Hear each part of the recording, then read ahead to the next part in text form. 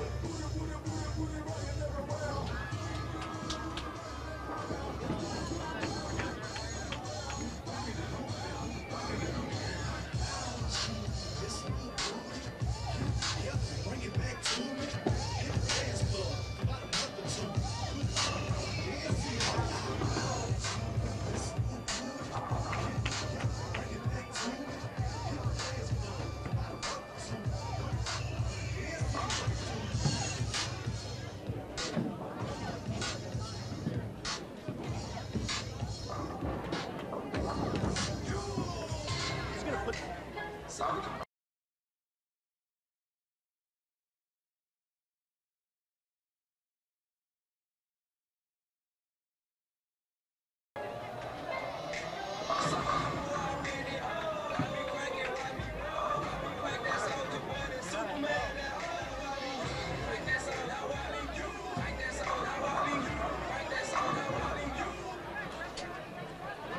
athletes, practice is now ended.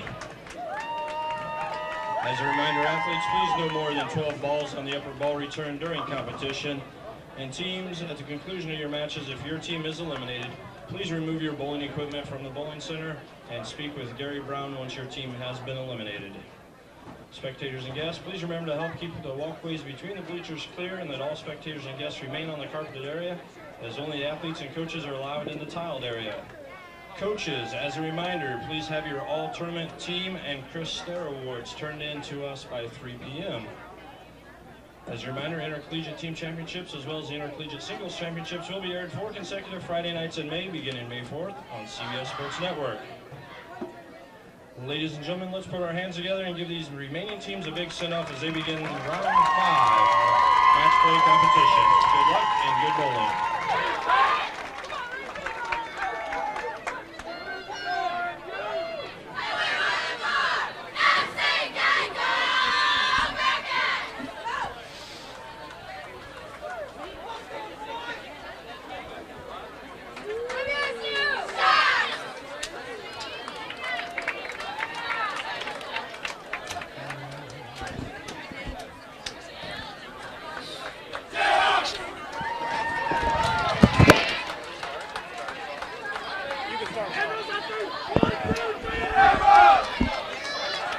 We're back in Lincoln. You are on bowl.com, and I am not Lucas Wiseman, although we have done nothing bad to him. He is here also. I'm Dave Lamont, and you'll never guess who's joined me. Chris Barnes, one-time college bowler, did this a long time ago, back before the internet had been invented. And he and I will be providing the commentary on CBS Sports Network in May. We'll be taping our shows tomorrow, and we've got action all spread out in front of us, Chris. 2 matches to the ladies to the left. Stephen F. Austin against McHenry in the All-Purple Bowl. And directly in front of us, Midland against Wichita State. And for the men, Robert Morris out of Chicago against St. Ambrose University. And then Kansas and Lindenwood. So if you can't get Kansas versus Missouri directly, you get it indirectly with Lindenwood coming out of the St. Louis area. Some really good matchups here. Wichita State survived what I think some people thought might be the final match with UMES surviving a 4-3 nip and tuck battle where Wichita State was very fortunate to steal a couple of matches. And very fortunate to begin with a Brooklyn strike in their first roll against Midland.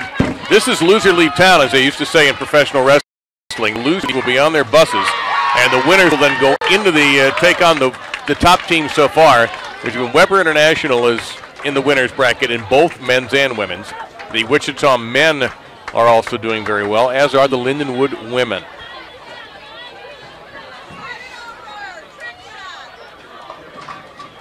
Well, I was watching that Wichita State Maryland Eastern Shore match pretty closely, and I felt like Maryland Eastern Shore as much gave that away as Wichita State won it. Yeah, they blew them out in that 6th game, but there were chances for Maryland Eastern Shore to put Wichita State away, and they failed.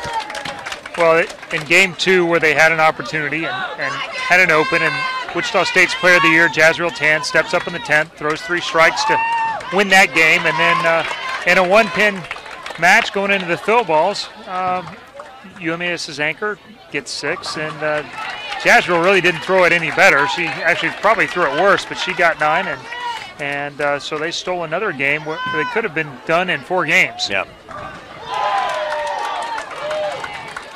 Looking for a hot start here, and well, we've got the Robert Morris men, and that's where our camera is trained at the moment.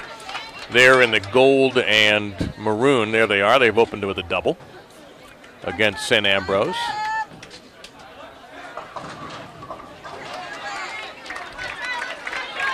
What are the conditions like here? How would you rate these? And it's going to be 3 in a row for Robert Morris to begin things. Anyway, how would you describe the conditions? Well, Well, generally speaking, and talking to the players a little bit, it sounds like there's only 21 mils of oil in the lane. So the lanes hook a little bit. This surface is it also hooks a little bit on average an HPL surface. So there's some friction built in.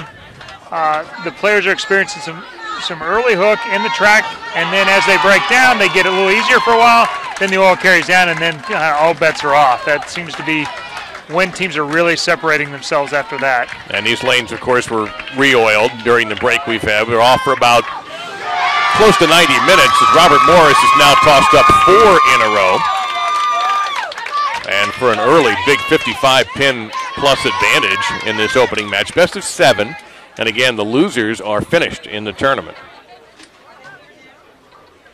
So how does this compare to the patterns that you see on tour? In some ways, they're very similar. There's a little more friction generally what we've seen, but this last year on tour, we saw plenty of friction out there as well. So not all that much difference. The biggest difference is just how the players play them and how they break them down. And the better teams, every year I see more and more teams playing the lanes more correctly on the fresh, breaking them down and making the lanes better as they go rather than worse. And Robert Morris ends that streak with in the 5th with a split.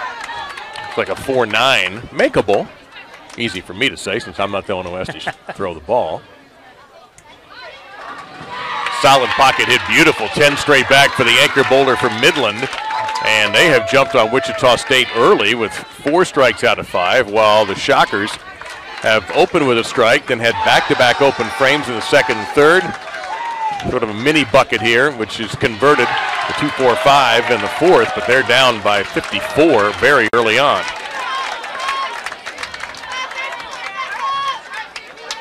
But I guess if you're Robert Morris and you're already ahead by 69 pins, you can afford a little mistake in the 5th as neither pin was struck.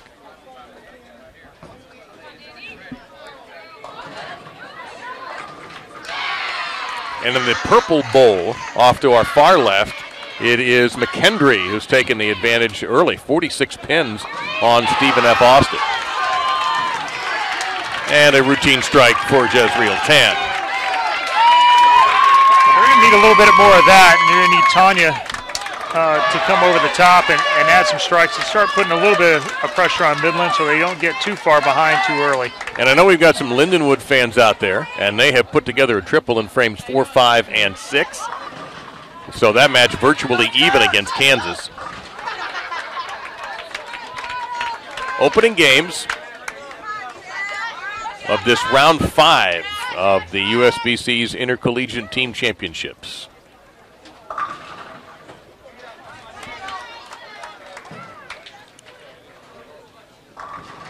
That was not good. Now, it's okay if you're a league bowler to cross over and go Brooklyn. Wow, look over on lane 20. Kansas is facing a 2-8-10. Yeah, down by 14 already, and they had to split up, had an opportunity to pick up some pins there, and now they can turn it the other way. Lindenwood can make the 3-10, expand their lead to about 25 or 6, as the 2-8-10 is virtually impossible.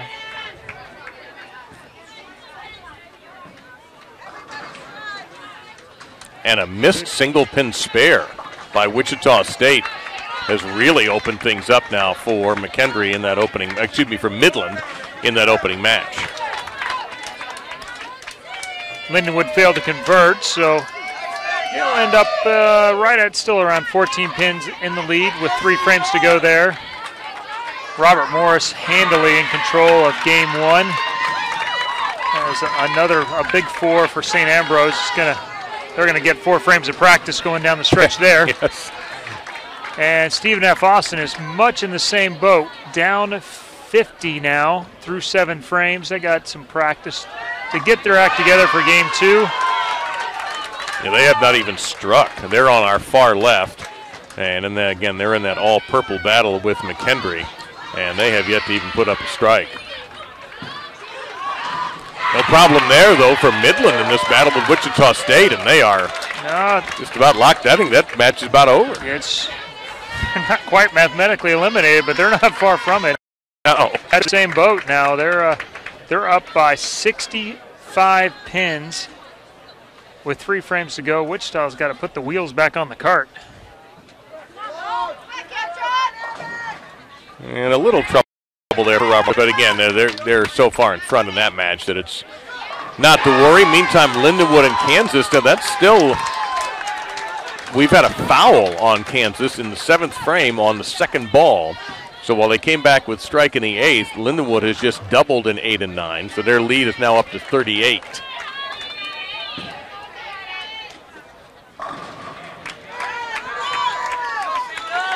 Well, what about, I know you've been in this position both on the front and the back end when you're way, way ahead and you're way behind. And normally when you're way behind, sometimes, particularly on TV, you're not going to get any more practice. But what are you trying to accomplish now when you're this far down, you know you're not going to win a game? Well, if there's any questions about what option 2 is, now you're looking to try it. You have a free chance to throw a shot that doesn't matter. And sometimes it can be an advantage to get completely blown out early like that. Because you get a chance to try something that you might not try in a close game. You play a little safer, a little closer to the vest.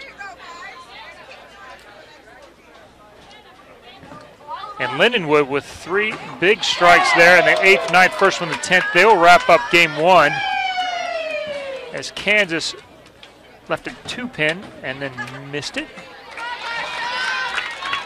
And that'll officially end that match. That ends it. So game 1 winners across the board. McKendree, Midland, Robert Morris, and Lindenwood.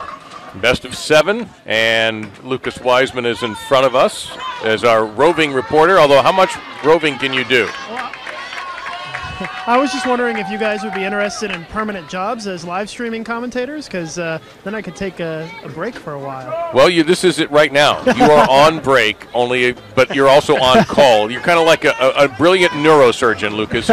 You may be on vacation, but you're one beep away from being called into surgery. Well, you guys are doing a great job, and keep up the good work up there. It's I like to say this is your practice session for the shows tomorrow. That's right. Actually, Chris will be spending much more time with me than he cares to over the next several days. Better you than me. Well, he did say that earlier, yes. Yeah. You didn't have to come out with that. But, after this, on Sunday, we're heading into the Metroplex, Dallas-Fort Worth area, and the USBC Queens. Here we are. There's Chris. That's the only one you really care about, understandably, based on the comments already. Where's Lucas? Well, he's here. Relax there, folks. We didn't do anything to him, believe me. He's getting updated on weather in Oklahoma, what's going on right now. From what I understand, he has a connection in the weather business. Early update from the Queens, I believe. I have it from a fairly reliable source. Fairly. That Kelly Kulik led block 1 with 160 over. And so kind of a little bit more Groundhog Day there for a women's tournament. Kelly out to an early lead and looking for the net doesn't make that much difference other than the top 16 get a bye in the first round this year. She bowled pretty well there at those Euless lanes last year, as I recall, in qualifying for the U.S. Open.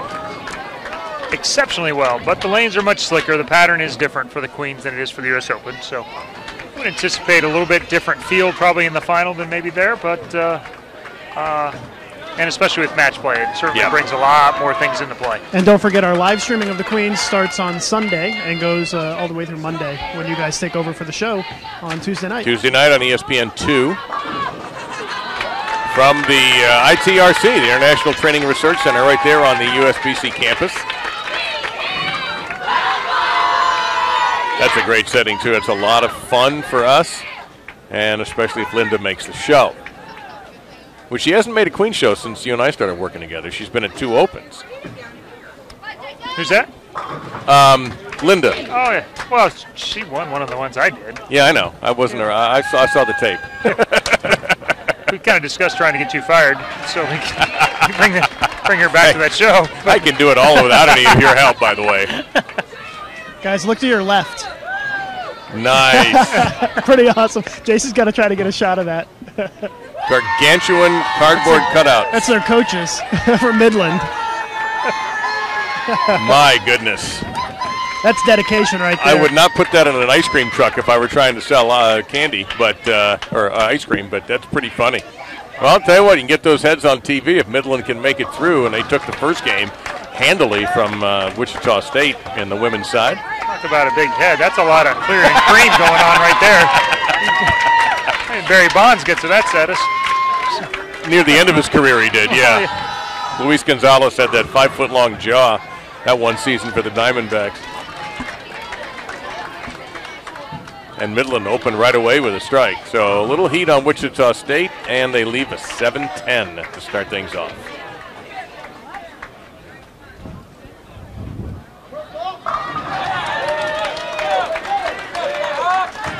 So a very easy win for Robert Morris, officially 203 to 142, Midland with a double.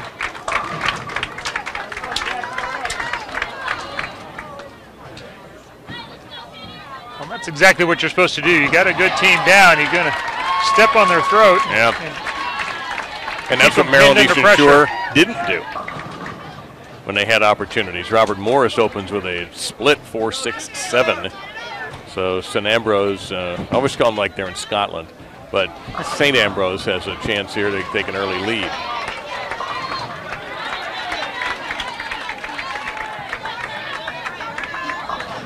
Also, Lucas will be updating us on how many sprained fingers and wrists go on during the exuberant high-fiving that follows nearly every shot, especially strikes. Like Wichita State right there. In fact, Roger Goodell is concerned about the level of hitting going on in between shots here at the Bowling Center in Lincoln, Sun Valley Lanes. Checking out the message boards here. Thank a couple of guys, 17 Big Smitty, and sorry about the insecurities of the bowler 1555 and hot sauce. I hope your guys' life improves enough in the future. Kansas up by 1 through 3 frames. Spare, strike, spare. Lindenwood with 9 spare strike. Close match there. 7 count in the 4th. 2-4-5 for Lindenwood, but on a strike, so no count difference. Nice conversion to the bucket. I just can't automatically look at the shirts and say it, that McHenry, Stephen F. Austin match. It was McHenry converting the bucket. So that match pretty even after McHenry blew him out in the first one. Meantime, Midland, after the open frame in the third, right back on the beam with a strike in the 4th. Impressed with this team. This third-year program. You said it's their first time here at the National Finals, and they have a lot of talented players on that team playing well right now. And the closest thing to a home team, they're from Fremont, Nebraska. That's about 60 miles or so from where we are in, actually from the Omaha area. Not terribly far from here, because Omaha is only about 60 miles away from Lincoln.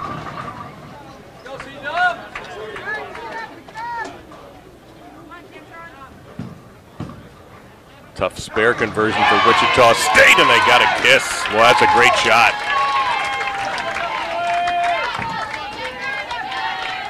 3-6-10 and a bonus unwanted 9-pin behind it. Robert Morris gets a kick, and they have a double in the 2nd and 3rd following that open frame in the 1st. And Kansas in trouble, had an awful leave of 5 in the 5th frame from the anchor bowler, only able to pop 2 of those. So, well, it was a pretty even match, now leaning a little bit toward Lindenwood, and they immediately come back with the big 4.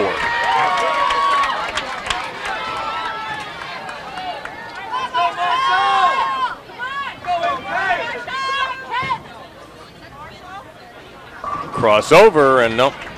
And Kelsey, the bowler you just saw there for Wichita State, I thought she was the MVP for the Lady Shockers in that win over Maryland Eastern Shore. She was the steadiest bowler that Wichita State had, and it seemed like every time they needed something extra from her, she delivered it.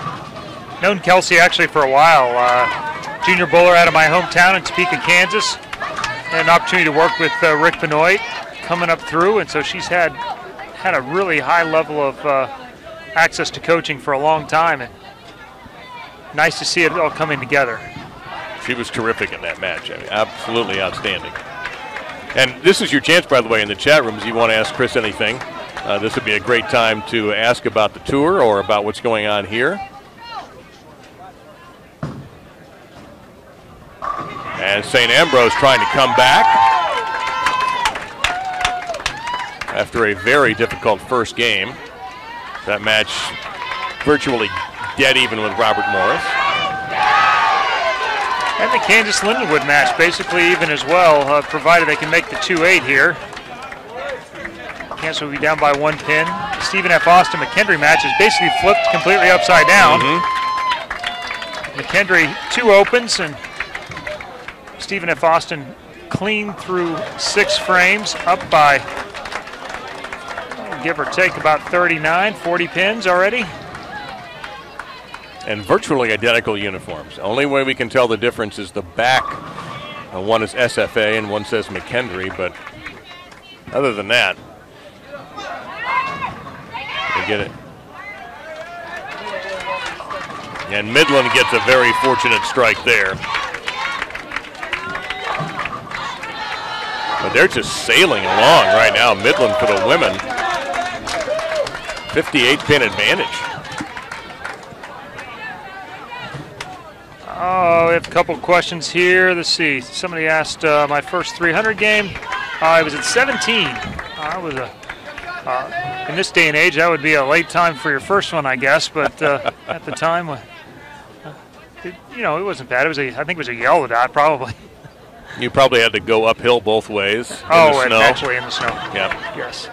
And my choice for POI, you know what? This is a really tough year. There's 3 guys I think that have a legitimate shot at it. Sean Rash dominated a lot of the statistics, and by winning a major, certainly puts himself in play. He has the most shows, I think the highest average, the most points, and in the conversation for money, but I haven't looked at it all. Belmonte won more titles, but I think from the PBA guy's standpoint, a lot of them were in the same center. Okay.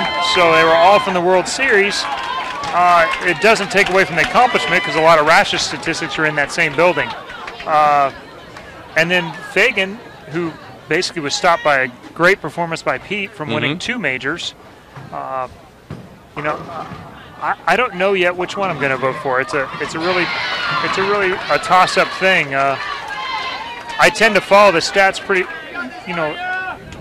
I tend to value that overall performance, and really Sean dominated a lot of the season. He didn't play well on TV at Southpoint when we moved from the lanes downstairs to upstairs into a separate venue. Had he been in the same place, Sean might have had 3 or 4 titles this year.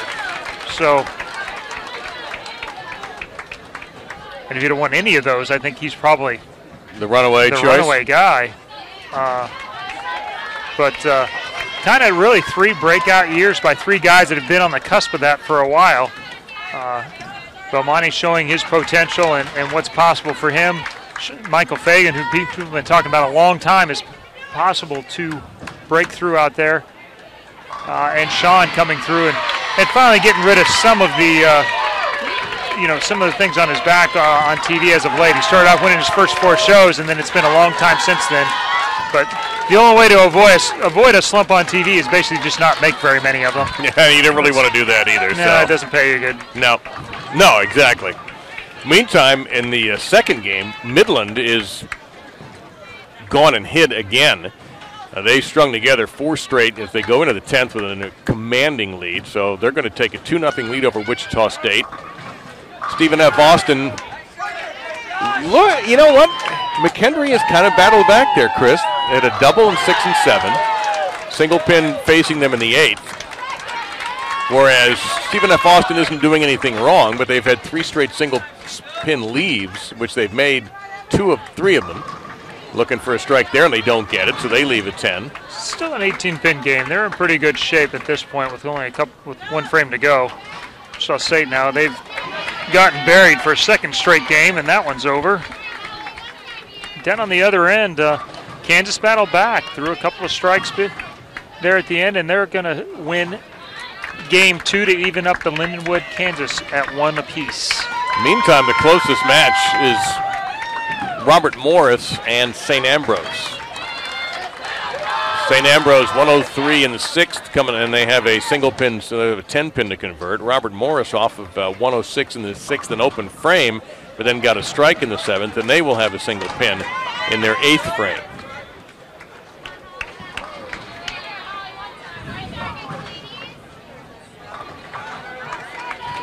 And McKendree looks like they're in some serious trouble now. They have a split facing them on lane 13. And if Stephen F. Austin can just avoid a disaster, they should be able to even things up. And that is far from a disaster. A strike. So they can go as high as 206, and that's more than McHenry can do. Yeah, split not converted. McHenry's max is 175. They're officially shut out of that game, too, so it's 1-1 as well. Only tight match, like you said, Dave, is right here in front of us with Robert Morris and St. Ambrose. Basically a 3-pin advantage for Robert Morris through 7.5 frames. I'm just trying to go through, and I think a legitimate question would be, is there any advantage or disadvantage having bowled in the fourth group? Wow, 7-10 split broken up for St. Ambrose in the red. They bowled 2 hours ago, as did Kansas. For the women, we saw Stephen F. Austin and Wichita State, but there really is no trend here, whether you're rested or whether you bowled more recently. Well, with everybody coming off a 2-hour break, you're basically in the same boat, I guess. So moving forward, when you have teams coming out of losers bracket and winners bracket, and you have emotional tides and swings, I think you'll see much more difference between where you came from to get where you're at, coming off a win versus coming off a loss. And Wichita State just finishing up, but they're going to be down 2-0 in ladies play. St. Ambrose with an opportunity to go up in this game by 7 pins. Now 8 pins. I keep guessing numbers. One of them will be right. Yeah. The Price is Right. Whoa. Boy, that had something on it there. That had emotion and talent. Got a ringer for Lindenwood as they open with a double and get a ringing 10 in the third frame in their match with Kansas. That is 1-1. And your least favorite spares converted by Kansas, 3-6-10.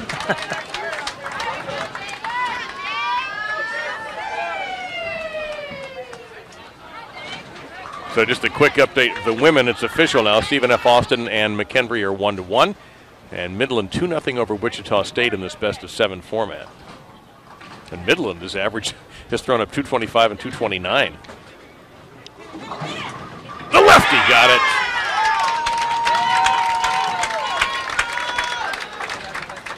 That's a 3-bagger for St. Ambrose.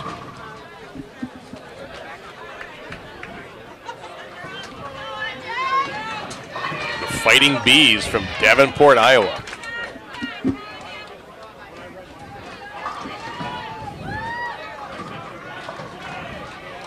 Couple questions. One of them is if there's one coach in the country I would recommend for college kids, or really, in my opinion, anyone to go visit this summer, it's Mark Baker.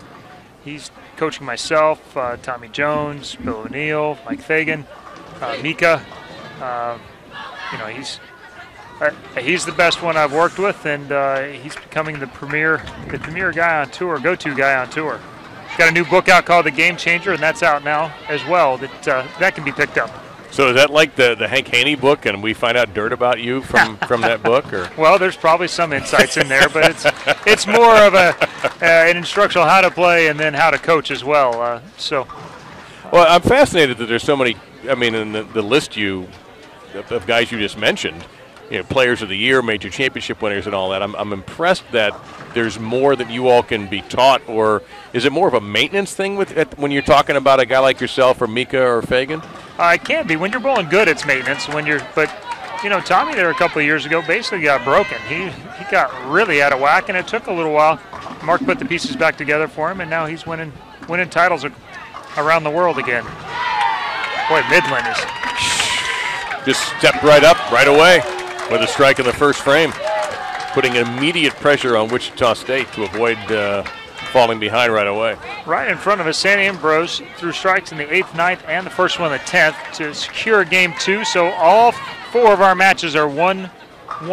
No, sorry. 3. 3 of them are, and Midland is, well, they're up by about 150 pins right now, and Wichita State through 2 games. Well, literally 120, I guess. And Stephen F. Austin and McHenry exchanged open frames in the first, so neither team off to a hot start there. Wichita State got the strike they really need. I would imagine the confidence for every member of the Midland team has got to be at its peak. Well, you're on house money right now. You're up 2-0. Ooh. Wow, that's just not fair. It's not nice. No.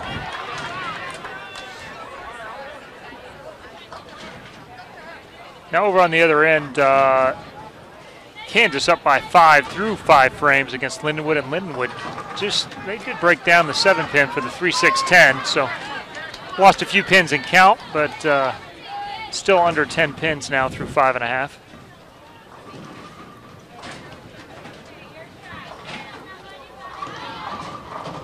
Got to give it to Robert Morris and St. Ambrose, just when you thought nobody could bowl slower than the Wichita State girls. Managed to set a new bar. Rocio's not even bowling anymore. No, I don't know. Well,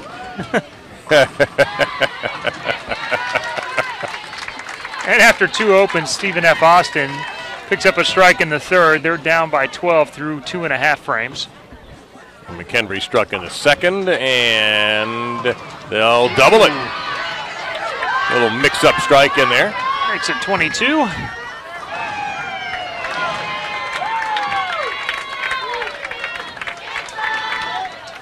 And get a good look inside Lincoln, Nebraska, USBC Intercollegiate Team Championships.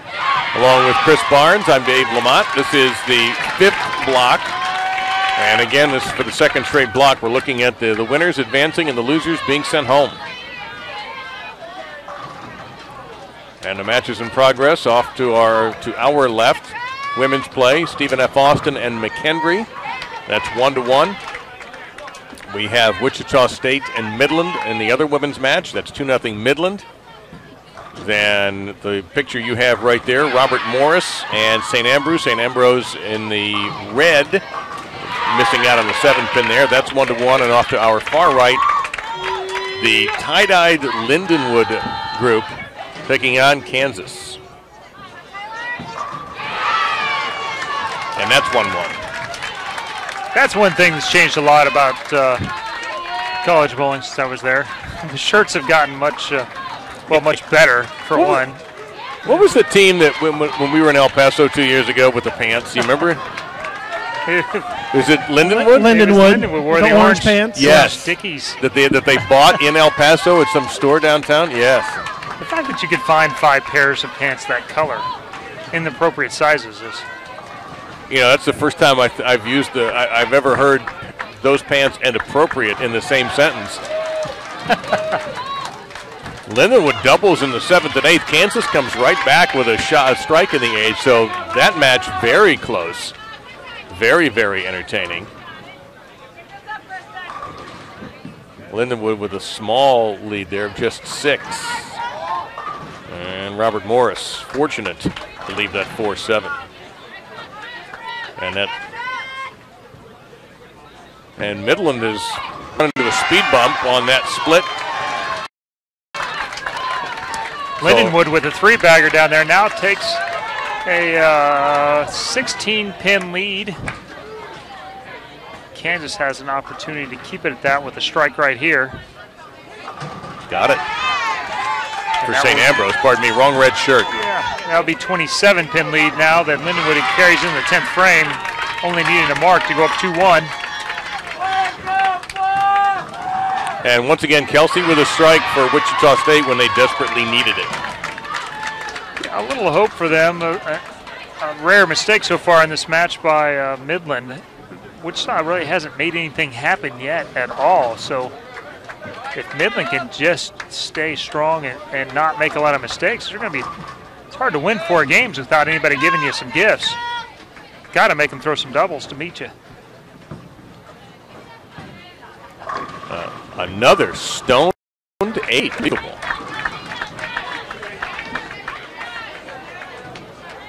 Well, if it were boxing, the Wichita State Midland would have been stopped on cuts already because of the blowouts in the 2. But Wichita State, a ringing 10 for Jazz Tan. Guys, the 8-pin's kind of a characteristic of this bowling center. We've seen a lot of stone 8s here this last couple of days, so might be something to keep a lookout for on the show tomorrow as well. Yeah, we're going to be, they're setting up our TV pair right now, getting everything ready. Chris has very demanding specifications for how a TV broadcast should be set up. So. And all the M&Ms must be green? Yeah, it's the Van Halen thing. There's no other color M&Ms permitted. Really?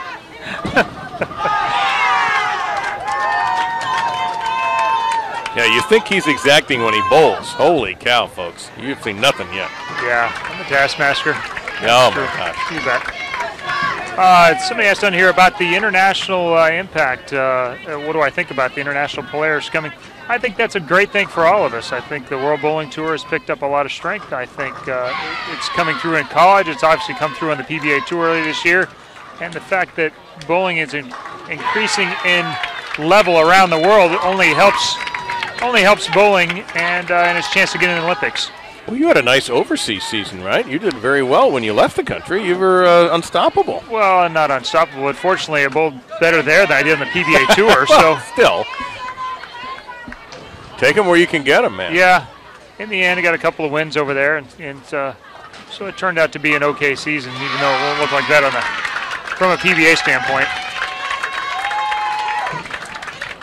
Well, we have a nice match now between Wichita State and Midland after Midland blew them out in the first two. And I'm probably fortunate just to wind up with that lead with Midland and having a 3-10. Wichita State 98 through 5, Midland 88 through 5, both struck in the sixth. And now a baby split for Midland to worry about. Meantime, Stephen F. Austin got off to a quick start. And now their match against McHenry, there's a big strike, and that's a double for Wichita State.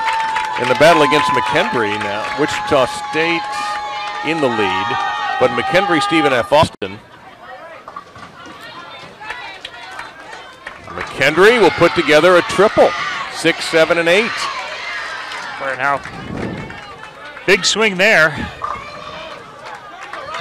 Now they go up by 30 some pins now with 2 frames to go. In the driver's seat for sure. Midland misses the 3-10. Wichita State now goes up by 20. The chance to go to 30, which not happened. They're starting to hit the pocket though, which is a good sign for that team if they look to make a match of it. Kansas defeated Lindenwood 191-170 in the second game. Then they're already on to game 4 in a rapidly moving match. Lindenwood has certainly captured the overall pin count.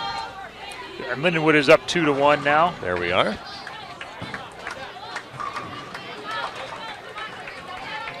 I think one of the teams we're not seeing it. In fact, 2 of the teams, both of them, the Weber men and the Weber women, already in the winner's bracket. Still relatively new to this sport, but what they've managed to accomplish in a very short period of time is remarkable. Yeah, that program has had a meteoric rise through it. The men didn't qualify very well, but they were able to win their first round match against a quite a bit higher seed, which improved their bracket dramatically, and they've taken advantage. They were the men were the runners-up last year to Fresno State, and the defending champions are gone. They were knocked out early. And you can't forget, Fresno put together a fantastic run. Weber was the favorite going into that final match. Probably a hater going into that final match. They dominated that tournament last year. Kelsey Muther, another great shot, answering back Midland's double. It keeps Midland in the game. They got a chance to shoot 206. And the Weber women, by the way, won last year. And that's Wichita State, WS, and Midland right there. Big snap. Boy, how about that? They strike out for 206. Wichita State spare strikes for 207.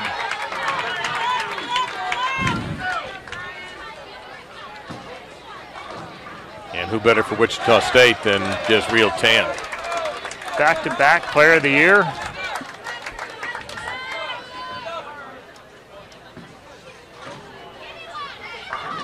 No problem. And that seals up that game, gets them off the schneid, and a huge bullet, down 3-0.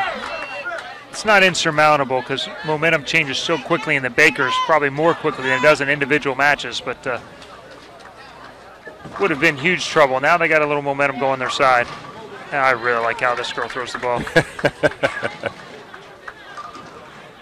Anchor for Midland is something else. Well, McKendree has taken a 2-1 lead. We know Lindenwood is up 2-1. St. Ambrose up by 30 with just a couple of frames left. Robert Morris will have to strike out to shoot 216. St. Ambrose on a 226 pace. And there you see St. Ambrose, SA, Robert Morris, RM. If you're thinking Robert Morris from Pittsburgh, no, this is a group from Chicago, the Eagles. And Lindenwood leaves an open frame in the fourth in their match with Kansas, so the Jayhawks with an opportunity to take an early lead. Robert Morris high-five shirts are a little tamer than Lindenwood's. Virtually everything is a little. However, have you seen what Wichita State is wearing, the men? The colorblind referee jerseys or what? I had a different word Yeah. than referee. When I see stripes like that, I think of something else. And it wasn't the official's jersey. What do you think of this left-hander for St. Ambrose, who probably weighs about 150 and throws about every pound he has into every shot? I keep waiting for his arm to come out. Well, that was one of the things that came up earlier. The left side actually has played pretty well throughout this tournament, from my understanding, and he's taken advantage of it better than just about anyone. Lots of strikes so far. Struck here in the fifth. Another one, the first one of the 10th, that locks up this game for them. Now as they go up 2-1.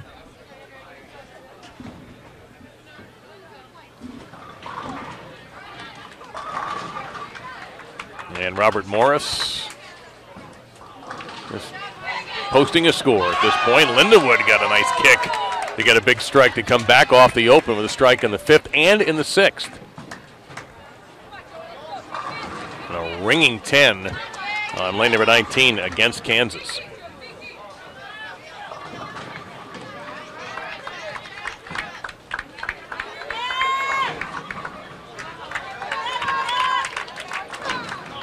A lot of energy behind that shot there.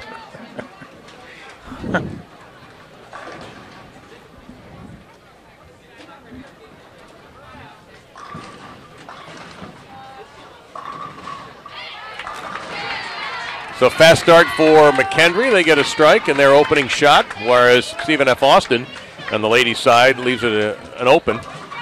And there's a terrible break for Robert Morris, but at this point it doesn't matter. Nice pickup on the spare for Midland. And there's that left-handed style we're talking about. Just see if he does that when he's 45. That's what I'd like to know. And down in the Kansas-Lindenwood match. Kansas is down by 4 pins right now. Have a strike up. We'll have a chance to take the lead in the 7th frame as Kendry has a spare.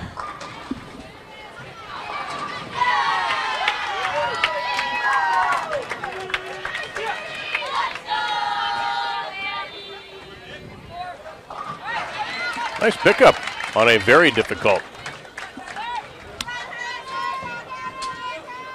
Yeah, the only time the 1-2-4-8's easy is when you can't leave it. Another nice spare of the bucket with the 7. A little sign of life here. Now the second bowler's lined up to go with Kelsey and Jazreel.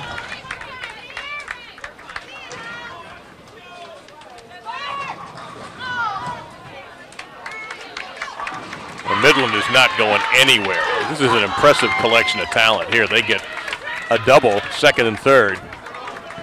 And above them, you just saw a brief look at a Stephen F. Austin bowler, and she leaves a solid 4. Yeah, by name, you might think that this is a David versus Goliath, but Midland was the 4th seed coming into match play, so it's They bowled well to get here. This is no fluke that they're bowling well now. Way off to our left, practice going on for the 6th block already. The Weber men and Wichita State men. Weber women in that distinctive black, yellow, and green clothing pattern.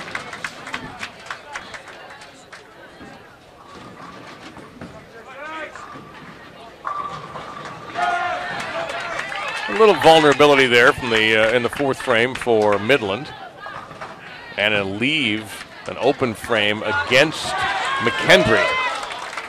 So that match now slightly tilting towards Stephen F. Austin after a terrible start. And they take advantage with a strike. Request to grow my mullet back. Oh, I was hoping that somebody would ask. Yeah, it's right on my list. Right after climbing Mount Kilimanjaro for no apparent reason. Without oxygen. Yeah. Or a jacket. And yep, door open for Wichita State there as a makeable spare is missed in the 4th frame by Midland. And in the Kansas-Lindenwood match, another close one.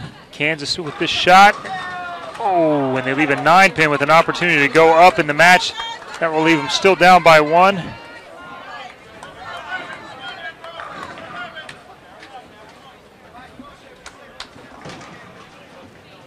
And Wichita State converts, so the first mistake of the match is made by Midland. For Wichita State, it says only a 3-pin differential in their favor, but that's... Well, it's now 13 with the open. Don't know how that didn't become a strike, and neither do you. I always like that puzzled look when a ringing 10 is left after a good throw. Maybe some of you on the board are more familiar with this Midland team than I am, but somebody needs to give me some information on who that anchor bowler is. Well, let's see if I can find a name here for you. Stephen F. Austin with a 3-bagger to take a lead down there. They're up by 20 now over McKendree. That's Erin McCarthy, sir. Erin McCarthy.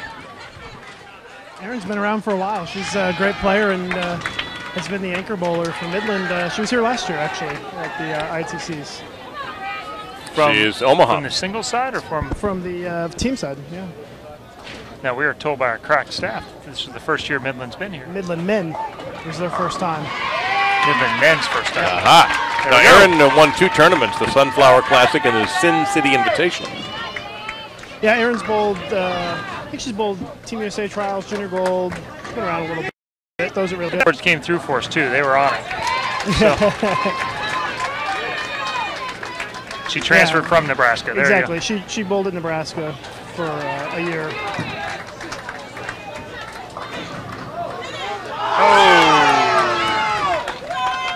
Rolled the 2 for a double there for St. Ambrose. Lindenwood and Kansas coming down to the final shot here. 10th frame, both on marks. Kansas 1 pin down to Lindenwood. Lindenwood going first. Strike wins it. No. We have the possibility of a tie. Guarantees at least a tie. And the only way to get that is for Kansas to throw a strike. Yeah, rolling out the extra garbage there's huge on that shot. Here's Kansas. Strike the tie. Looks good. No. Checked up at the last second. That's a loss. And that's a 3-1 lead for Lindenwood. It's a big momentum change, huh, Chris? When you go from being potentially 2-2 so to 3-1. huge. There's always a couple of moments in most matches that a spare, an opportunity missed or taken changes the entire complexion of the match, and that's one of them right there.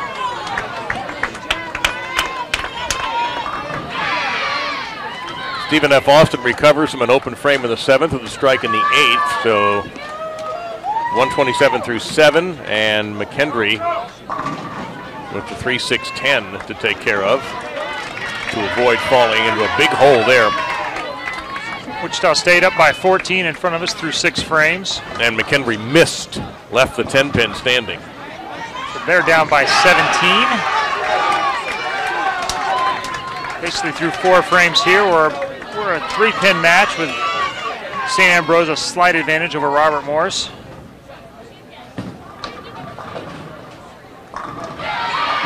Double for Stephen F. Austin.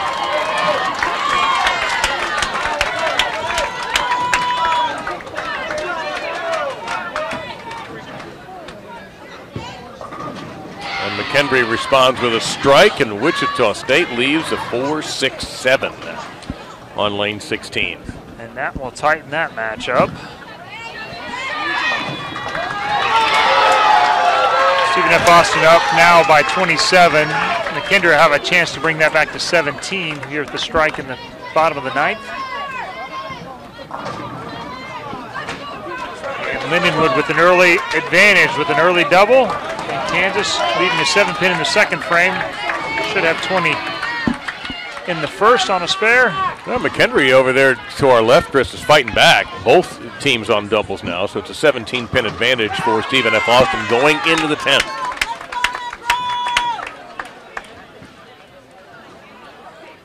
What do I think about this year's team without Wichita State team, men's team, without Josh Blanchard and John Stravinsky? Well, obviously you lose 2 players that are All-Americans and Player of the Year candidates. You're going to take a little bit of a hit, both from a leadership standpoint. I think Josh was a stabilizing force on that team in particular. And but Gordon does a great job of reloading. They do a great job of coaching their players up, and it's an environment that breeds a lot of very, very good bowlers. So, I'm sure they're still stocked and loaded, and it showed as they're the leading qualifier coming in this tournament again.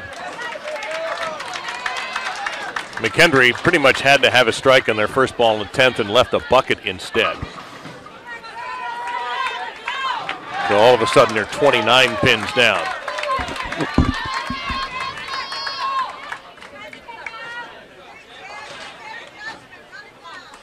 And with the first strike in the 10th, Stephen F. Austin locks up the 4th game down there. And meantime, this is a big spare conversion of facing Midland, and it's not an easy one. Down by 1, the 1-2-4-7.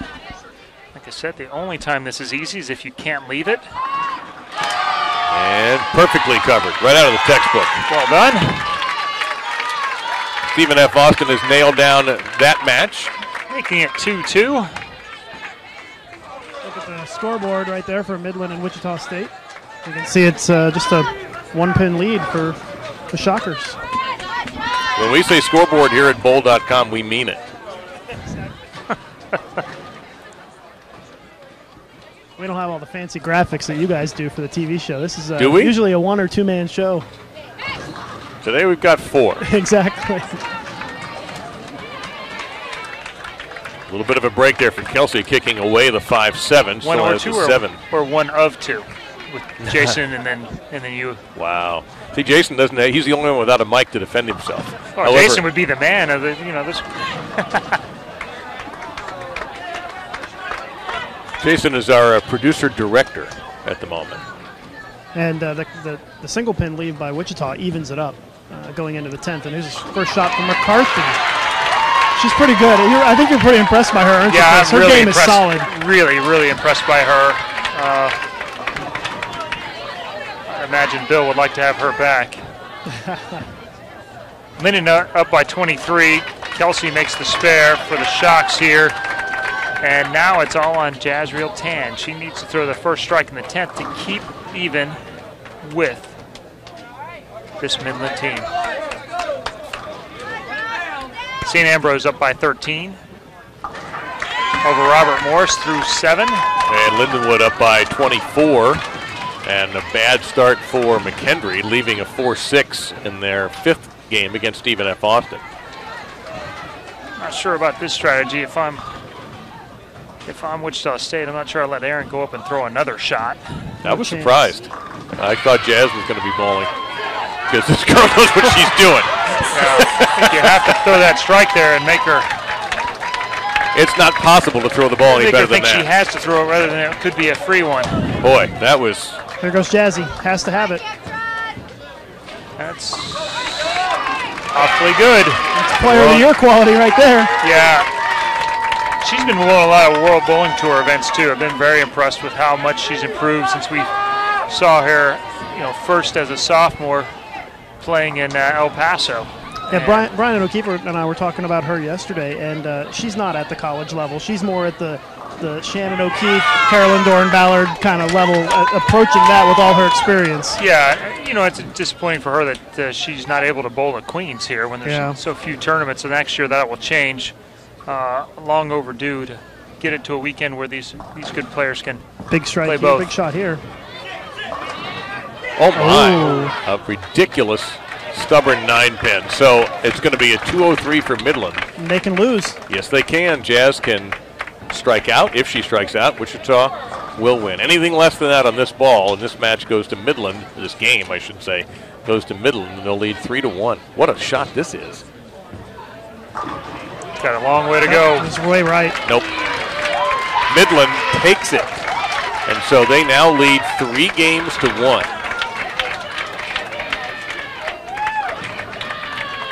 Is that the ones with the big heads? Yes. The big the cutouts of do you the go to your coaches? FedEx office or UPS store and say, will you please blow up this head for me to 2 feet by a foot?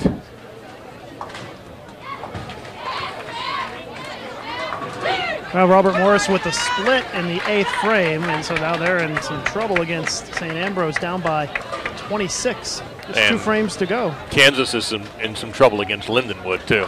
Lindenwood is clean through 6 and looking at a single pin conversion, the 10-pin in the 7th. Kansas has stumbled. Yeah, just too many missed spares for Kansas so far. That could be our first match to go final down there. Well, it will be probably either way because they're bowling a game faster than everyone else. That's true.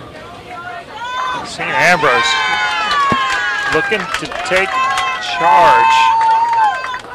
Now they're up by 36. That virtually locks up the match and will put them up 3-1 over Robert Morris. Lindenwood gets the conversion they needed on the 10. And so Wichita State begins this 5th game down 3-1 to a team from Fremont, Nebraska, Midland, and they open with a 7-pin.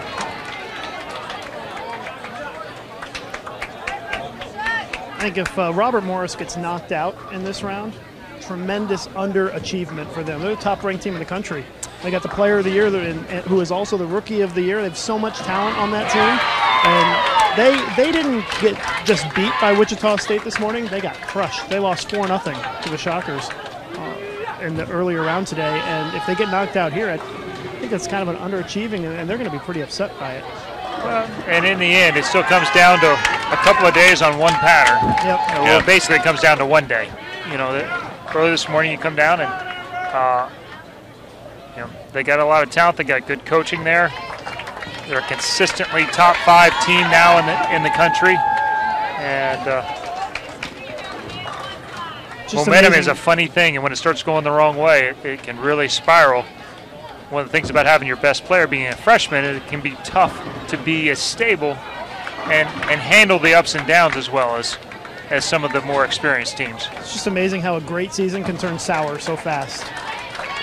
And in a couple of matches, it can ruin your whole season. Watching earlier today, you see the suddenness of it too and how it affected the players. I was amazed. I sent out a tweet. There is crying in bowling, and there was a lot of tears, both men's and women's players. In fact, I thought some of the men were more emotional than some of the women players today in watching some of the elimination matches. To get you started, Stephen F. Austin and McHenry, who were 2-2, and that match at the moment favoring Stephen F. Austin by 41 pins through their 5th frame. Wichita State down 1-3 to Midland, and that match is even through a couple of frames.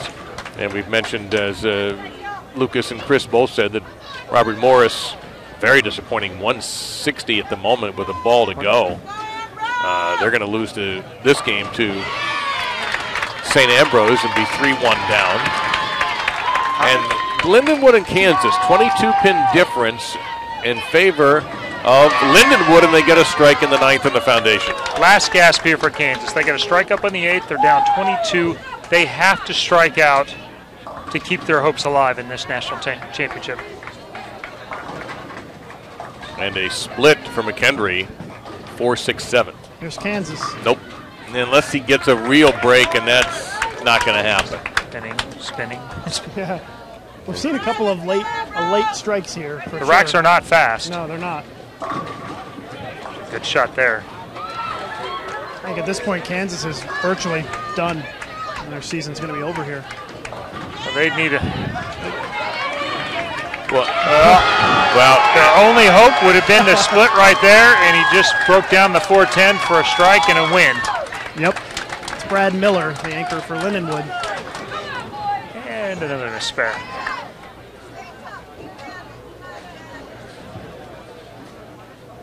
I really think up 3-1, if Midland is able to just make spares all the way through and force Wichita State to throw 3 big games, they're going to win this match. The only chance I think Wichita State has at this point, with the lack of striking that they've been able to put together, is they'd have to get at least one gift.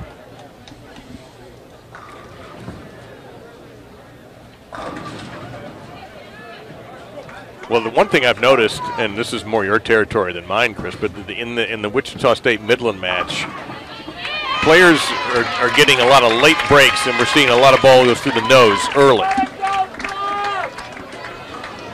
Chris, were you picking on Rocio Restrepo earlier? Because I'm getting text messages saying she's not that slow anymore, and she sped up. No, she has sped up. But when you speed up from stopped, it's not that much. Wow. Yeah, my goodness. And I kid. I like Rocio, and Rocio has improved tremendously. So, but yeah, I mean, she was following the Carolyn rain delay path there for a while.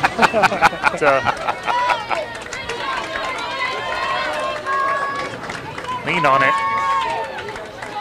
Jazz throwing pretty good shots, but she really doesn't have the right ball. I saw that earlier. I wasn't really that impressed with her ball reaction. She was making pretty good shots, but it's too long and a little flat coming down through. The ball's just too late. It's not. And she's been battling some wrist problems too.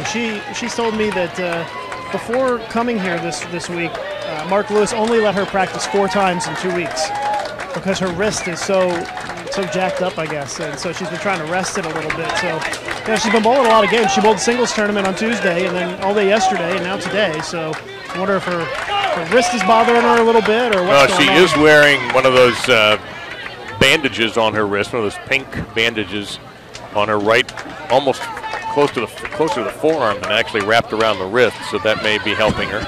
Erin McCarthy. That's the second time. I mean, there's nothing wrong with that shot to a layman. It's just slightly high. She has to move another half left, maybe 1 at the most. Everybody's opening the lane up for her. She's going to be just target practice for her at this point. She should be in the pocket. She's going to be the dominant player in this match, maybe in this building. Certainly the right-handed version, anyway. Yeah. No one has really taken charge in this St. Ambrose. I just want to say St. Andrews once and get it over with. Match against Robert Morris. McKendree down by 40 down on the other end. Several frames behind as Stephen F. Austin's thrown more strikes, and McKendree's missed a spare and had 2 splits. Basically already in a must-strike situation here to have any chance. Another miss there. It's over. They're basically going to go down 3-2. Yep. With Stephen F. Austin taking the lead in that match down there.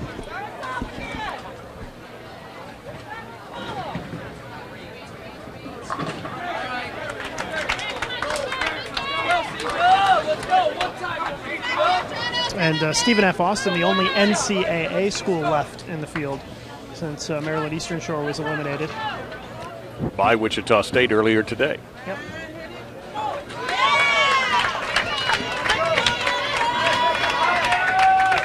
Brian Valenta on here. A former two-handed sensation from Lindenwood. He's still two-handed sensation. Did he lose a hand or something? Is he okay? Former collegiate. There we go. His sensation hasn't transferred to the tour just yet. We're on you like bees on honey. Yeah. Well, anything to do with food, Lucas. That's right. That's nice. Oh, look at that. Yes, sir. There's a good example of the slow rack that you were talking about. No doubt. We didn't get to see it, but the slow 10 went down for Wichita State. They're going to have to do a score correction.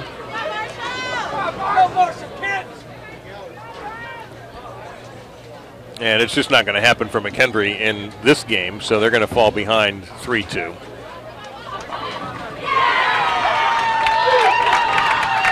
And Midland, they're not going to go away. They double in 6 and 7. They're down 10 to Wichita State, but far from out of it. And far from out of it, I should say. You know my theory, those who can do and those who can't talk, and I'm close to losing my card on both counts now. So yes. Double for Robert Morris as they try to stay alive. Down 3-1 to St. Ambrose. Midland here with a double to tie that match up. I don't think Wichita State wants to come down to a 10th frame match. Even with the player of the year on their side, it's there's no advantage to letting Aaron McCarthy have free shots at him. And Midland can take the lead with a strike right here. We're going to head over there right now. Here's a look. Good looking ball. Oh, no. How many of those have they left? The carry's just been not very good for them, hasn't it? Some of that has to do with communication. I mean, they have to talk a little bit. They have to be making the move. You can't continually go. They are so lined up that a half-board move right here solves a lot of their problems. At worst, they flat 10 a couple of times, but you have to change it. You can't just do the same thing. And their season threatened. Robert Morris has responded with a couple of spares to start, and then strikes in 3, 4, and 5 for a 23-pin advantage on St. Ambrose. Their energetic left-hander converts 6. It's Kyle Anderson, and I believe this is the first time that St. Ambrose has ever made it to the ITCs as well. So they had a couple of new recruits come in, a pretty young program, and so a nice run for them no matter how this thing turns out. Oh, the 4 goes forward for a 4-bagger for Robert Morris. That's Chris Pearson. Meantime, there's a 1-pin difference between Wichita State and Midland. Wichita State trying to keep their season alive. And the win. Huge shot here. Kelsey has been outstanding all day for the Lady Shockers. Not that time. Bucket and a side. Yeah, only got half of them down. That's bad on the. Is that bad on the count there? Is that on a strike? Huge. Yeah, it's on a spare. That's a huge swing there. That puts him down by 4 pins. Yep. This is going to go high through the face. Yep. I mentioned that's been a problem on this pair in this game. We've seen those balls go through the nose or through the face like that. So at least on 15, you have a chance. So this is going to be a real setup for the anchor bowlers here in the 10th. Right now this match is tied, but obviously you'd much rather have the bucket plus. Although I'm not sure that in this situation I won't even be shooting this because there's so many ways to miss it. Right. They're just more makeable, though, than the big 4. Shooting with the spare ball is not a high percentage play either, I don't think. Why not? I think anything with double wood that you increase the angle by using a strike ball to get back to that second pin. You increase your room for error. I did used to shoot it straight, and over time I just figured out that I have a higher percentage of making it by hooking at it. If she can somehow get 3 on this big 4, that would be huge. Only gets 2. They're going to be down a pin going into the 10th. Well, here you go. You've got the player of the year and the best bowler in the building at this very moment, and Aaron McCarthy for Midland. At least the hottest bowler, throwing it as well as anybody in this match, face-to-face. For Wichita State, if they don't win this game, they're out.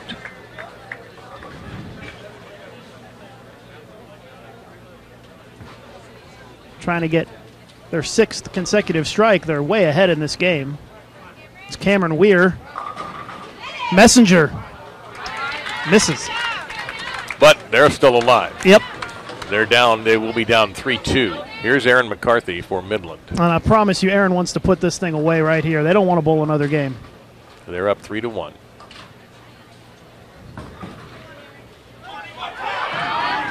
Nope. Spare shooting contest. Well, As we talked about, and that's what some of the players described to me earlier. The fronts tend to hook here, and then as you move left, they get tight down lane. It gets hard to strike. She made the move off the 9-pin. You can see she was deeper on the lane, but that one didn't quite make it back through. Stephen F. Austin wrapped things up with McHenry in game 5, so they lead 3-2. All right, no trouble there.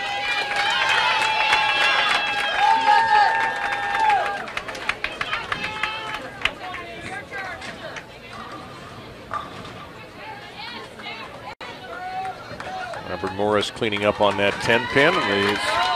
Now here's Aaron McCarthy. Must make this.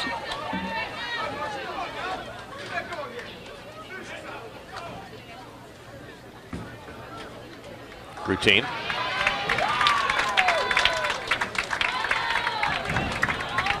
Let me see if I can do my bowling math right. If the strike here, Wichita State wins. Yep. How about that, huh? Get it down to the absolute last ball. By God, I won't miss. You're on top of it, Dave Lamont. He says you can't buy good talent. No. Yeah. Clearly, you got an A in math. Not geometry, though. This is left. Oh, that is unbelievable. She gets 6 on the fill. And now Aaron McCarthy only needs 8 pins to win and eliminate Wichita State. Jazzy can't believe it. I can't either. That is shocking right there. Now the Midland team gathering in front of us in anticipation. 8 or better, and Midland advances.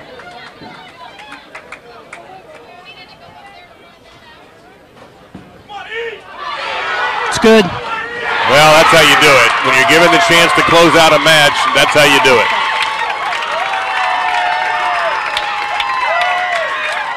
189 to 186. Midland wins it and eliminates Wichita State. And I think Jason doing a good job of showing you the difference in the emotions. Every team always huddles after a match is over. Some of those huddles are joyful and others are like that one right there. Time for the tears to flow for Wichita, unfortunately. Boy, Chris, what do you think? Was that what happened with Jazz there? Do you think a mental error, a physical error?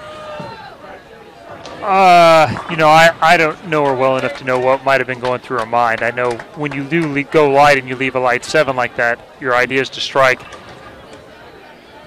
It's a pretty natural instinct to try and catch the next one a little bit more, to try and make it strike.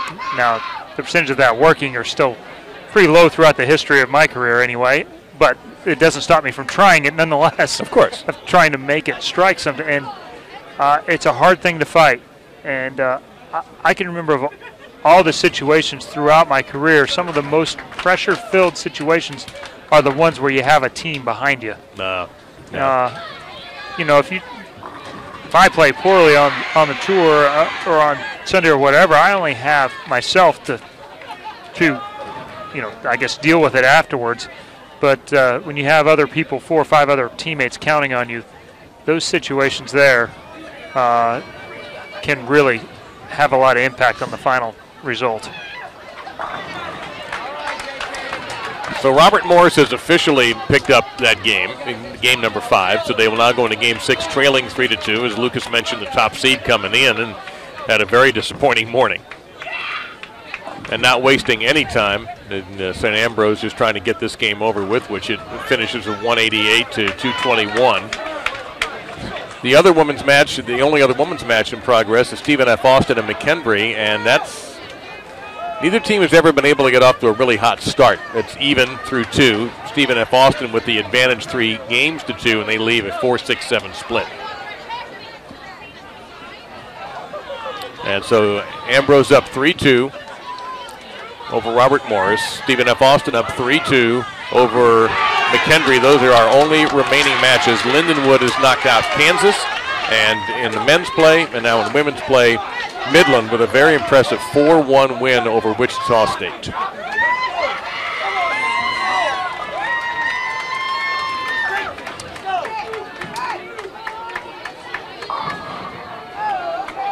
Early opens by Stephen F. Austin.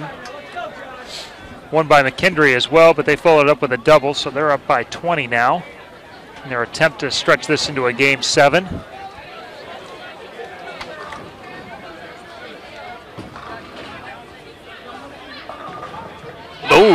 is a good slide into the 4-pin. It's a big one for Stephen F. Austin.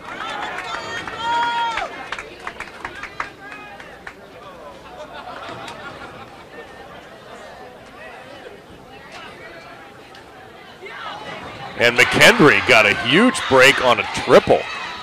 Out of nowhere, another pin came off the side and tripped out the 2. Robert Morris trying to start with a double. Oh, it's a 5-count split. 3, 4, 6, 7, 10. Once again, this is another must-win game for the Eagles. St. Ambrose up 3-2 in this match. And buried it.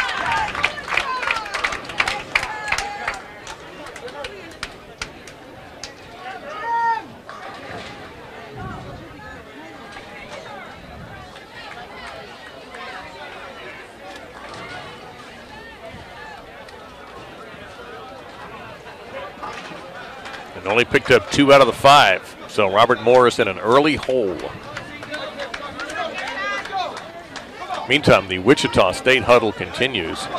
Some of the players just having a very, very hard time dealing with the end of their season. Understandably. And McHenry, on the other hand, has strung together 4 in a row after leaving a single pin standing in the first frame. And Stephen F. Austin got a ringing 10, and they're in trouble. That match may be going 7. Double for St. Ambrose. They jump on that open frame by Robert Morris. And one thing you notice, Mark Lewis standing back and letting his girls kind of gather together and have their moment. But I would say that this is where you earn your paycheck as a coach, in moments like this, where you have to talk to your team and build towards next season for the players who are coming back and say, remember this feeling. You don't want it next year. You got to work harder if you want to avoid it next time around. And in the center of it, you see Jezreel Tan, the player of the year, who was not able to come through in the 10th. That was an unbelievable messenger there for Kyle Anderson in the 4th. St. Ambrose has moved him out of the anchor spot and into the number 4 spot now, the fiery lefty for the Fighting Bees. How cool is the name Fighting Bees, by the way? It's terrifying. I mean, a bee scares most everybody to begin with, even though they're basically docile creatures. And all of a sudden now a fighting bee. I almost think the stinging bees might be more appropriate. Yeah, fighting bees is pretty unique, though. It is unique. Yeah, what do you say? I keep going back to this Wichita State huddle. I'm just fascinated by this scene. I mean, my goodness, what do you say if you're the coach? I mean, to borrow the expression, they had the match on their racket and couldn't come through. It's very, very difficult to come up with the right words, I imagine. I think Mark's probably just trying to put everything into perspective for them. Message boards are pretty tough on here, too. Everybody's talking about choking, and all that. That's always the word anytime somebody doesn't strike. On the PBA Tour with the best players in the world, they throw 8 out of 10 good shots.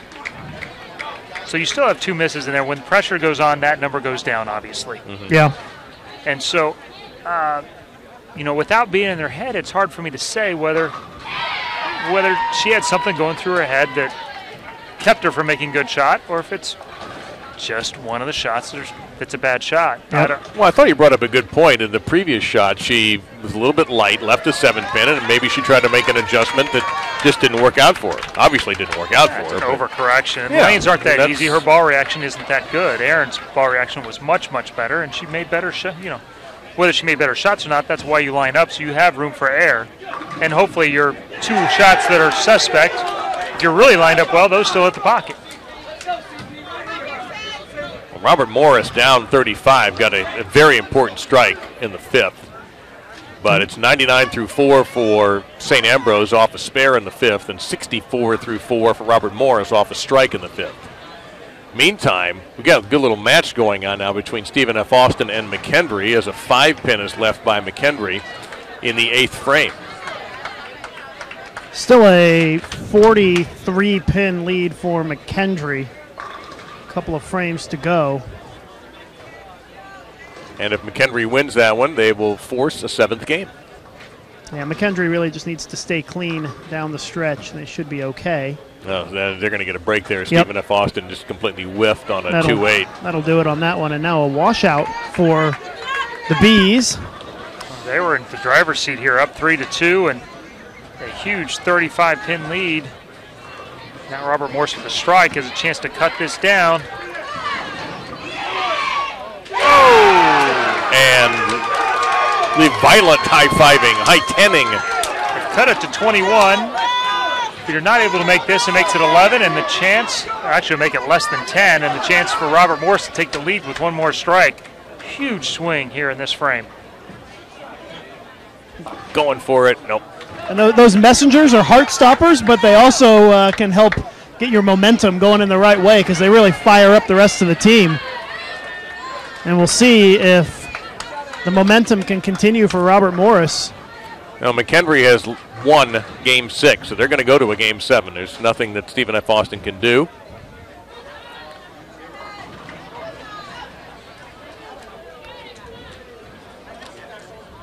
So we're going to be down to just the 2 matches.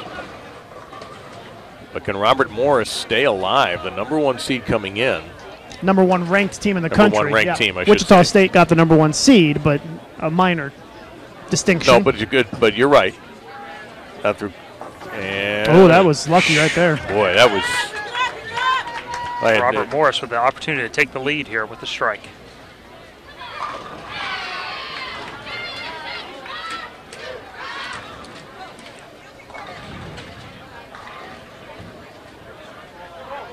It's good. You could tell right when it got to the break point that it was going to finish perfect, and they're right in the pocket. And 3 in a row, they lead by 1.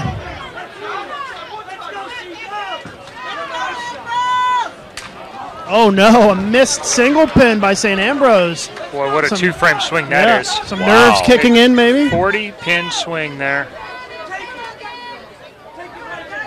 I don't think there's any bowling that's tougher than Baker system bowling. 2 frames a game, right? The weights in between, the extra, 4 or 5 teammates counting on you as well.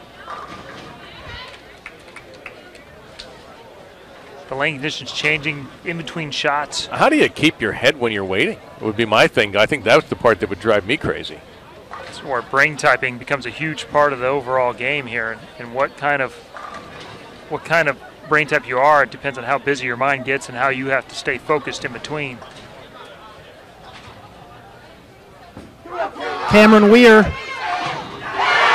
Wow. On the other hand, Chris, do you believe there is momentum in this kind of a competition? Oh, absolutely. I think momentum plays such a bigger part in this because it is just 2 shots. And the feelings that you have going into certain frames don't have much to do with your own bowling.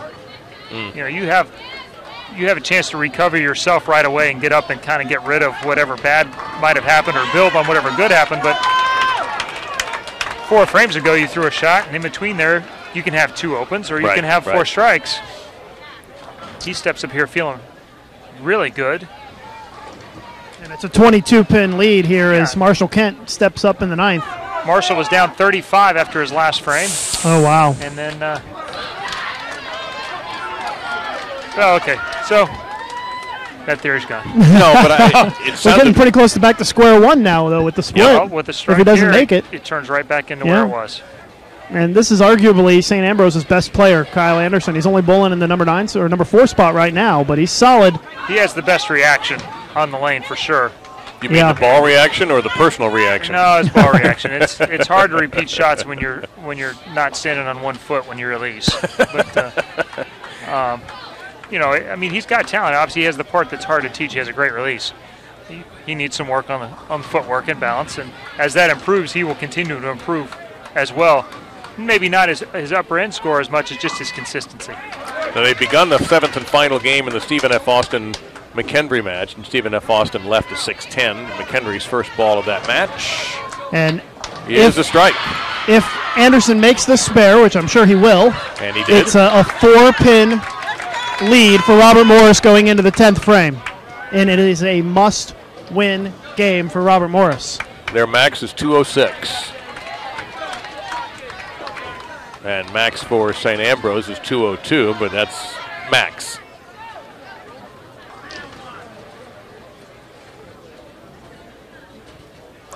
It's Jacob Kent. His dad, Doug, right back here watching, one of the coaches. Oh, no. He liked that one, too. Yeah, he did. Means it was online. He just got a little quick with it. Pushed it past the spot. And you have to think here, if you're St. Ambrose, you need a double in the 10th here to win. Because if you don't double, you're relying on Robert Morris to miss the bucket.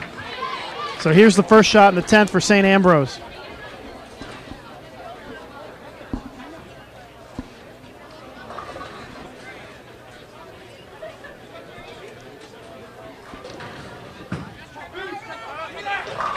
Whoa, he walked away from that knowing. He turned away before that ball even made contact. People start walking to the left. When right-handers walk to the left, it means they're pretty well on balance when they threw it.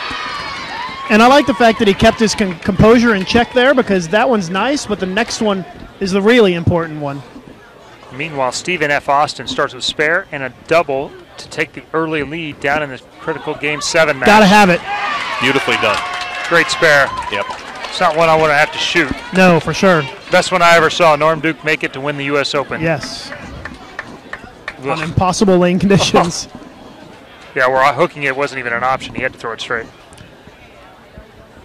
But now McKendry down by 10. Strike spare. 20 in the second on a spare. Stephen F. Austin spare and a double. Here's the shot for St. Ambrose. This is a make or break shot for the Robert Morris season. If he strikes, Robert Morris' season is over and St. Ambrose moves on. If he doesn't strike, we'll have a Game 7. He pulled it. Left the 5-pin. And Jacob Kent just needs 7 for the shutout here.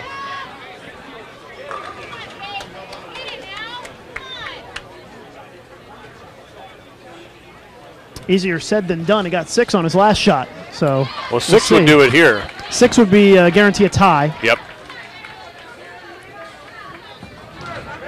Looks good. Yep. Gonna go to Game 7. Get off the hook. You can't let the #1 ranked team in the nation off the hook. Nope. You got a chance.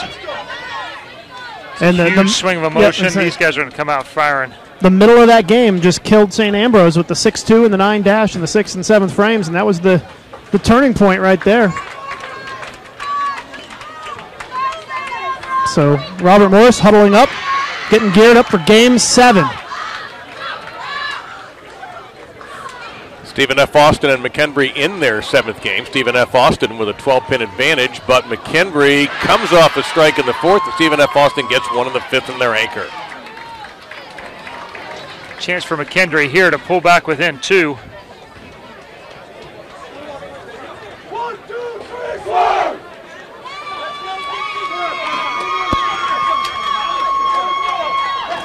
You ever say anything to the other team when you're switching lanes like that?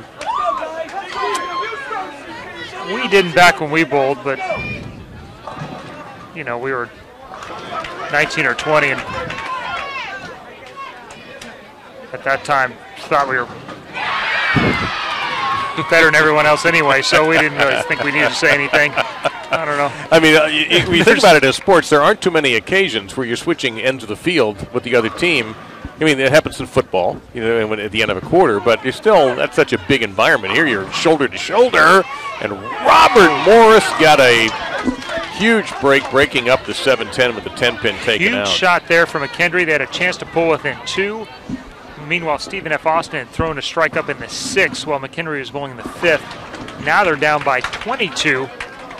Stephen F. Austin looking to put a nail in it right here. And got it. 4-9 gets busted up with the 9-pin, then the 4-pin kicked aside, and both Robert Morris and St. Ambrose open up with spares in the 1st.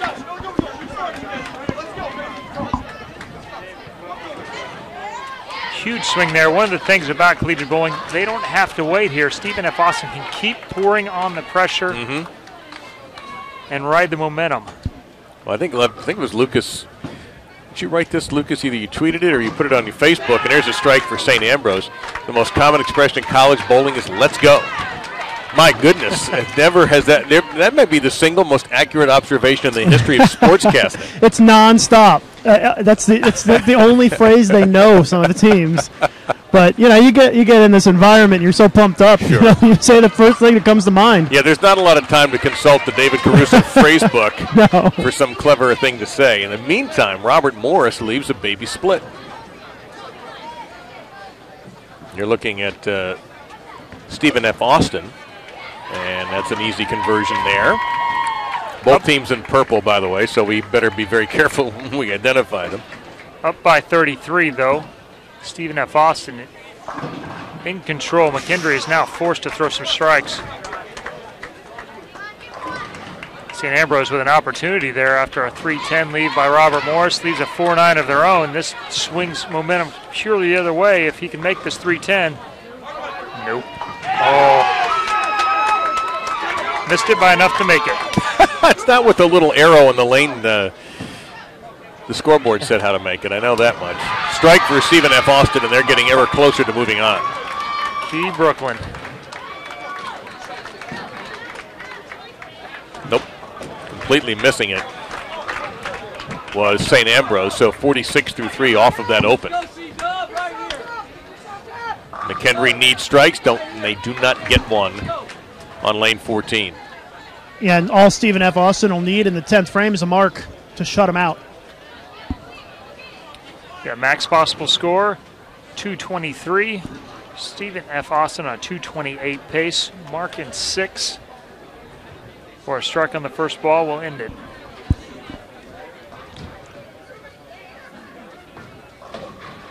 Third frame for Robert Morris. Tie. Goodness, another 4-9, this time on the Eagles side.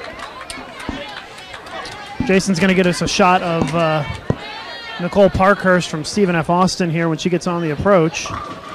Another split. And it's a 2-7. Look at this. Yeah. It's a mess out there. Yeah, it really is. Game 7 can bring out a lot of tension. Parkhurst is backed off. I don't know if she's going to go or not. She may wait, see if she has to do anything. Yeah, she put the ball down. It's probably a smart decision. Well, at this point here, if she doesn't strike on this first ball, it's already over. It's over. She doesn't have to do anything. Why give McKendry any hope if you don't have to? Well, I'd still like to stand up there and throw that shot, I think. End it. Nope, 5 strike. Yep, that's it. Yep, ending it there anyway. Robs us of an awesome reaction if Nicole Parkhurst could have got up there and strike, but at the same time, they're doing the math. I can see the coach looking at the screen trying to figure out the numbers over there. Open frame for Kyle Anderson. Back-to-back open frames for St. Ambrose, but they're not trailing by that much. Hasn't struck, and they're often open in the third. Yeah, they're up by 10, but need to actually mark to take advantage of it. Exactly, yeah. Marshall Kent in the 4th. I do like his chances, though. Yeah, he's probably going to put it in the pocket here. No, he didn't. He yanked it. Oh, that's 2 3-pins in a row. He's got to make a move here, make an adjustment. There's a lot of traffic and a lot of rev rate on these two teams, and that is the hardest part, I think, especially in this environment with the amount that a resin ball can change the lane on a light oil pattern like this one with only 21 mils on a surface that hooks like this HPL one does. Good shot there. I shredded the rack on that one.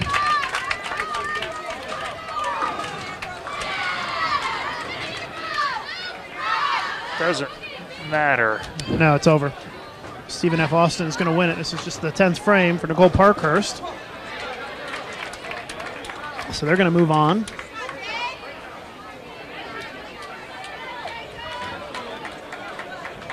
So we're down to one match with suspense, and there's plenty of it. Yeah, because Marshall missed the 3-pin for an open frame in the 4th. Incredible. Yeah. Nerves, I don't know what's going on here, but you don't want to be missing 3-pins. In this situation, there's no excuse.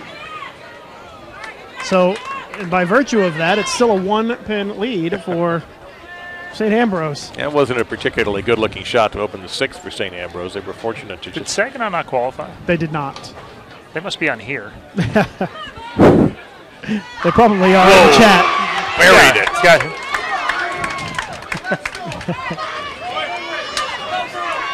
Well,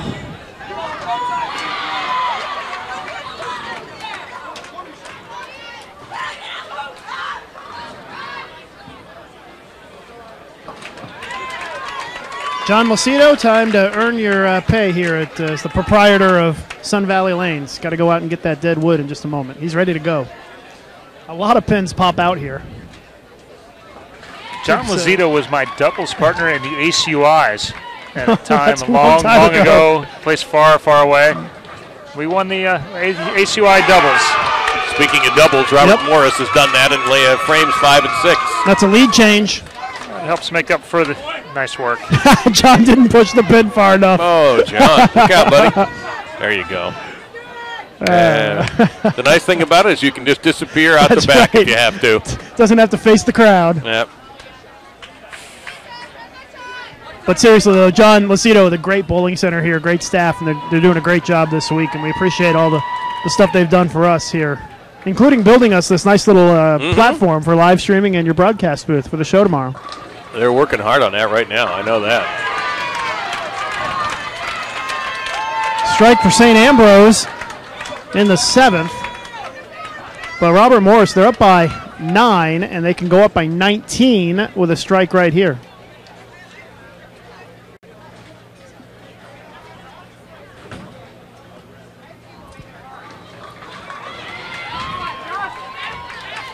Good shot. That shot. He gets more than his name on it. Yeah. 19-pin lead for Robert Morris with 3 frames to go.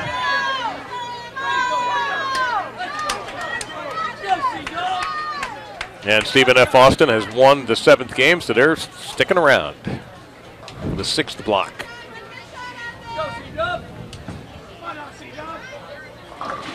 Oh, it's big trouble now for the Bees. Boy, he knew it right away, too. Yeah, that was a huge shot. Down 19 with a strike up. They had a chance to cut into that lead just a little bit. You never want to start rooting for Brooklyn, and that's exactly what he was doing. He wanted that ball to cross, and it didn't happen.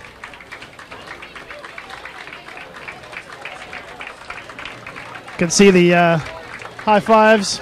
Stephen F. Austin and McKendry. It was 221 to 212 the final. Stephen F. Austin wins game 7. Reminder, the next round will be starting right after this one. Cameron Weir looking for 4 in a row, and he leaves the baby split.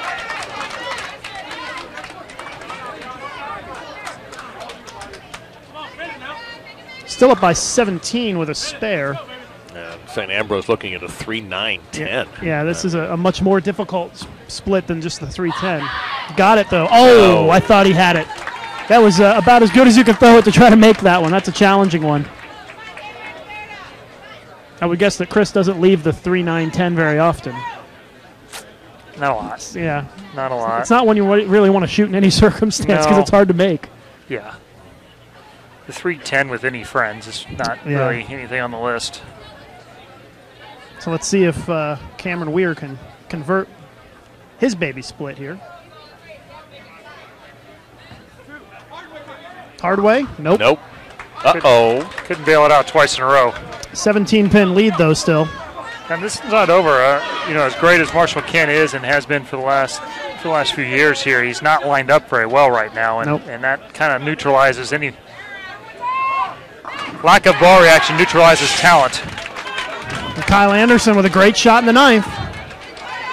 But is that the last one he's going to throw in this tournament?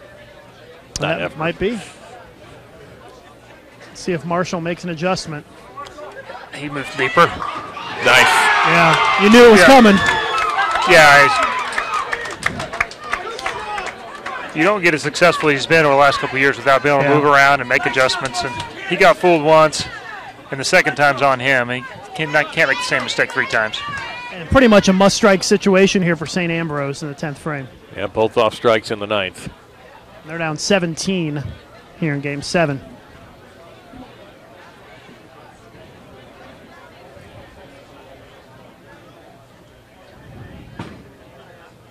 Pulled it a little bit. just enough to leave the 9-pin, and that's. Yeah. I mean, now Robert Morris doesn't even need a mark, I don't think, do they? No, 163 is their max score, and. Nope, don't even need a mark. 4 pins. No, they don't need much here. Need 7 and 2 shots. That's a winner. West. St. Ambrose had a 3 matches to 1 lead. They allowed Robert Morris to come all the way back. They hurt themselves with 3 open frames, 3 splits in this match, in the 3rd and 4th and in the 8th. And that's going to be their undoing. And the funny thing is Robert Morris also had 3 splits and converted one of them, missed a single pin spare, and they're still going to win. And the difference is St. Ambrose didn't have a double, and Robert Morris had a triple. Yep. That's your difference right there. 3-bagger, 5, 6, 7. It's not a game they'll be proud of, but they're still bowling. Yeah. Well, and that's not good news for the rest of the field. You have the most accomplished team in the field this year still alive. Yep.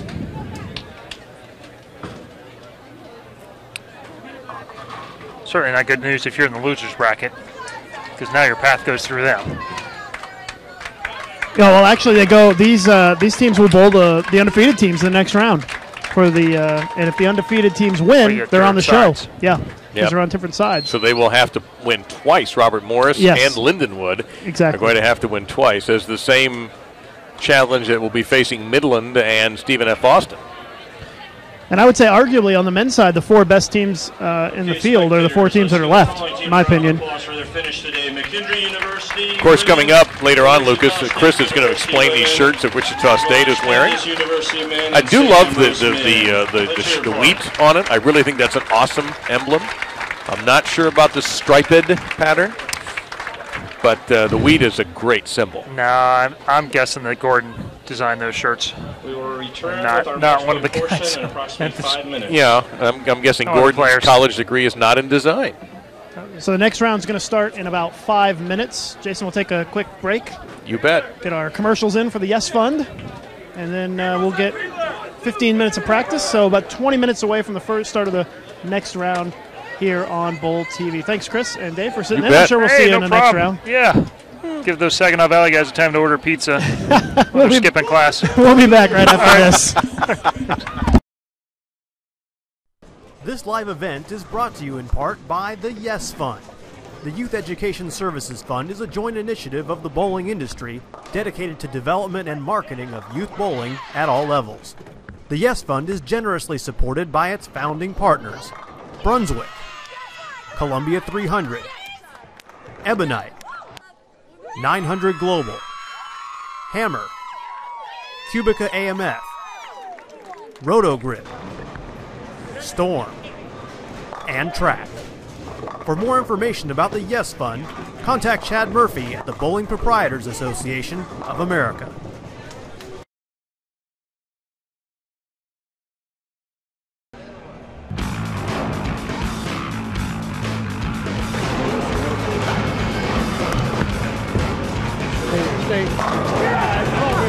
Come on, baby. Come on, baby. Let's go, guys. Let's go. Let's go.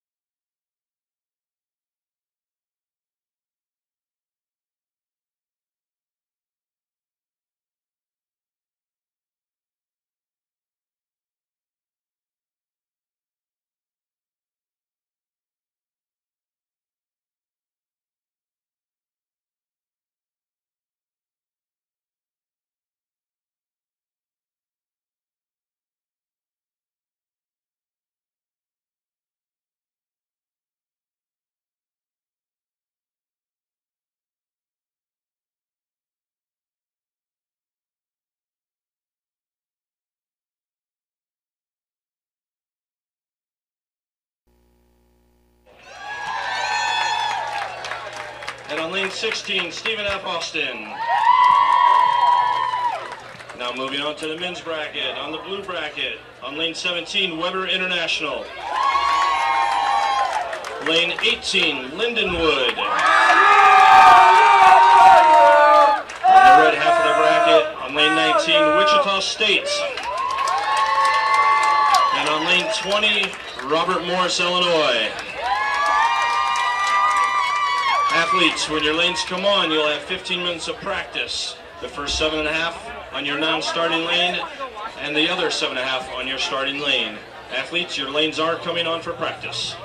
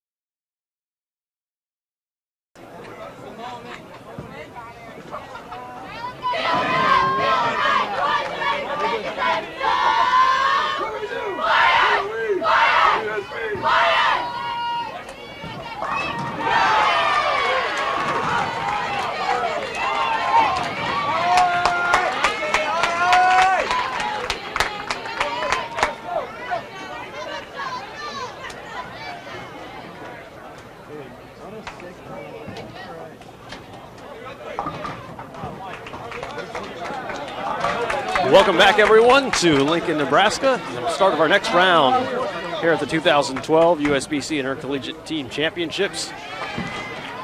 See our featured pair on the men's side, we have Lindenwood and Weber International. And on the women's side, also Weber International, taking on Stephen F. Austin.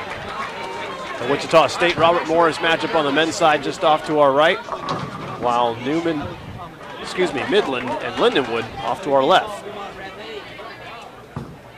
4 really good matches. I think any of these matches could go either way. The situation in these matches is there's a winner's bracket, winner's finalists, I guess you should say, in each one of these matches who are undefeated. If they win this match, they are on the TV show. So it's Lindenwood women and Weber International women. If they win, they're on the show. If they lose, they bowl another match against the same team. On the men's side, Weber International and Wichita State are the 2 undefeated teams. If they win, they're on the show. Otherwise, they'd have to bowl a second match against the team they're bowling right now. And we've already got Deadwood. Second frame. Where's John at?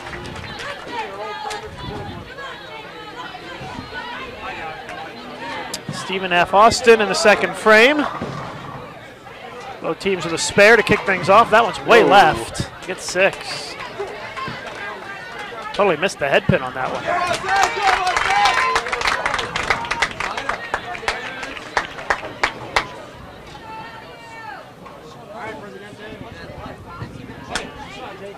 Weber in the second. They open up a 6-pin lead. Sorry, a 4-pin lead early on here. As Pat Polash heads out to grab the Deadwood. Manages to not fall. That's always your #1 goal when you head out there to pick up the Deadwood. Stay on your feet.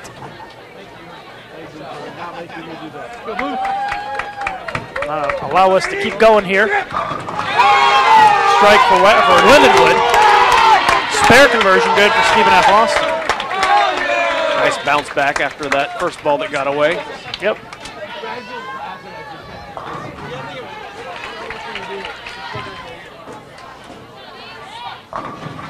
Oh, almost a 7-10 for Weber.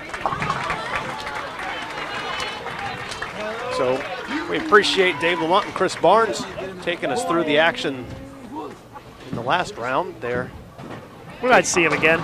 Taking care of some TV business for a few minutes, and we may have them back. Jason Overstreet and Lucas Wiseman with you now. You can see the Weber guys already in front of the ball return, at least Trzynski is.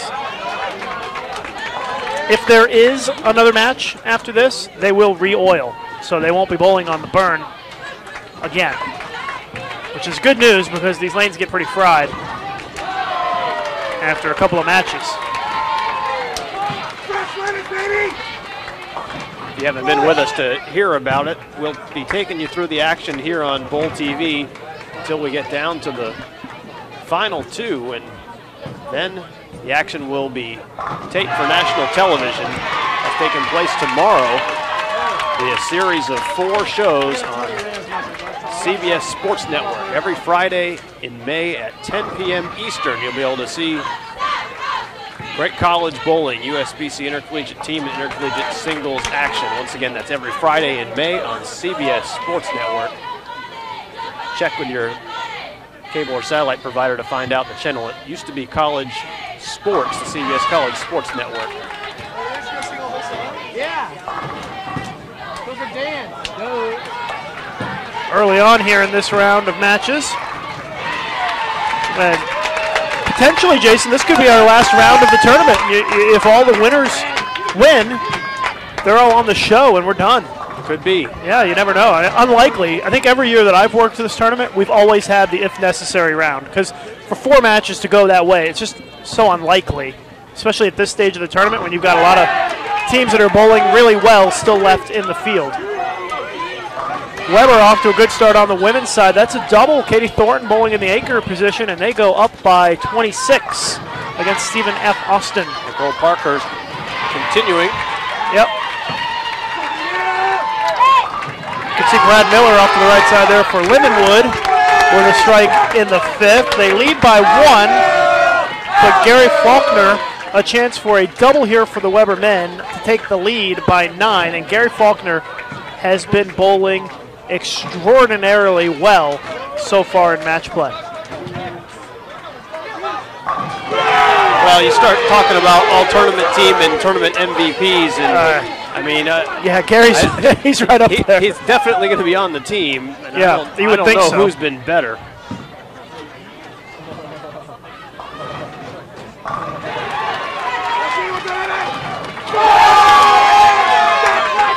It's a double for Lindenwood.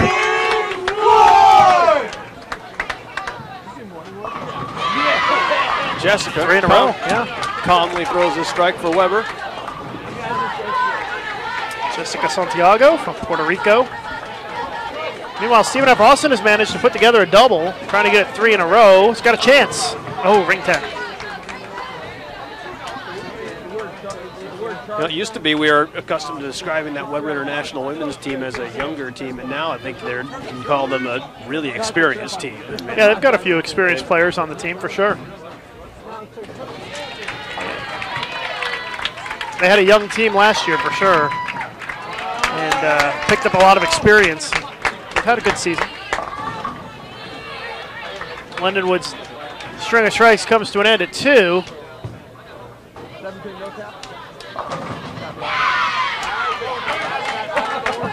Four in a row for the Weber women. They are kind of rolling along here, up by 37.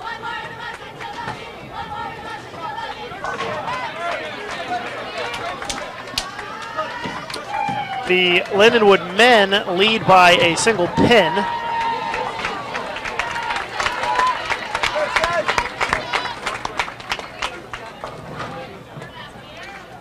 Don't forget, live streaming begins at the Queens on Sunday afternoon with match play. So be sure to join us Sunday afternoon and Monday at the USBC Queens for match plays. Weber strikes again for 5 in a row. For those of you who may need some new bowling equipment, we're going to give away 4 Storm bowling balls during our broadcast of the Queens. Not quite sure how we're going to do it yet, but we will be giving away 4 Storm bowling balls during the Queens broadcast. So I think the best way to find out how to win is to watch. So make sure you're watching our live streaming. Lindenwood men up by 2 pins.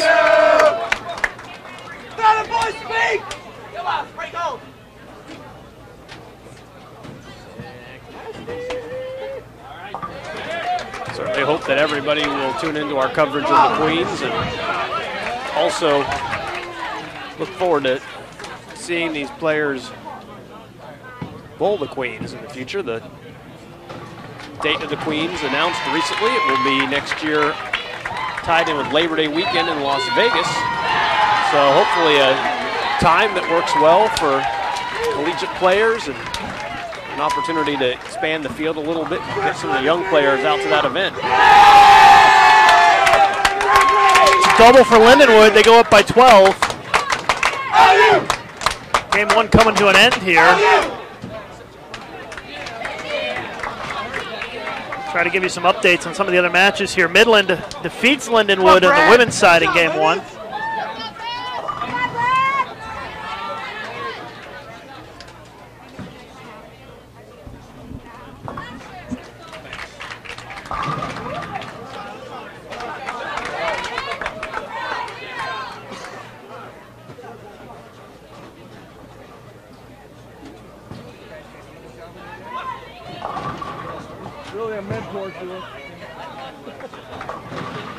It doesn't matter. Weber women are going to win this first game against Stephen F. Austin.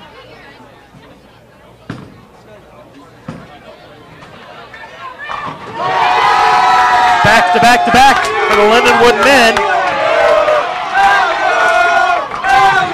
They don't even need a strike for the shutout.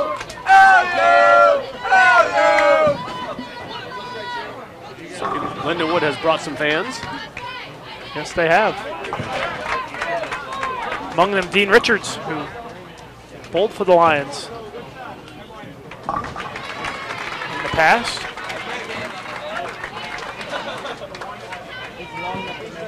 Looks like a relevant shot coming up in the Robert Morris Wichita contest. Yeah, Robert Morris down 18 going into the 10th frame. They can strike out to force Wichita State to double. Jake Kent got the first one.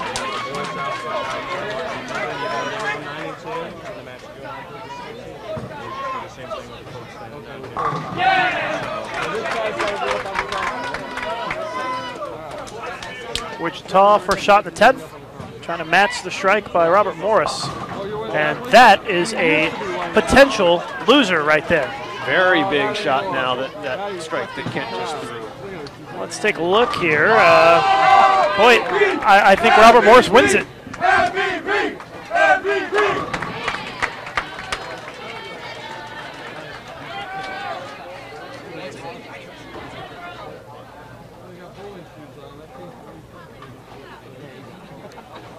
Yeah, it's going to be a Robert Morris win with good count here. Yep, that's a winner. Robert Morris comes from behind in the final frame.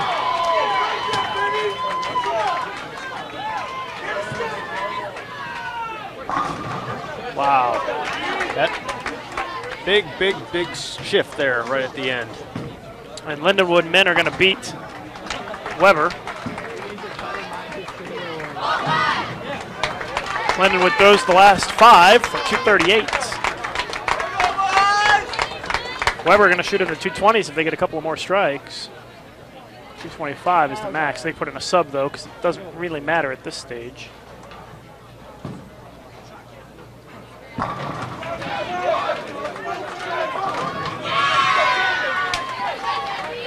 So the winners of Game 1, Midland women, Weber International women, Lindenwood men, and Robert Morris men.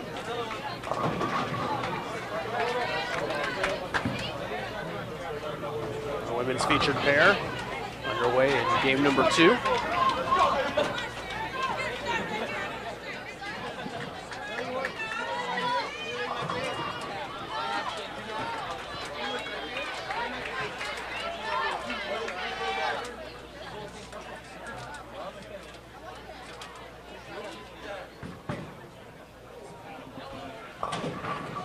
Oh, what a break. Yeah, start off with a double.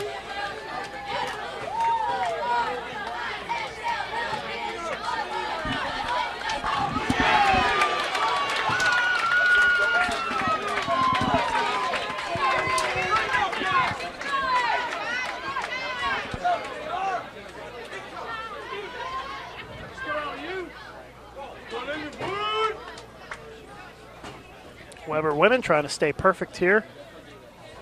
Third frame.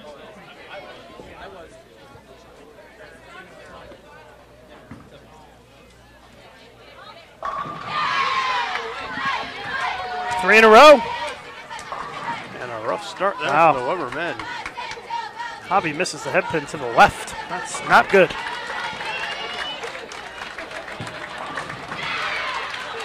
It's like, could they have changed that much from practice? No, that's a bad shot.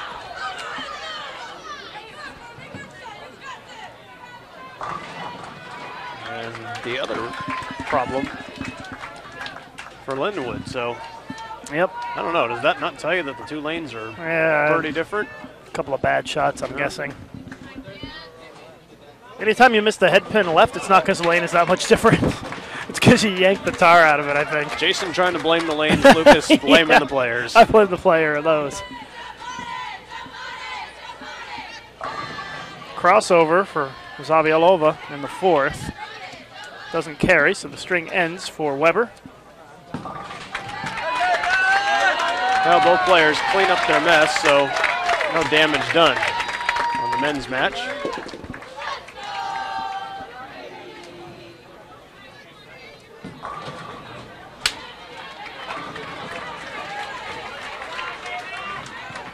The lane condition is 40 feet, 22 mils of oil, but this is the burn, so it doesn't really resemble that anymore. It's what it used to be when we started. but they will re-oil if there's a if necessary match coming up after these rounds, after this round.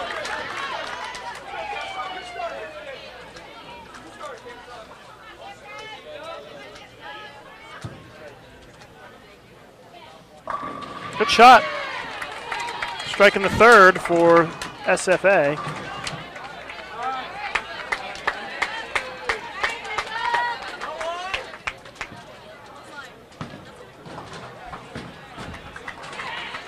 Katie Thornton just threw it out the window there and almost into the gutter.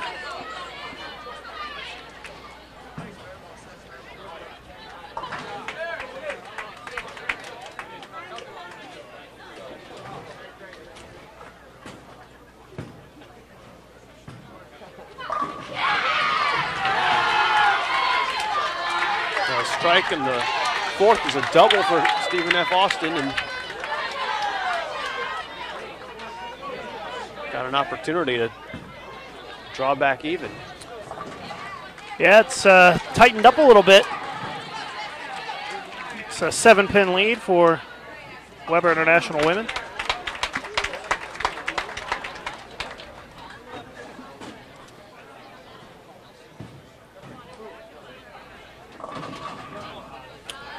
Missed opportunity there for a lead change.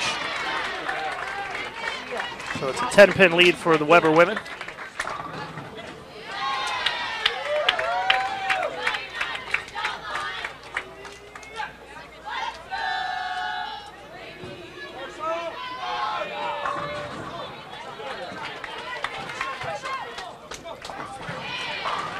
Nice shot. We're even in the third frame. Danny Spink for Lindenwood with a great strike to keep the match, or I'm sorry, the game even.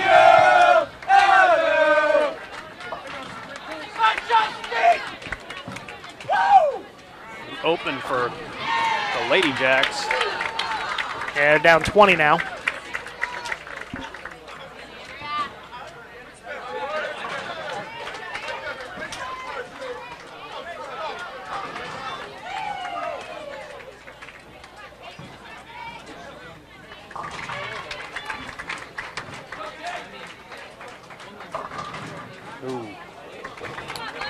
Marcello with the split.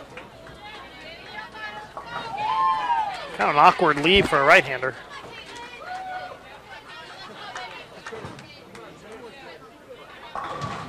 There's been a lot of bowling that we haven't seen, but when we have had Marcello on our pairs, he's just had a lot of problems controlling his ball from going through the face and leaving splits. Yeah, he's been struggling today. That's why he's not bowling in the anchor spot. I got him in the number 4 spot. We got Gary Faulkner in the anchor spot. It's worked out well for them because Gary's bowled very well. Marcel throws such a powerful ball, but there can be a downside to all those revolutions too. Open frame for Weber. The Midland women have strung together 4 strikes in a row against Lindenwood. They've taken a 23-pin lead.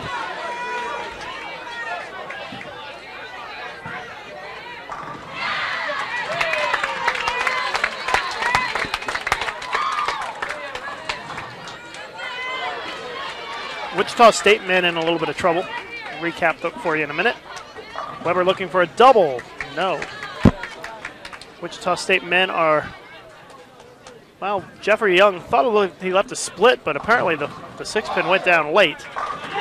Take a look at Faulkner. Surprise, surprise, striking again. I can't wait to wonder what his statistics are. I'm sure that it's like a machine out there. He's been striking every time. Has somebody tracking his statistics? I mean, yeah. I don't recall seeing him miss. Me either.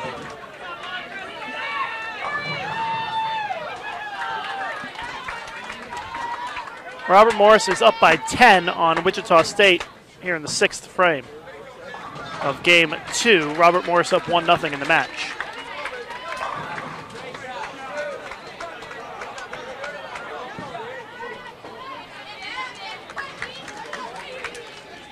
Now, Chris did point out that it is a little different adventure on the left side where you're not having everybody burn it up as bad as all the righties are, but nevertheless, Gary Faulkner has been just outstanding. Still a sport shot, though, even on the left side.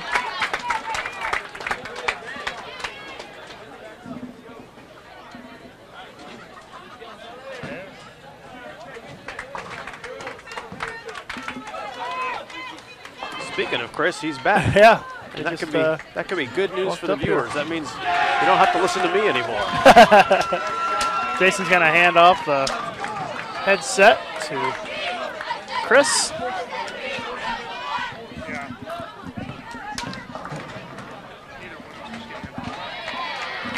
We've got a tight platform up here, so we're trying to play some musical chairs.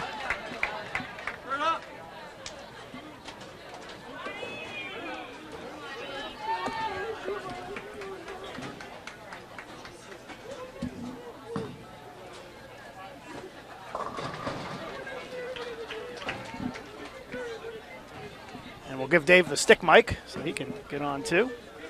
Dave Lamont, Chris Barnes joining us now. Well, plus we figure eventually you're going to have to start providing your web writing. So we'll step in when it's time for you to start your real job. Yeah, exactly. Everybody thinks the live streaming is my real job. It never started out that way. No comments from the Peanut Gallery, Chris Barnes. I know you're just fuming over there trying to spit out some sort of harsh comment. I don't need to. I don't need to. The last comment I had to you about your writing was positive. Yes, that's true. You did. I got a text. I was impressed. You've recovered nicely from that one, but I was more impressed that you knew how to read than you in the comment. But I'm just impressed I got the end of your article. Yeah, me too. By the way, is anybody at all surprised that Midland is already off to a fast start? Yeah, I know they won the first game, and now they're blowing them out here again in the second one. The Weber women are going to go up 2-0 on Stephen F. Austin. Split for the Weber men, it's their second split of the game.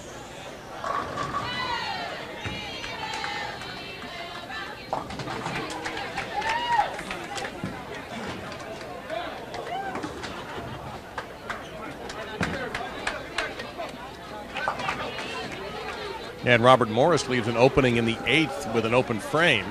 Wichita now with a chance to get a single pin pickup after they gave, I don't want to say gave away that last match, Lucas, but they were in a position to put that thing close to away as the Lindenwood contingent standing in front of me celebrates a strike. And Robert Morris took that first game with some clutch bowling in the 10th.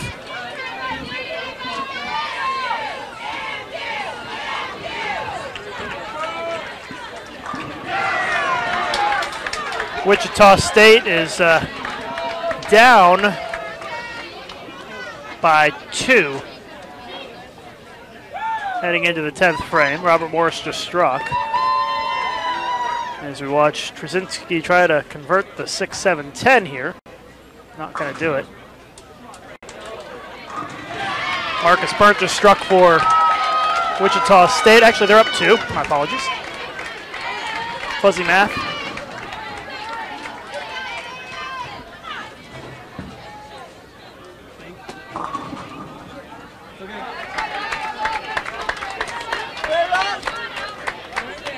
Sounded like some interesting strategies Lindenwood used in practice session in this Weber match. You guys discussed any of that yet? No. Didn't see it. We didn't see it.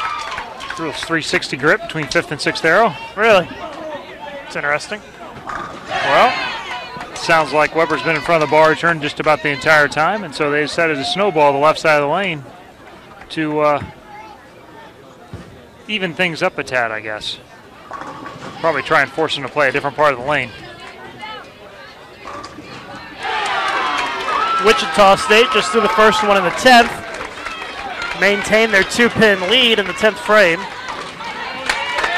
And Weber has a 2-game-to-none lead on Stephen F. Austin in the women's division after a 212-190 win there. So a big shot coming up here for Jacob Kent. Really a must-strike situation here almost for them. They're down 2 here in the 10th frame. It's left. and he gets 8, so that's bad news. That means Wichita State doesn't need the strike. They just need to get 7 pins and a spare here in the 10th, I believe.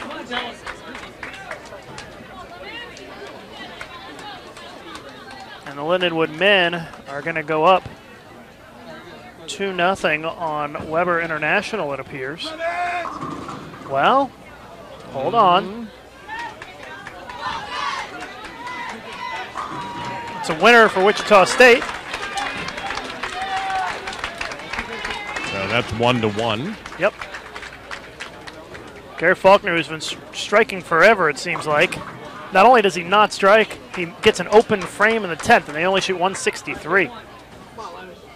So now Lindenwood has won game 2 for sure to go up 2-0.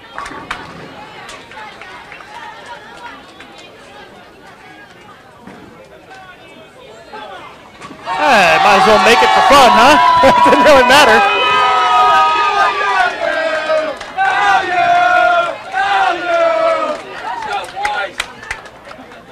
So we've got 2 teams that are in losers, the so-called, contenders bracket with 2-0 advantages. The women from Midland and now Lindenwood on the men's side. Yeah, and if those teams were to win, they would force another match to determine who makes the show. Best of 7? Yep, another best of 7 match. So by contenders, you mean the teams that haven't lost yet aren't contending? We're now calling them elimination matches. Oh, I like that better. Yeah, because we changed that at the Queens for this season. Yeah, because contenders isn't quite accurate. Losers is a bit mean. Yeah. And Midland just keeps striking. Yeah.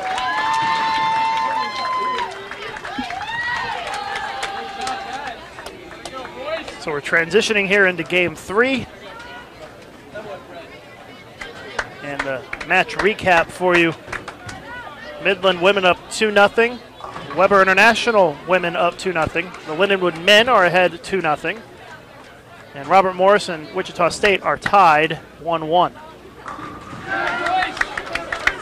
And Robert Morris opens game 3 with a solid strike. It'd be interesting to see if Robert Morris's play matches up with the level of competition this time. A little better team, that they get pushed harder, faster if they meet that challenge sooner.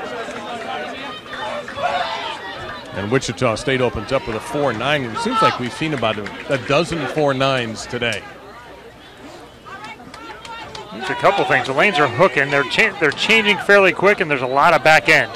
Meaning? It's a fairly short pattern, so a lot of rev rate, especially on that pair. Well, actually, all 4 of the men's lanes. There's a lot of rev rate in this field.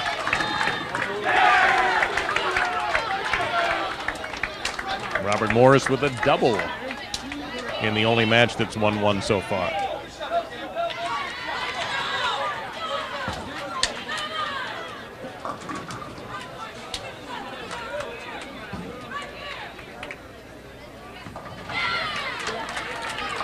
Spare for Stephen F. Austin as they have an early 13-pin lead on Weber here in game 3. Stephanie Martins from Brazil up for Weber. Gets 8.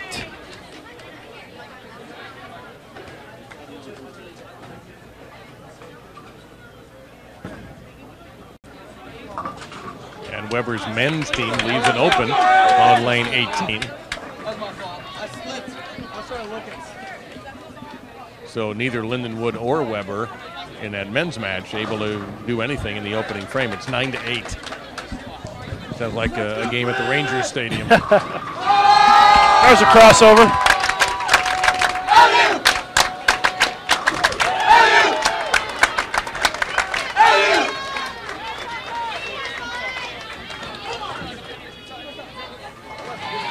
Weber women down by 11 here in the 3rd frame. The Weber men, they say, hey, we'll throw a crossover. Chris Sarievis gave the Lindenwood guys a look there. He's like, I got your Brooklyn right here, boys.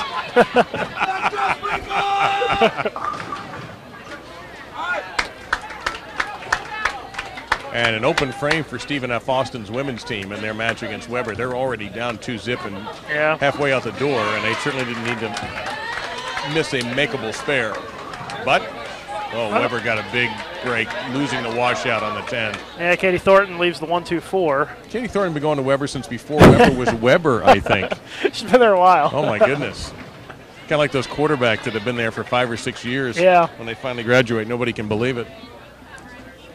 I remember with Katie and her dancing in the first year we had Weber on the show in El Paso. Could have more of that this year if they make the show. You never know. Well, they're getting closer by the throw.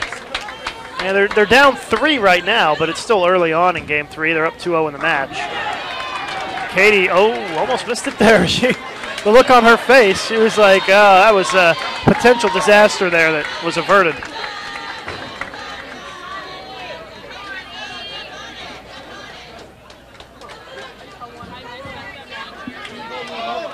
Open frame for Stephen F. Austin. So the Weber women are in the lead now.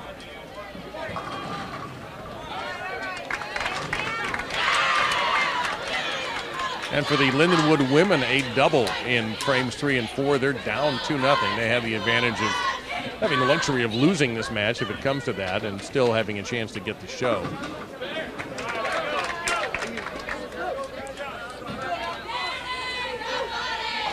Fifth frame for Diana Zavialova. She's now in the anchor position.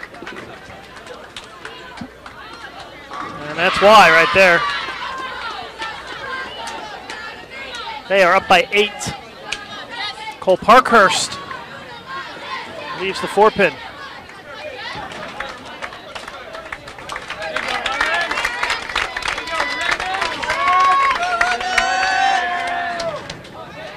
Take a look at the scoreboard on the women's side. Sorry, on the men's side. My eyes are fooling me. I saw the WI and I thought it was the women. They got Weber on both pairs here. It's even here in the 4th frame. And Erin McCarthy with a rare mistake. Missed the 3-6-10, only took out 2. So Midland in a bit of a hole in Game 3 in their match against Lindenwood on the women's side. And that's about the first time she's looked bad today. Down 24, Midland women are. 3-6-10 for Marcello. He has really struggled. And yes, the discount double check was performed for Robert Morris when the messenger came through on the 10 nice. Brad Miller with a nice looking shot right there. And that prompts some off-key singing by the Lindenwood fans.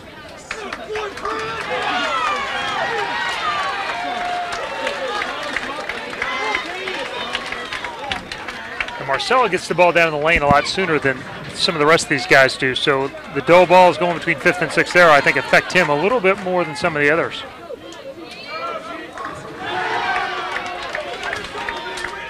Hey, did we ever get to 1,000 views when Chris was on earlier, Lucas? Because you know the rule for that. He's got to sing. Yeah. No, I don't think we quite got there. I think it was about 735. All right. 790, I guess, was our max. Okay, we can do better than that, folks. We didn't This is quite like a get there. telethon. Get your friends, hook them up to the computer. We get this at the Queens all the time. We want to do it here at the college It's show. true. Get Chris to sing his Kermit the Frog song. There's not really anybody who wants to hear that. Oh, sure. Oh, yeah, there are. Oh, There's lots of absolutely. people who want to hear that. Who do you think thought, remembered? Come on. Nobody brought it up. I'm surprised Lucas didn't bring it up earlier. You get any more Queens reports, guys? I know that Kelly Kulik got off to a good start earlier today. Just got the standings. Oh. Day 1 standings. Anita Manns. I don't really need a man, but Anita Manns leads with a 247 average at the Queens. Pretty good. That's really good. Deandra Esbady is second. This is a final qualifying after round 1 at the Queens. Stephanie Nation second. Third, sorry, I got the thing wrong here. Kelly Kulik 4th, Clara Guerrero in 5th, defending champ Missy Parkin in 6th. That's at the Queens. Full results on bowl.com. Is Linda bowling? Top 16 is 85 over. Look at Liz is 12th, Liz Johnson, Emily Meyer 15th, Shannon O'Keefe and Emily 15th, April Ellis 20th. Yeah, Linda bowled. She did not bowl very well today. She struggled. She's -5 right now, so she's 63rd. 63rd, yep. I would expect that will improve tomorrow. Four-bagger by Robert Morris.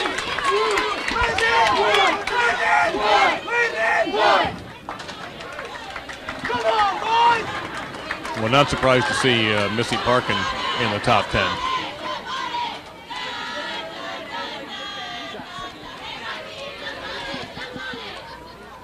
Sixth frame here for the Weber men.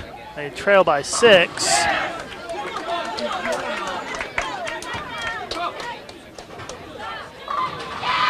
Midland mistake there, gonna give Lindenwood even more an advantage. Up by a few pins going in by 12. That'll put them up by 24 now. Washout for the Lindenwood men in the 8th frame. So that's never good news.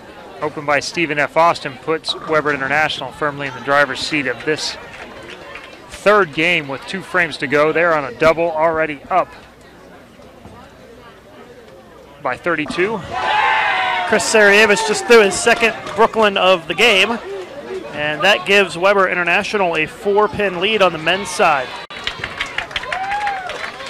Meantime, Robert Morris just putting to Wichita State in this third game.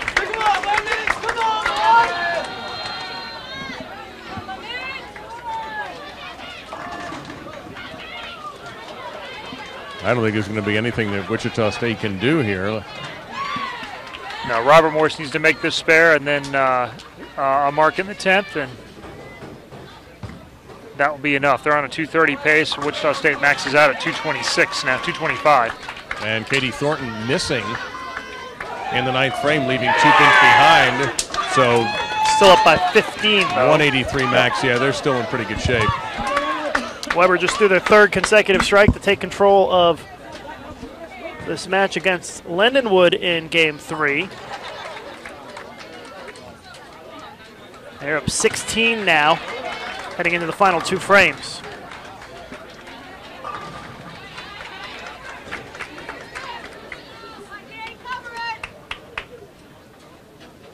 Tenth frame for the Weber women.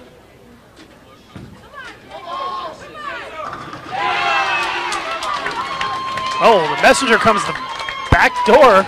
Almost took out the 7th. Fast 8 with a scout. Yeah, that was a little different. Now, Lindenwood has wrapped up their the third game in their match against Midland on the women's side. So it's Midland 2-1 over Lindenwood. A very disappointing 155 for Midland. Not a good game for Aaron McCarthy, who left 7-2 and then had a split and just threw it right down the middle, perhaps to establish a shot more than anything else. So Lindenwood is finally heard from on the women's side. Well, their men's team happens to be in front of us, making a lot of noise in more ways than one. In the Weber match, Diana needs to make this 7-pin to lock up this game. And that would give them a 3-0 lead, I believe. It would.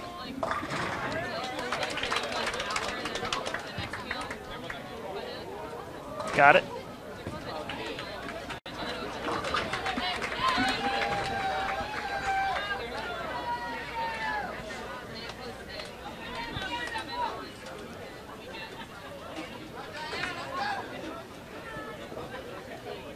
Marcelo needs to convert the 10 here, and he does. 25-pin lead for Weber going into the 10th. So things looking good for Weber here in game number 3. Wichita State officially loses game 3 to Robert Morris, so RMU up 2-1.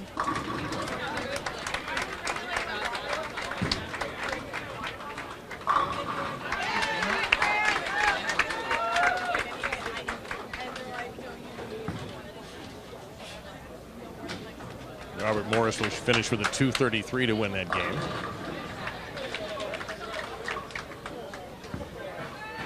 So just to remind you that Robert Morris and Lindenwood on the men's side must win twice. They must win these matches, best 4 of 7, and then win again to get on the TV show.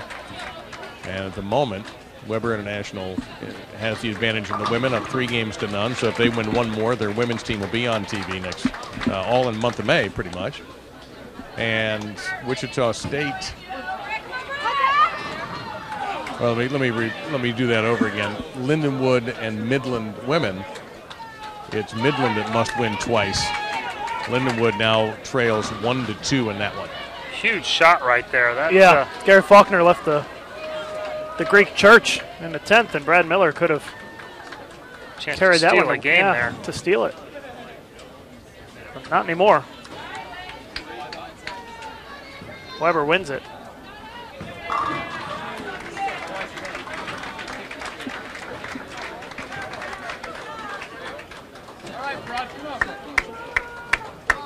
.176 for the Lindenwood men. You can see there that Faulkner left the Greek church in the 10th. Doesn't need any more pins. It's already a win, so I don't know what they're going to do here. They're kind of talking about whether they want to try to get him to move his feet or what's going on.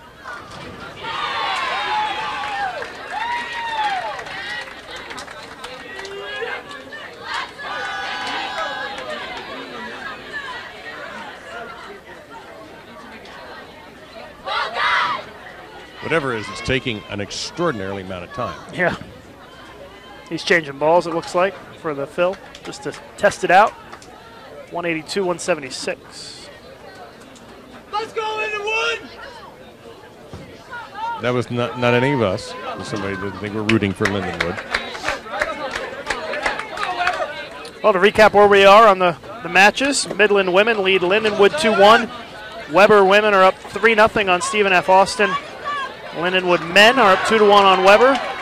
And Robert Morris ahead 2-1 against Wichita State, as we are in game 4 in all of our matches now.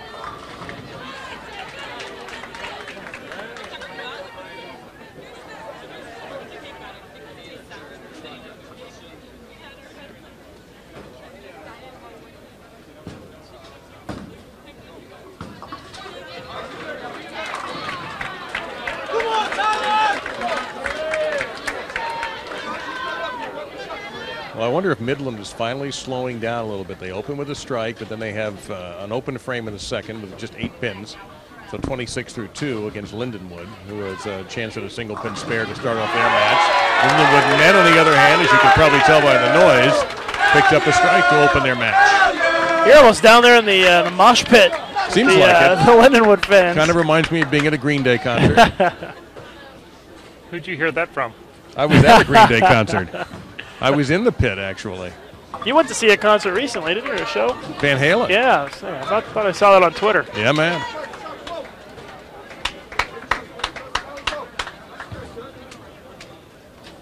Stephen F. Austin in the second. They started with an open frame, not the way you want to start when you're down 0-3. So Stephen F. Austin in some trouble here. Well, Weber gives it right back to him. Missed the 10 pin. Kevin Bidwell. Yep. Very good shot for an early 3-bagger, trying to pull them back to 2-2. And over to our left, Midland with back-to-back open frames off of splits. So the team that would look like maybe the most dangerous coming out of round 5, now into round 6, and they're fading a bit. You can see the strategy that Lindenwood did in practice is having some effect on a few of the Weber players. Not across the board, but a few of the guys are struggling just a little bit. Enough to throw them out of their game, huh? Well, the longer this match goes, the more that strategy should probably work out for them. The front hooks more, makes it even tighter down lane, harder to get it back unless you have good speed control where you can get soft and move around that spot. You're going to have a difficult time making your ball strike.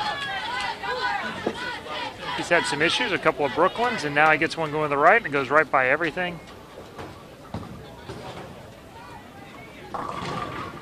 And an open. Awful lot of ball speed. It's going to be he's going to have a hard time getting his ball to change directions after it loses energy in the front lane.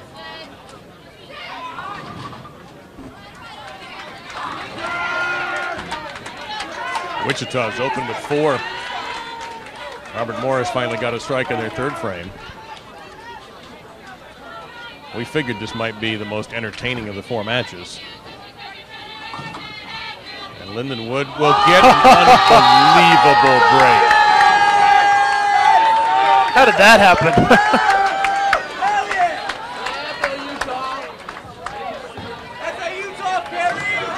Front 5 for Wichita State. Another open for Stephen F. Austin. It's 2 out of 3 open frames to start off the game.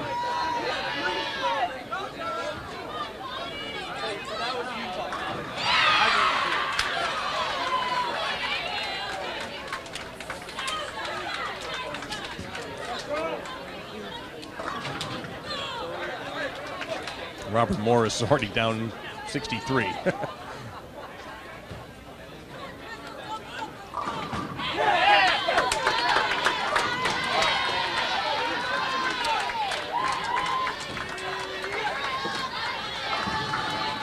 Erin McCarthy back on track down there. She threw a strike, but her team does have 2 opens through 5 frames.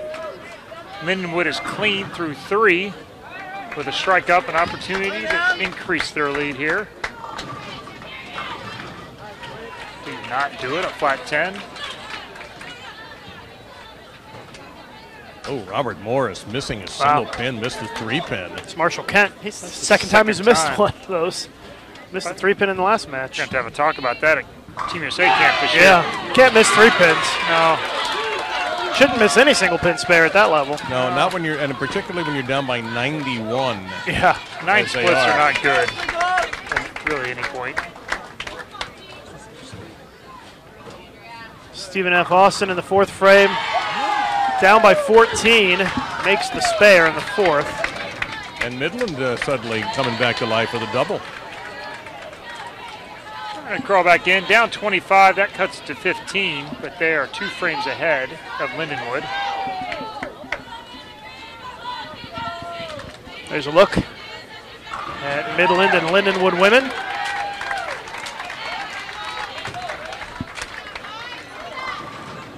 Marcelo's struggles continue. Ball's hooking in the air. And actually they put they put him in the anchor spot now.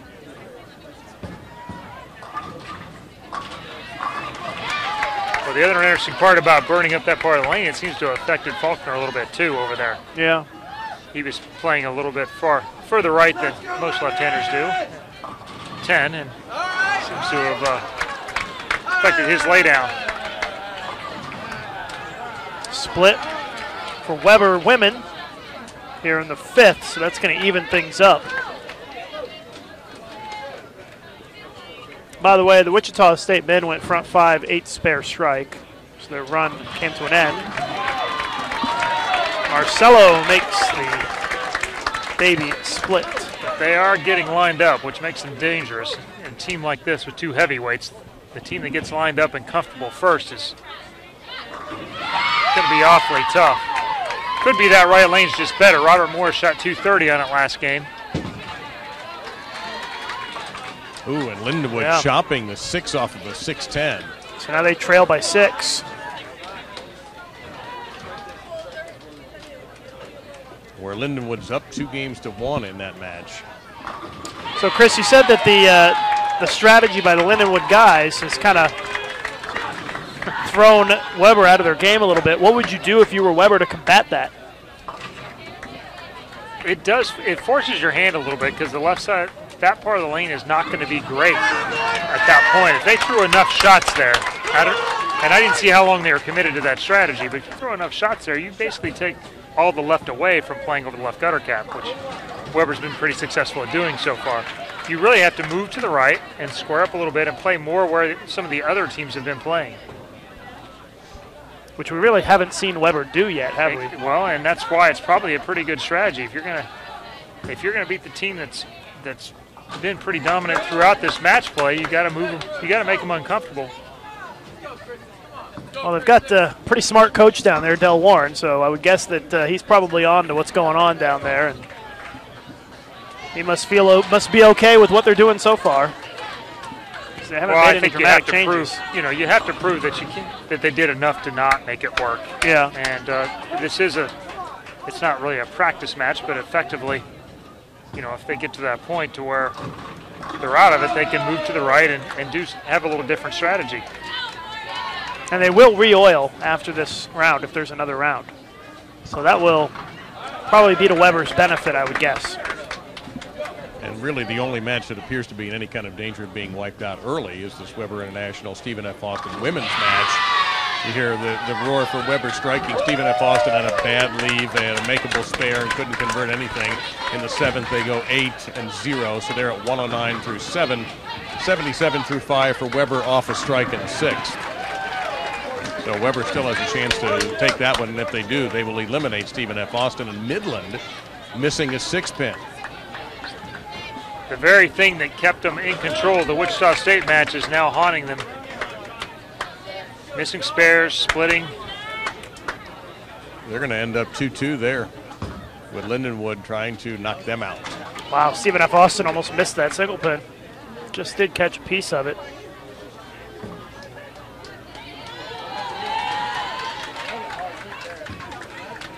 Weber women will go up by 8 with a spare here. Very lucky the 7 went down for Caitlin.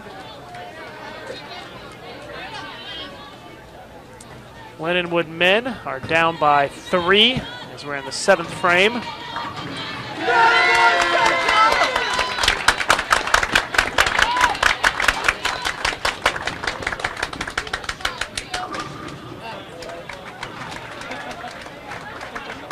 Wichita State men easily going to beat Robert Morris here in Game 4 to even the matchup.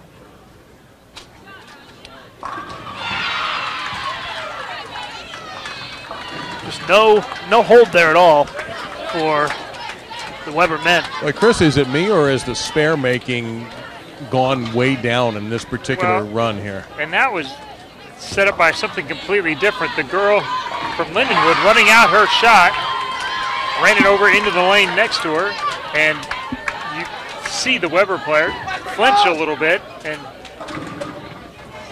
at this stage there's not really any reason to go up while someone else is bowling. Right, and they're not even in the same match. No, but it seems actually put her team behind. It just seems like the quality of the shot making in this particular game, there's a strike for Weber, has gone down just a little bit. Maybe a little fatigue. Mental and physical fatigue is starting to set in. Mental more than anything. You don't actually throw that many shots, but you're fully invested in every shot, and there's so many games that while you don't physically bowl very many, you bowl 3 maybe at the most today. You know, you're going through 20, 30 some games of bowling in total. And highly emotional bowling, as I'm sure everybody who's listening to us can hear in the background. And can watch just by the reactions of every high five and strikes. The Weber women trail by 4, a chance to take the lead.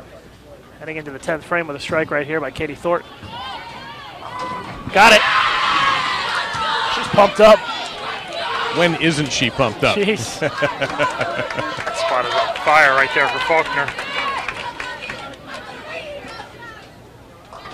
Now his choice is actually the opposite. He should move in probably and use that burn spot as a little bank.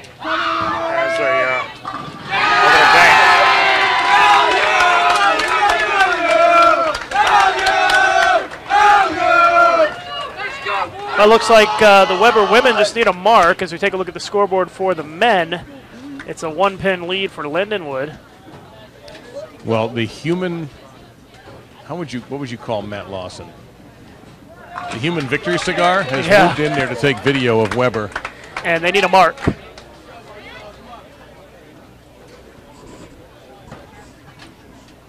Zavialova needs a mark. It's going high. Wow. Just does get the 10 out. That could have been disaster right there.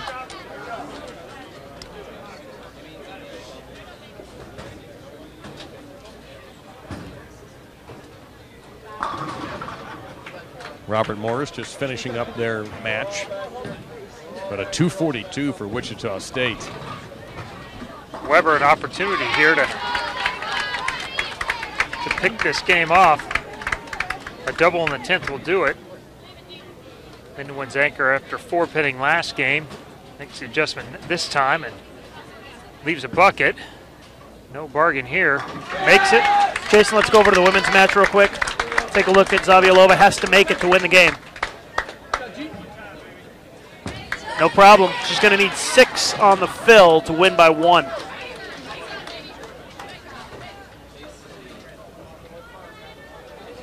Big 10th frame here for Marcelo, and he's really struggled.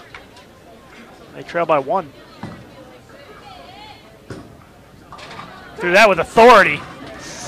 Boy, for a split second, he had a 7-10. He's fortunate to have just the 10-pin standing. So a little bit of hope, down by 2. Yep. Have to spare and a little bit of help, though. Brad Miller just needs 9 pins for the shutout on this shot. Oh, he got 7. He got 7. Weber can win. A spare and a strike would give Weber the win. Over to the women, Jason. Zabielova needs 6 for the win. Gets a strike, and Weber's on TV. They advance to the finals. And the defending champion women's team is back in the championship match.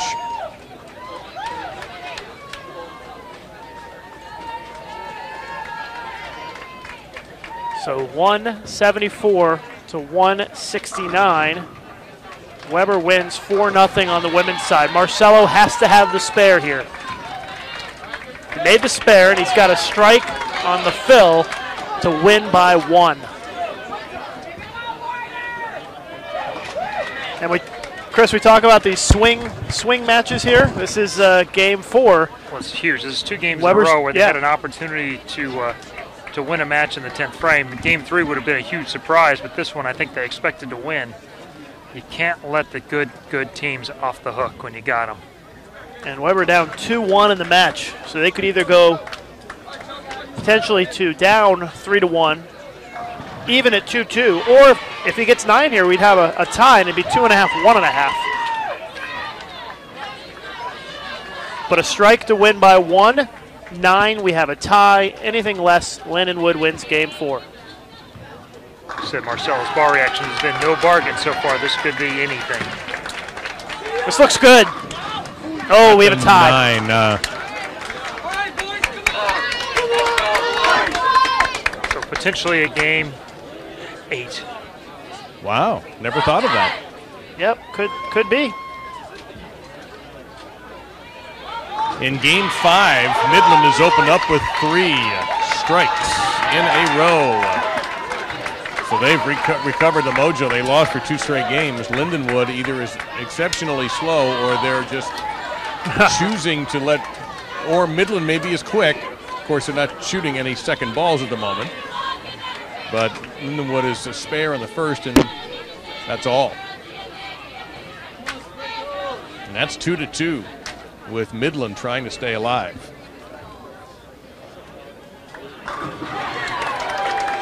What's becoming a familiar sound on the Wichita State side, another strike. And Midland ends at the front 3 with a 3-10 baby split. Watching our live coverage of the USBC Intercollegiate Team Championships from Sun Valley Lanes in Lincoln, Nebraska. Lucas Wiseman, Chris Barnes, and Dave Lamont here, as we have already got one team that's punched their ticket to the TV show, and that's the Weber International Women. They go undefeated in their matches in the bracket play. And some of my Floridian Latino friends watching from home, just want you to know I'm not a Fidel Castro fan. So No, you are not. And I didn't know you had. I don't even have Latino friends, and I live down there. well, How's it's that actually possible? not that I many. don't know. No, I tease, but I'm mostly talking to Andro, and he's really not that much my friend actually. Oh. But Andrew. Andro, isn't that the stuff they found in Mark McGuire's locker? You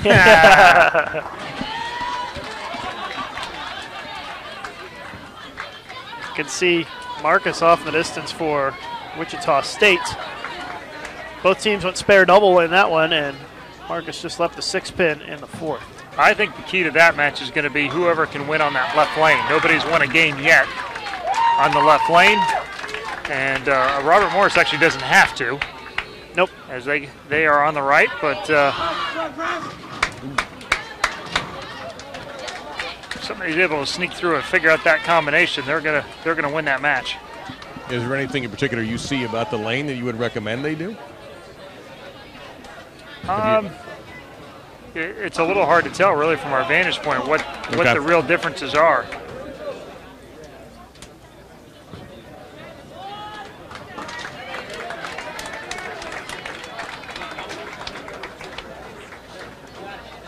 It's possible. Well, yeah, it's possible it's coincidence because the scores aren't bad on the left lane. Right. They've just been, they seem to be been good on the right lane and just getting better as they go.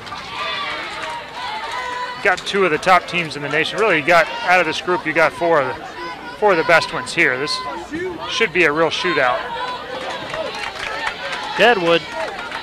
Oh, and let me correct something. Weber didn't win it last year. Maryland Eastern Shore, and Weber made the show and lost to Maryland Eastern Shore, who was knocked out earlier today.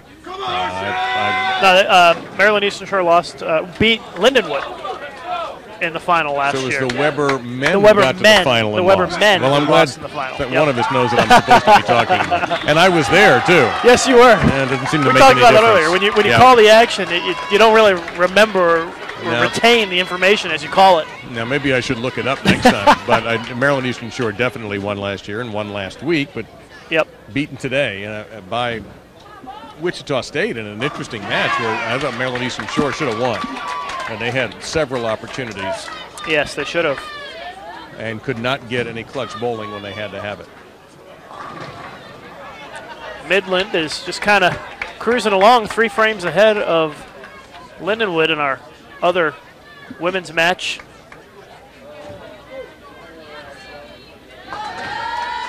Lindenwood is down by 26, sorry.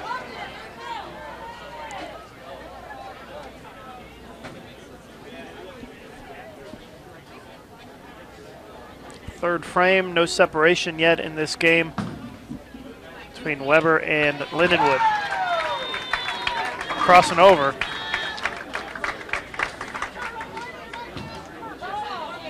Robert Morse looking for a double. It's week 10 for Chris Pearson. They are tied in that match here in game 5.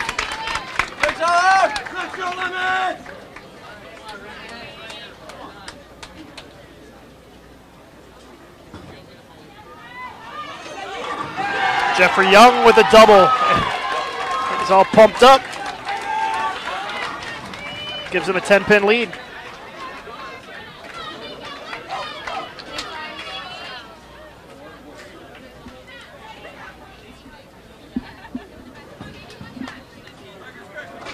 Well, this is a huge game.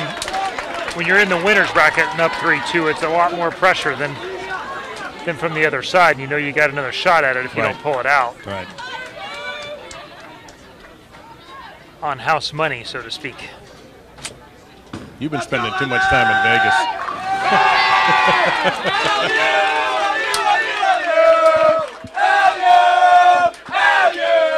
I don't gamble out there. There's already too much money, your money at stake anyway. Not off the lanes anyway. It's not gambling anyway. You've seen those places? Yes, I have. That's just giving. You're welcome. Yeah.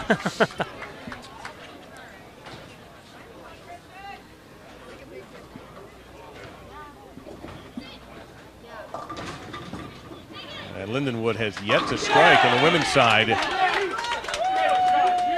They have nothing but spares. They haven't made any major mistakes, but they haven't done anything spectacular either. They're sort of plodding along, and Midland has the advantage. Although Midland's also almost 3 frames ahead of them. Meantime, the Lindenwood men have doubled.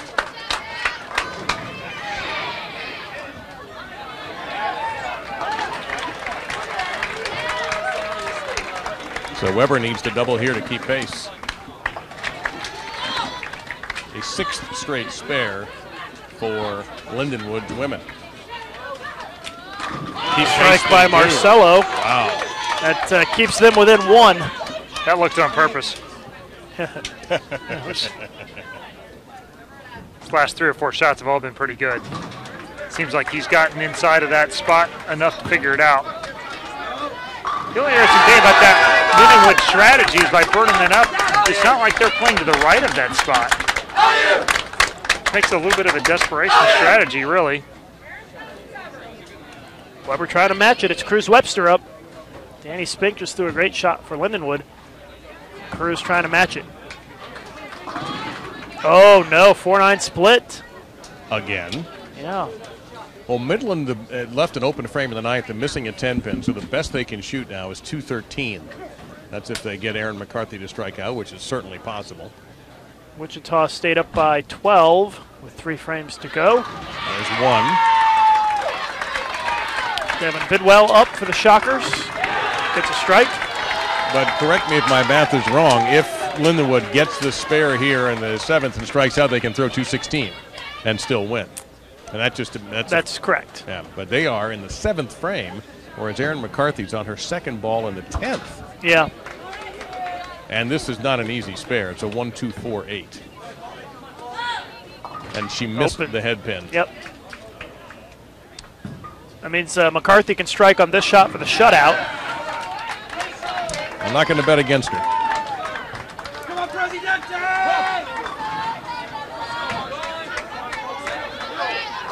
Got it. That's a shutout right there, and they're going to go up 3-2. Yep, 3-2.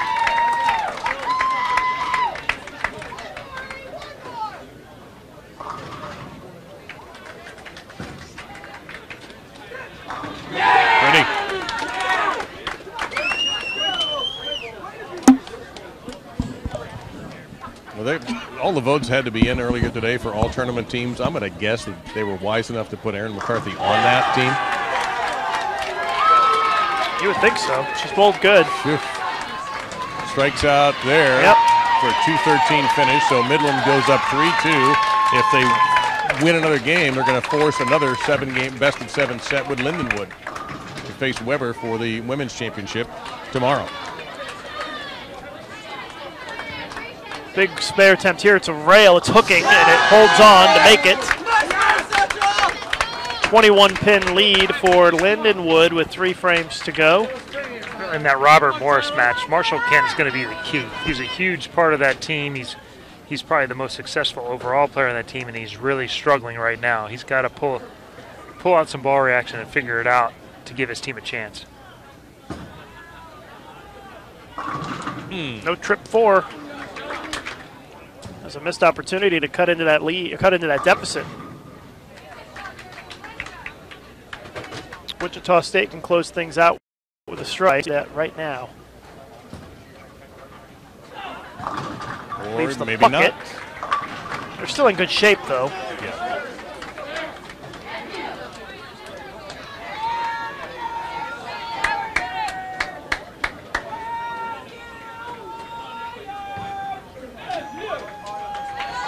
They'll need to make the spare for the shutout for Wichita State. For Wichita State here, you don't shoot the spare now. Yeah, you wait, I would think. No, you have to wait because Marshall wants to know if he gets the free shot or not. Yeah, but he's that's going. true. Yeah, good call. Bad strategy. Bad. If he makes it, he doesn't even have to shoot it. He gets a free one. He misses it. Yep. And it's an open frame. So now Marshall has to make it. And Jacob Kent has to strike out in the 10th, or get a double at least. Meanwhile, Lindenwood missed the baby split in the 8th. And so now that's down to an 8-pin game with 2 frames to go. Faulkner up for Weber in the 9th.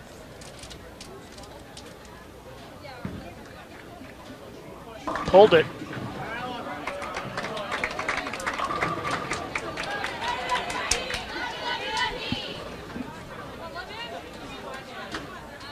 See Marshall Kent there with a spare ball in his hand. If he doesn't make this, they lose the game. Let's take a look at Lindenwood in the 9th. Look at the loft. Look at the result. That'll eliminate that early hook. Yeah, it will. Here's the shot for Marshall. Has to make it. And he does.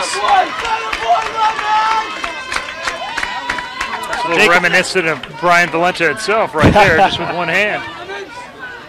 So Jacob Kent's going to need a double in the 10th frame for Robert Morris.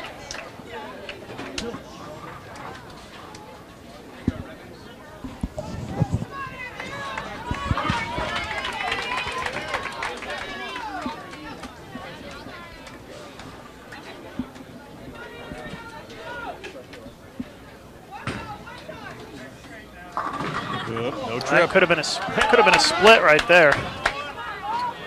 Has to have it. Doesn't. Nope. Leaves a split. 4-6. I think the 7 got kicked out at the end. Doesn't matter.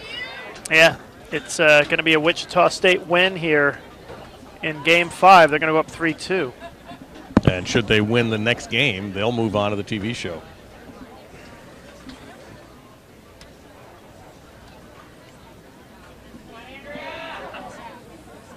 Weber still with a chance here. Has to have it.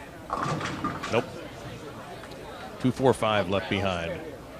Meantime, Midland begins their quest to try to force another series with Lindenwood. And they begin with a strike.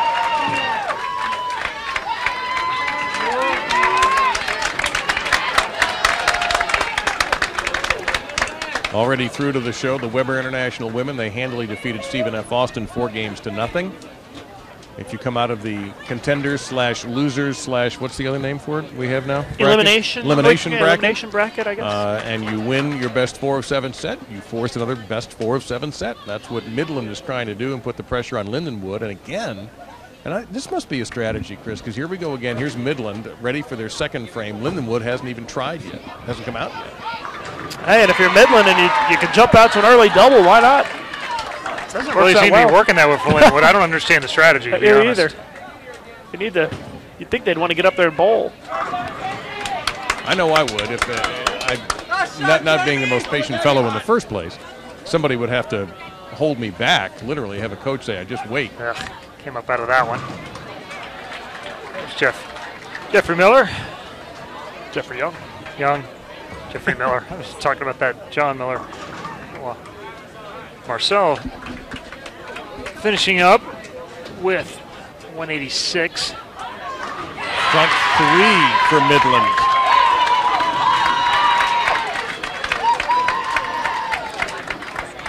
So Lindenwood men go up 3.5 to 1.5. So that means if they win or tie in Game 6, they win the match.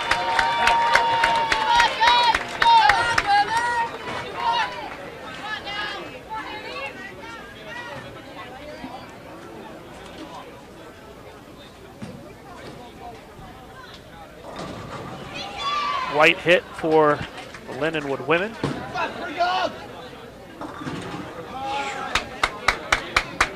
It's a lot of loft. And the differences in this match and how much they've made that lane, this pair hook. They're flying. They're kind of sparky out there, huh? A lot of rev rate between these two teams. A lot of guys playing left to fourth arrow. And all the practice balls down there. I've seen that strategy in play a lot, but mostly it's by teams that want to move, or players that want to move to the right and play straight and force the guys that have the rev rate advantage to them. I don't know that I understand the strategy of doing it when you're playing in that same part as well, unless you don't think you can beat them. But they are. On this pattern. Right. Front 4 for Midland. Aaron McCarthy makes it 5. I think we're going to have a second match over there, looks like. Sure looking like we're on our way. Seems like a very defensive move, and I'm not a big fan of by those. Lindenwood or by Lindenwood men or women? By the men. Okay, the strategy you talked about in practice. Yeah, okay. about burning up the lane. Right.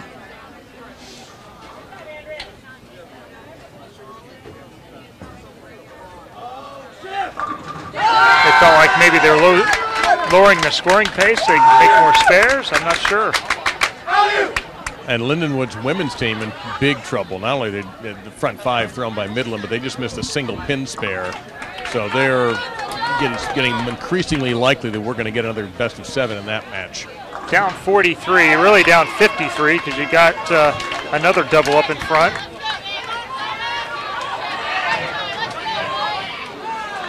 The streak ends with a stubborn 7 pin, but a tremendous start for Midland.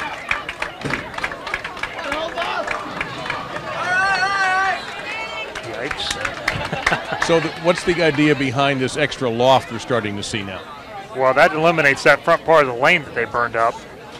Gets the ball to save energy so that when it gets down there, it's not DOA.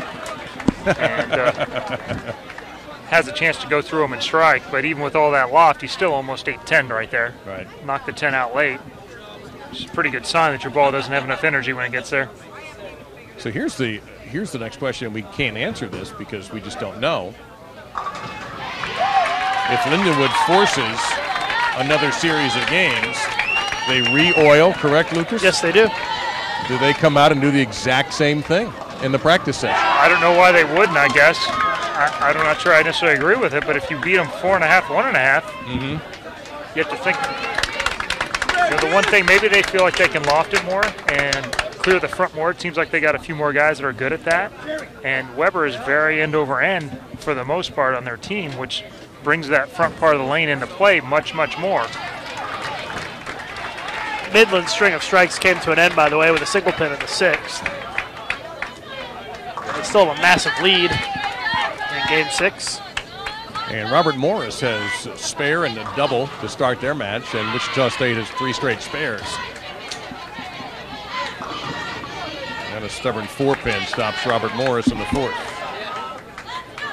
That's a little closer by Marshall. It looks like he's starting to dial in a little bit.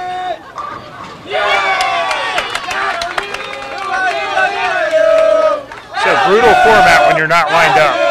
One shot every 10 minutes, making pretty big guesses. You have a hard time catching rhythm, and you're moving around in the lane. Another bucket. Yeah, I would imagine, particularly with this somewhat radical strategy, that shot, you throw one shot, you come back, and that's changed big time. It can change a lot when you have this much rev rate. There's no doubt about it. Shocks have left a few buckets here lately, which is telling me that their ball speed is a little too high and the ball's blowing by it down lane. It's picking up on the way too and then getting on top of the wall down lane and going by the head pin. Brad Miller with a double for Lindenwood. They go up by 14. And Midland picks up an 8th frame strike for their ladies team, so they are comfortably in front, even though they're also ahead in the amount of frames bowled. They are rolling along again and on their way, it looks like, to forcing another round of 7, although Lindenwood fights back with a double in 5 and 6.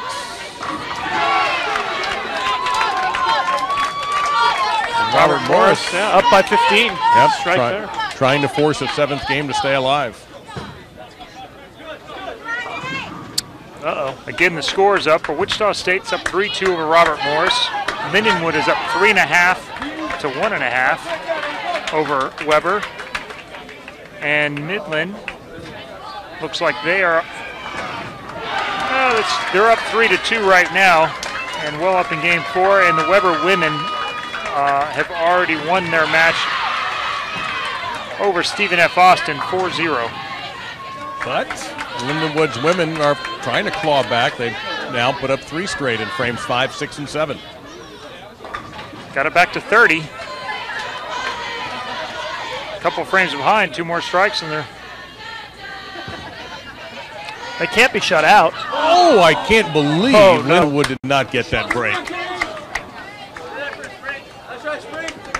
On the 2-10, he ripped the 2 around the 10. Right now, Midland is through 9 frames, and they have a possible 246 strikeout.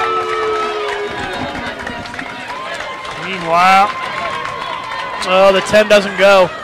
I was going to say, if you're Lindenwood, you're figuring that 246 is in the bag already with McCarthy. They had to strike there, and so now. Well, she thought Midland she missed the head pin, and she it did. almost struck. Yeah. Tells you a little bit about what's on the left side of the lane right now. I don't even know that McCarthy needs a mark here, does she? No. She got it anyway. Yeah, exactly. Got it for good measure. So we're going to have another 7-game match over there. We knew we'd have at least one of them. That's the way it always happens. And Robert Morris with an open. Marcelo looks like he's starting to get comfortable.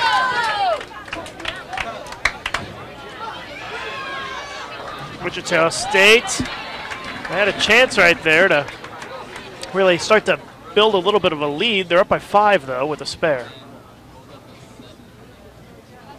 And trying to get rid of Robert Morris.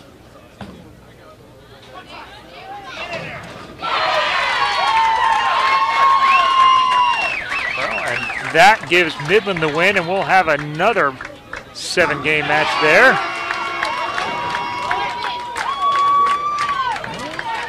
Weber trying to crawl back into this, down 12. Lindenwood bowling in the 8th frame. On a strike, there's a double, that brings it to 22. Weber finishing up the 6th frame. McCarthy just struck out in the 10th in the last 2 matches.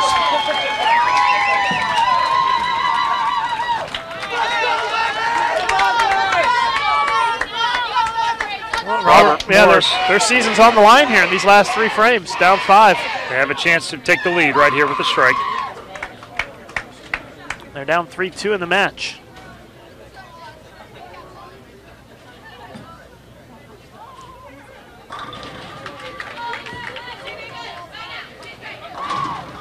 Cameron Weir leaves the 7-pin. Oh! Colin Champion just carried it for a strike in the 7th. As Weber's down by 12. Actually 22 because Lindenwood's already a frame ahead. This is the 9th frame for Lindenwood, crossing over. 3 in a row. And don't forget, if Lindenwood wins that game, they're going to force Weber to stick around a best of 7 again. Even a tie will give them the 4 points they need. Weber down by 32, but they are 2 frames behind. They can cut it to 12 with a double. And there's the first one. That cuts it back to 22. And that's enough to make Brad Miller show up again.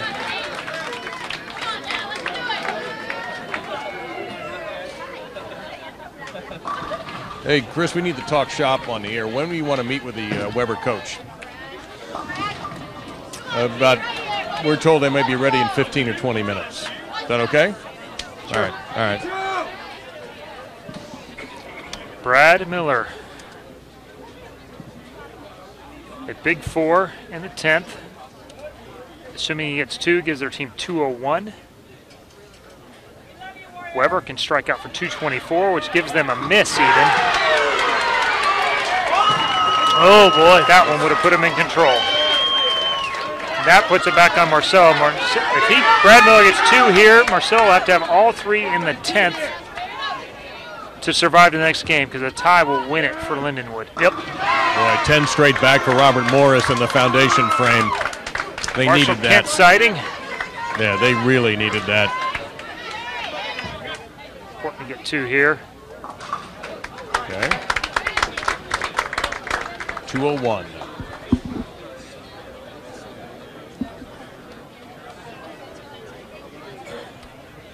Big shot for the Shocks, too. Wichita State up 5, can go up 15. Great conversion on lane 17 for Weber. Strikeout. They stay alive in this one. Of course, they're not anything else. Right. First time they don't get a strike, it's over for them, and Lindenwood will force a second best of 7 match.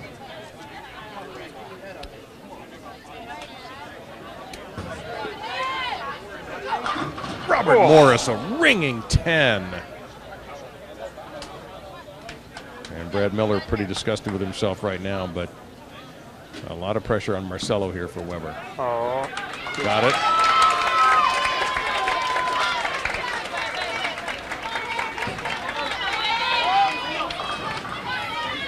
Into the swing too quick there.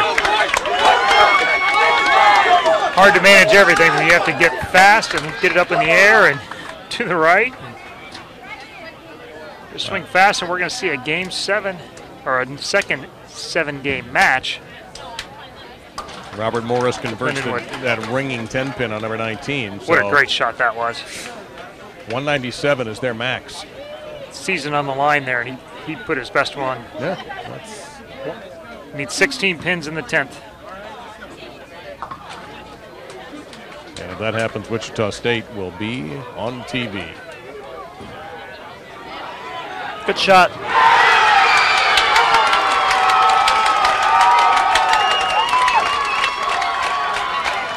Shockers are going to be on TV.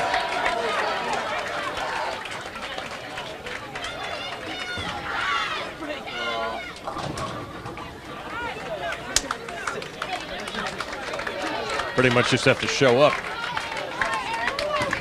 for Wichita State. Well, here's the biggest. Now, this is what's really going to be interesting. Now with the re-oil coming up, how Lindenwood approaches, whether they take on that same strategy that they did. Even Andro can do that. They get 9, and they're on TV. So we know that the Weber women have made it, and the Wichita State men trying to make it, what, 4 out of 5? 4 of the last 5 years, I think? Or Boy, something like that. They won it three years in a row. And did not win last year. Didn't make it to the show last year. So, right. Yeah, that'd be 4 out of 5. And there's going to be a break here between when we start our next round. They have to bring out the machine and oil a couple of pairs for us here. So we will have a little bit of a break here. Again, 2 teams have made it to the show. The Wichita State men and the Weber International women. 2 more spots up for grabs. We will step away for a couple of minutes as we are between rounds here. We'll get started right after they oil. So we'll be back in just a couple of minutes live on Bowl TV.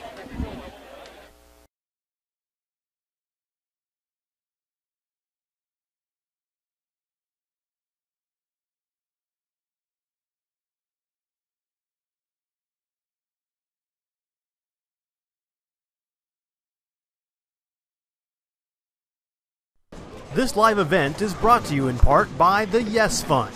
The Youth Education Services Fund is a joint initiative of the bowling industry dedicated to development and marketing of youth bowling at all levels. The Yes Fund is generously supported by its founding partners: Brunswick, Columbia 300, Ebonite, 900 Global, Hammer, Cubica AMF, Rotogrid, Storm, and Track. For more information about the Yes Fund, contact Chad Murphy at the Bowling Proprietors Association of America.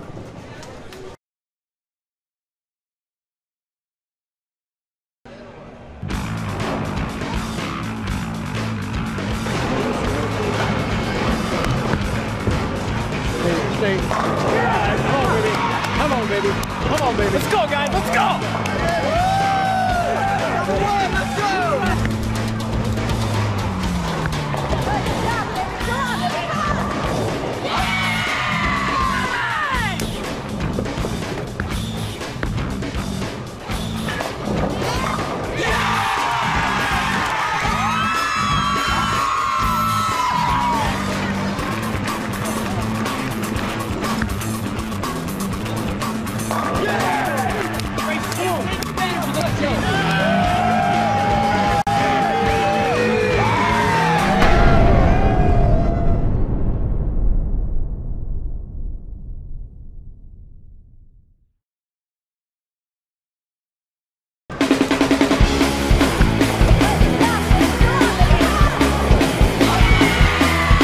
Bowl TV has a new address. All of the video features, coaching tips, and live events you've been watching for years are still available on bowl.com, but now there's a new YouTube home for all things bowling. Bowl TV has its own channel, and it's so easy to find. YouTube.com/BowlTV. That's it. And you never know what you'll see.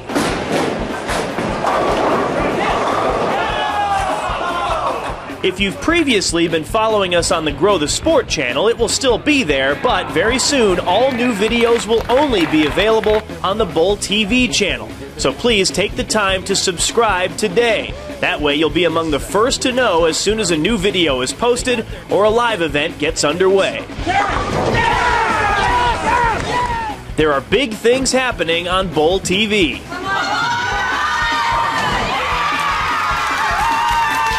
Don't miss a minute. Click on subscribe and let the good times roll.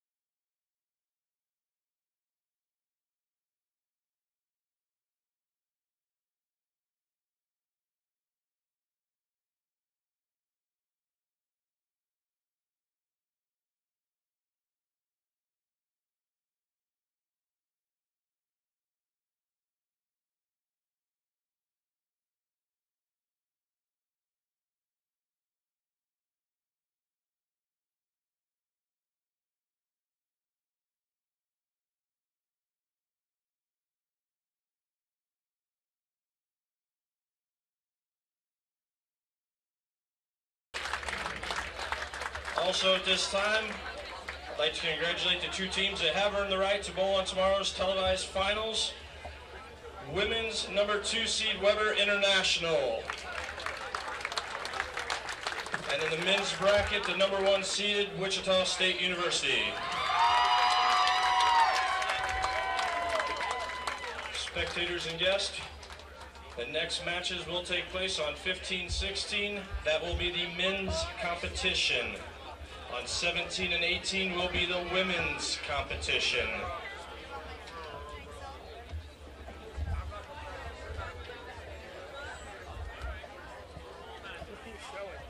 TV. Now I'm showing the curtain because it's fading over. Coaches, if you haven't done so already, please turn in your all-tournament team ballots as well as the Chris Stair Sportsmanship Award ballot, please.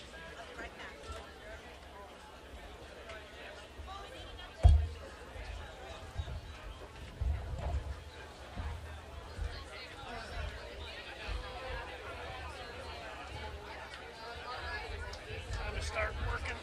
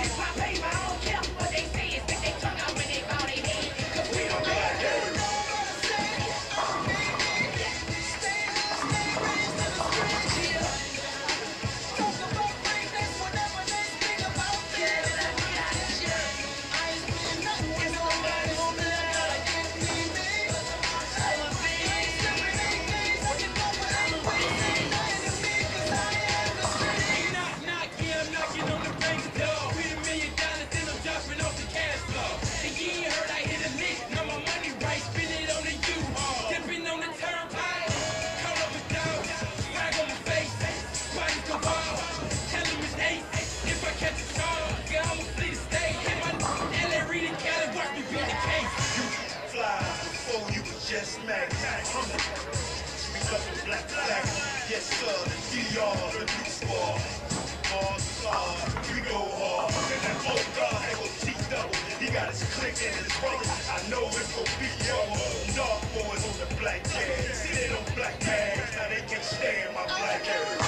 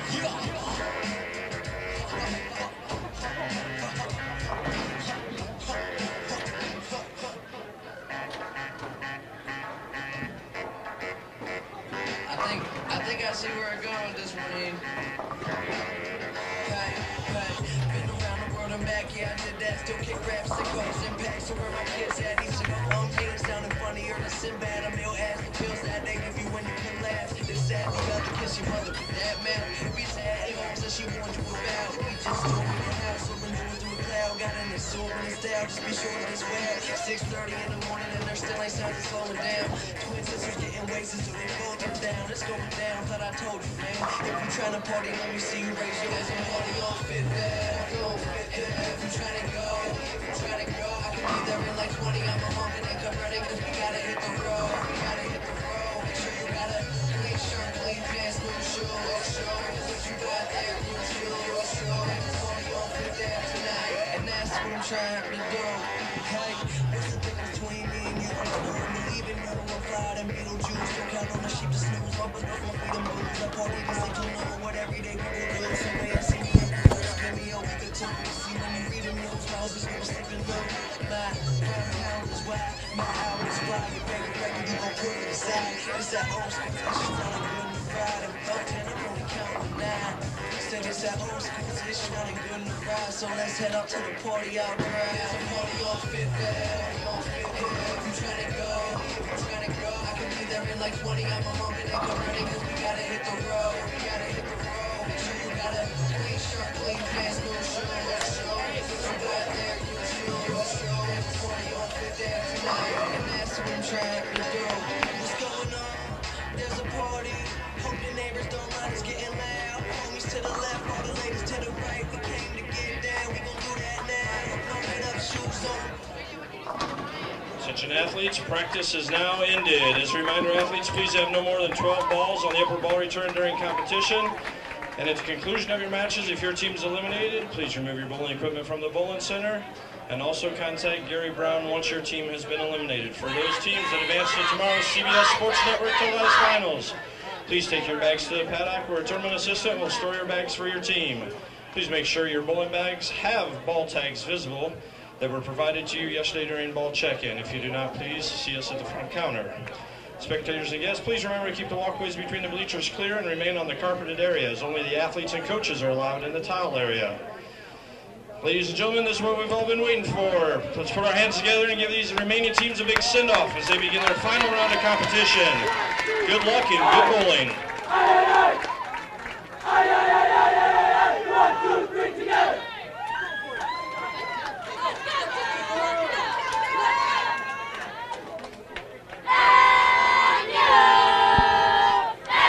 Welcome back to Bowl TV's continuing coverage of the 2012 USBC Intercollegiate Team Championships.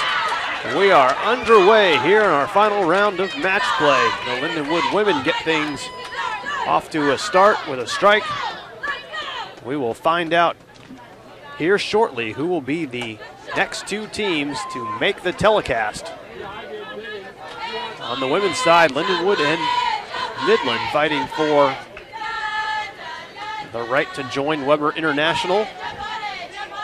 On the men's side, Weber trying to make it on both the men's and women's side.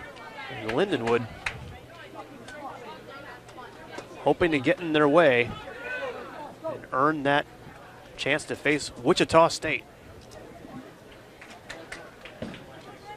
Second frame for the Lindenwood women. They're off to a quick start, couple of strikes.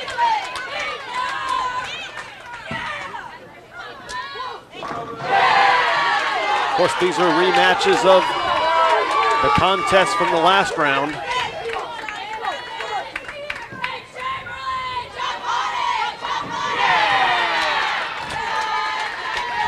And a lot of energy. Yeah, Jason, the Lindenwood men and Midland women won their matches to force this second semifinal, is I guess what we call it. And it is a full best race to 4 points match between these teams. We're on fresh oil, and so you'll notice the strikes are coming a little bit faster than what we saw before. Lindenwood off to a quick start with the front 3. Midland with the front 2. The 7-pin does not go down on that shot, so that'll end the string. Midland looking to answer in just a moment. They can start with the front 3 as well.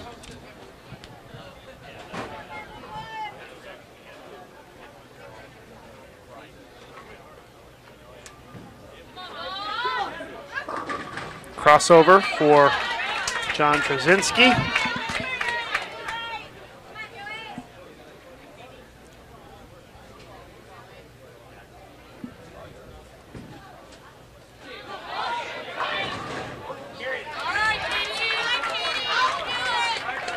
Midland with a 10-pin in the third, so they trail by 10 early on.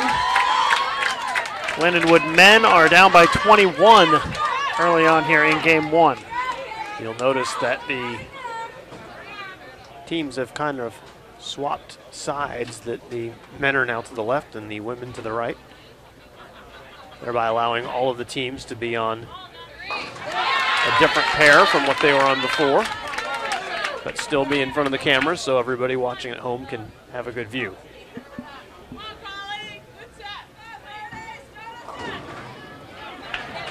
Oh, just off the right side of your screen, this single pin for Midland. That puts them now in a 22-pin hole. Amanda Green gets that one to hook back from the edge there and striking the 5th for Lindenwood. Weber up by 21. They've got Marcello back in the number 4 spot. Pin's going to roll across, but it's a little short. I would assume that means Gary Faulkner's bowling anchor. I'm not sure about that, though. Messenger for Midland takes it out. How about that? Trying to make up for that open in the third.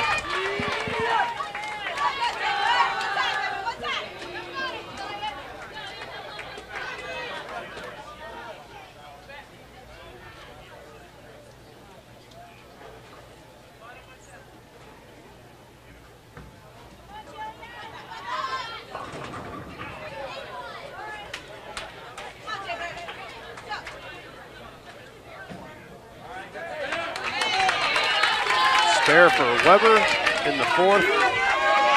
Still up by 20. Midland a chance here to make up a little bit of what they gave back in the third. They can get to within 12.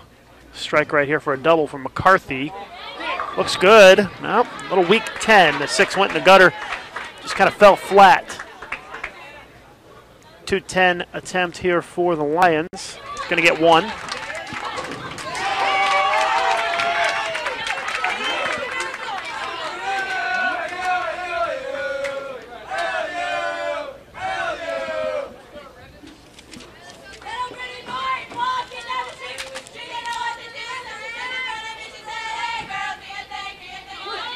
Yep, Faulkner bowling anchor for Weber, and he seems to like the fresh, which if they make the show could be a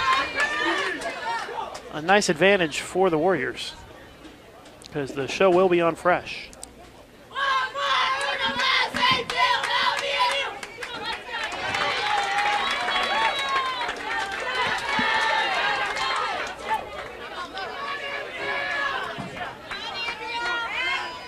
Brad Miller comes up light, leaves the 2.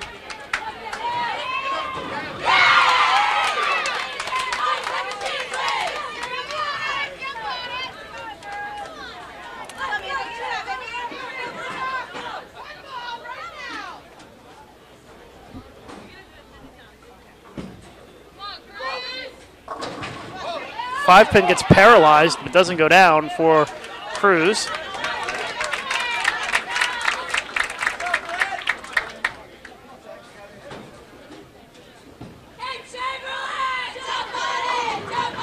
Messenger from Midland. Oh! How about that? It wobbled backwards and then wobbled back forward. That was awesome. I like when those messengers happen like that. It's pretty fun. Another one? Wow. Oh, man. We're used to seeing the men throw the pins around, not the women. Maybe it's this side of the house. I don't know. A lot of messengers in this place here so far, though, in the tournament. Take a quick look at the scoreboard on the women's side. Yeah, if Midland strikes in the 7th, they will pull to within 10. They need 2 more strikes to pull even. Danny Spink leaves the 10-pin. 7th frame for Midland. It looks good. It's a nice shot right there. She wasn't interested in any messengers. That was a good shot. Another one for Lindenwood. 3 in a row for them. The women are showing the guys how to strike out there right now. It'll be interesting to see if any of the men have to back off getting caught off guard by some of the random cheers that come from the women's side. Could be.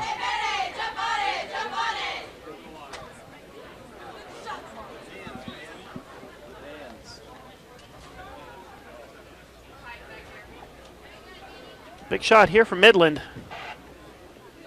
8th frame. Gets the 10 out.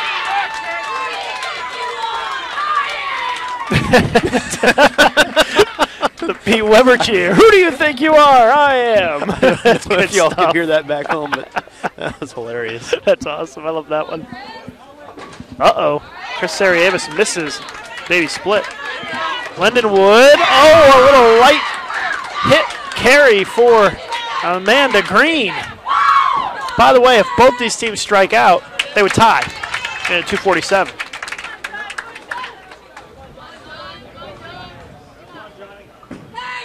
Big shot here from Midland. Trouble. This is the head pin, and Lindenwood is going to take game 1.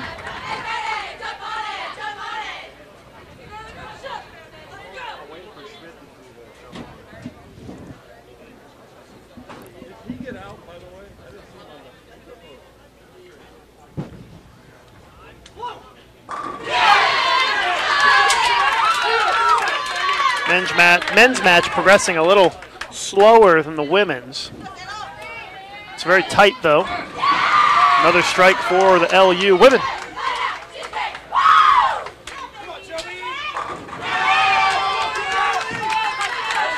The Lindenwood men trail, I should say, by 8 pins here in the 8th frame for Lindenwood, and Weber about to bowl the 9th.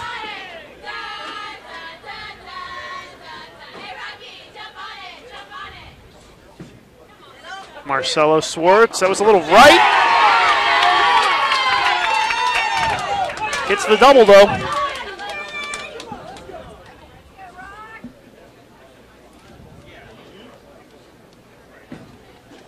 Chance to take the lead here for Lindenwood. Nope, 2-4-5. Gary Faulkner can shut this thing down here in the 10th frame and give Weber the win.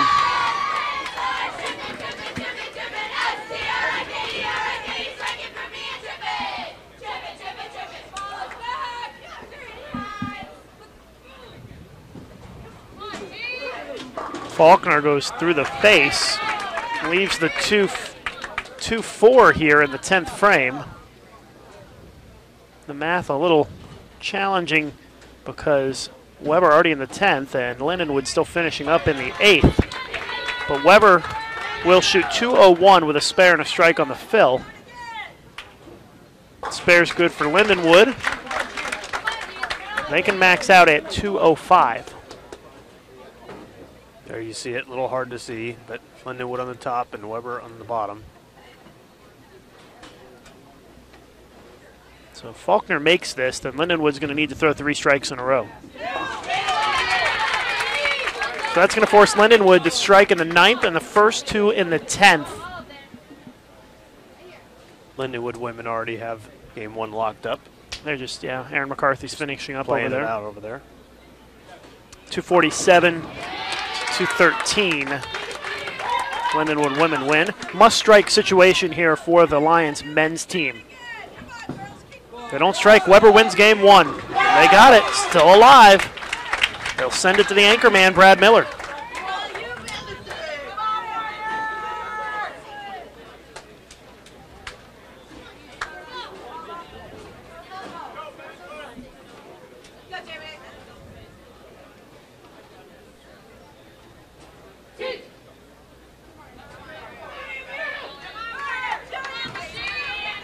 Faulkner on the fill, gets the strike, 201.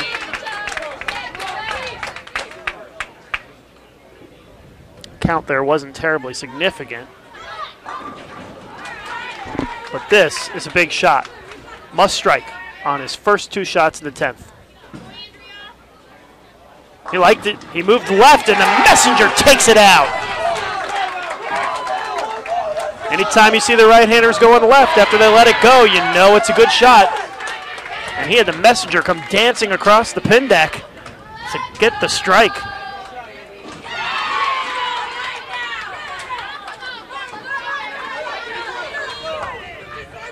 He's got to step back, reset, stay calm, cool, and collected here in the 10th. He needs 1 more strike. Otherwise, that one was all for naught.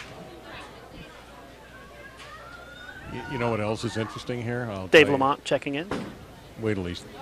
He had to wait until the Lindenwood women finished their every shot demonstration. Yeah. Every time they do this. He had to wait. Doesn't want to be distracted out there. So Brad Miller stepping up on the approach. He's one of the best bowlers in college bowling this season, and his team needs a strike right here. Strike to win the game. He pulled it. Brooklyn, the 6 stays up. Subpar delivery there for Brad Miller. He won't be happy with that effort.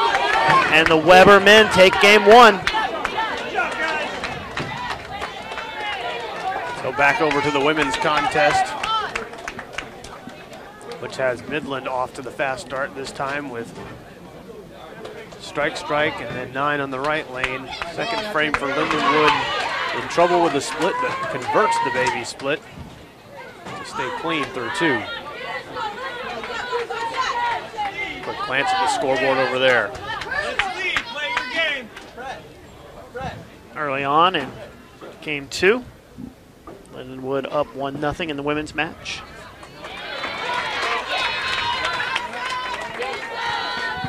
That first frame back on the men's side. Strike for Weber.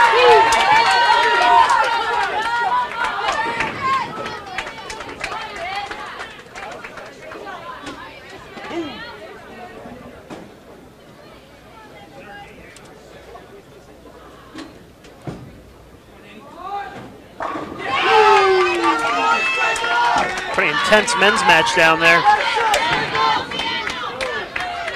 You can just see it on their faces.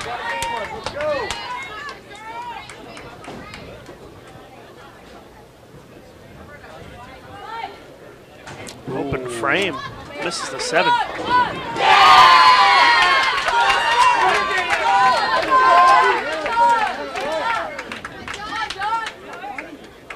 Joey Petzold for Lindenwood trying to match the double by Weber. There it is.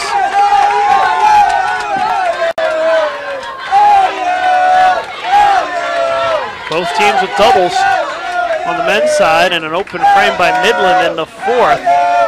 They still lead by 10.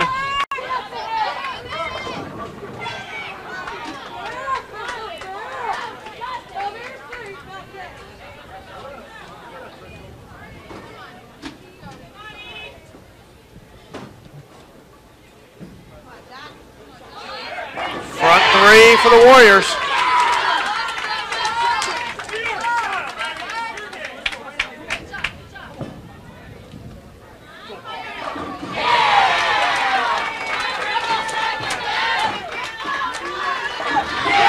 turned into a shootout all of a sudden. Wow. 6 straight strikes between the two teams to open up game 2.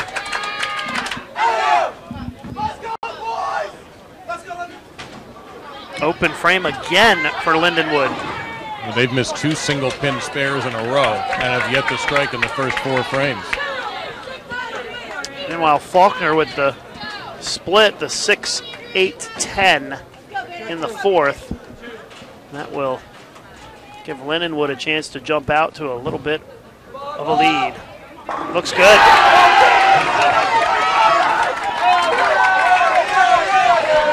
Midland women are up by 21. Garrett Faulkner shooting the 6-8-10. Going to get 2 of them here.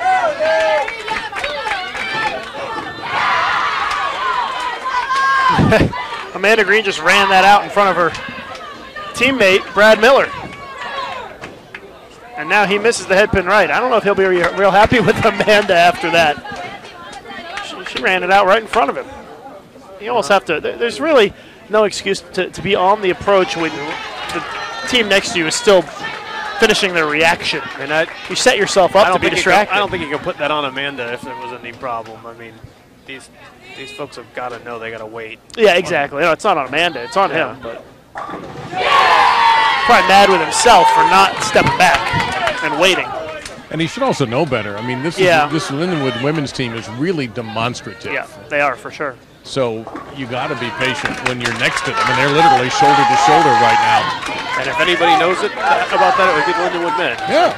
Yep. He'd probably tell you that didn't have anything to do with his miss.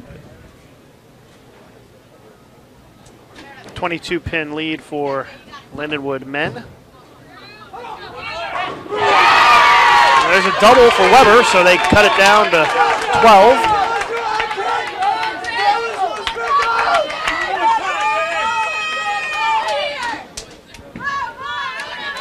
Lindenwood makes a single pin.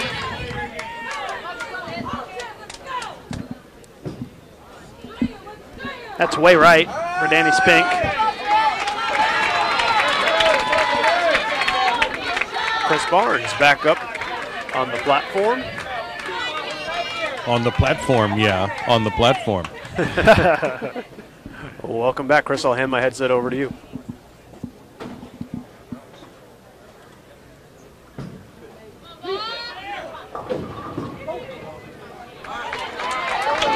Lindenwood with a strike in the 7th in the women's match. They trail by 20 with 3 frames to go.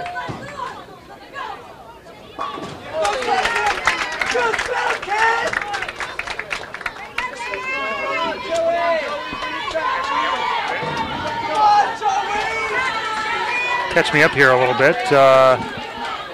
Weber men are up 1-0, and the Lindenwood women are up 1-0. Well, Lindenwood looks like they're playing a lot. Actually, everybody looks like they're playing a lot further right in the men's match this time versus last time. Yeah, this is fresh. They were bowling on the burn in the previous match. But yeah, they are pretty far right. That was a burn match. That was a burn match. Okay, it wasn't fresh. No. All right. Well, that explains a couple things.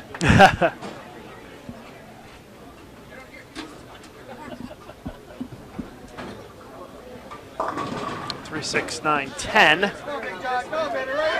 Count evaporates the lead a little bit down to 6. Still a 19-pin lead for the Midland women. As Lindenwood closes out the 8th frame, so 2 frames to go. Midland up by 19.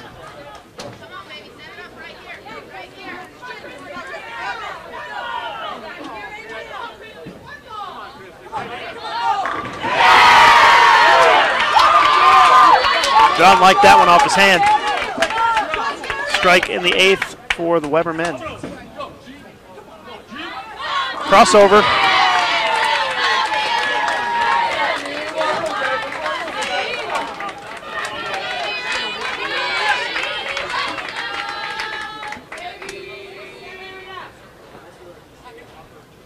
Big spare attempt here for Lindenwood. It's going to chop it.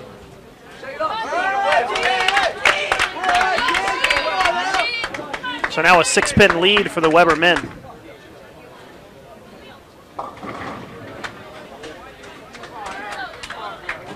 And we'll see a lot of emotion out of the Weber men if Faulkner strikes here in the 9th. Nope. And he leaves a difficult split. 3-9-10. Not as bad as if it was on the other side of the deck for the lefty, but still, it'll be a challenging split as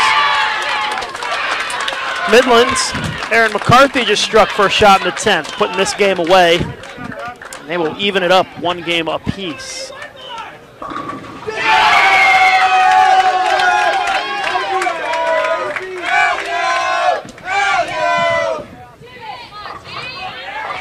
Nicely done. Make a split in the 9th.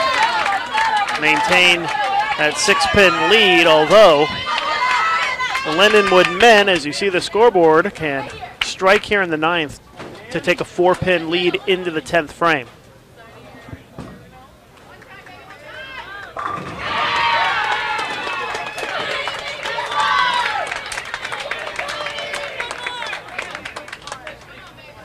For the lead going into the 10th. Looks good. Great shot.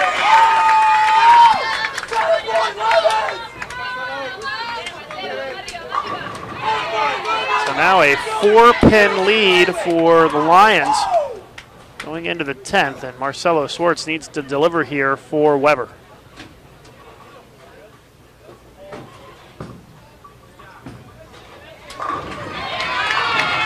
Messenger's coming across.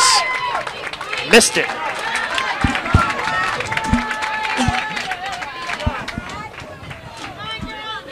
Brad Miller just needs to match whatever Marcelo does here in the 10th to win the game.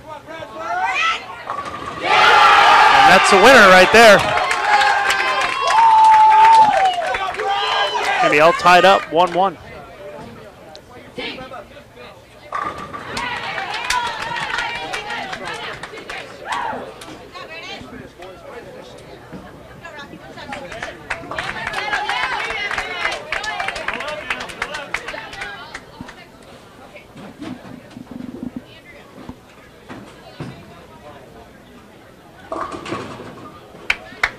Closing out the game now.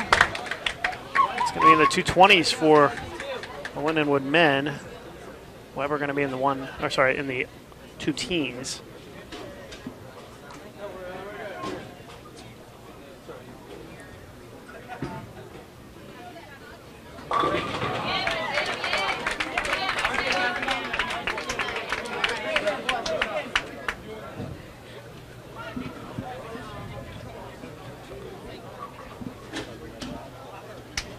Well, I'm sure you already covered it, but the Wichita State men are in the finals already.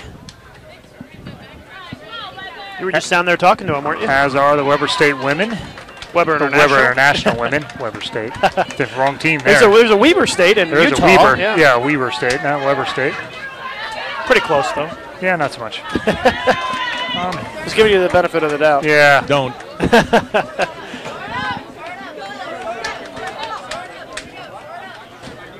Chris, anything you've picked up so far from the lane conditions favoring either of the teams? Not really a lot. Vastly different strategies, obviously, than last match where Lindenwood was playing. Well, Lindenwood and Weber both had several players playing fifth arrow and left of that. Weber's ball roll in general is a little more forward, a little more end over end, which should translate into a little bit of an advantage here on the fresher patterns. But as you get into games 3 and 4, that goes away pretty quickly. And Lindenwood opened up with a strike, and Midland opened up with a strike. Why do I think these are going to go 7? Both of them. Because Murphy's Law has not ever disappeared.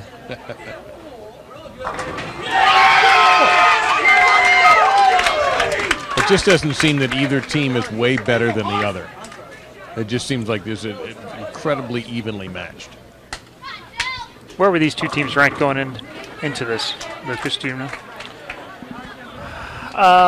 You mean in the men's match, Weber and the seeds or the rankings and the overall rankings? Overall rankings. I can tell you.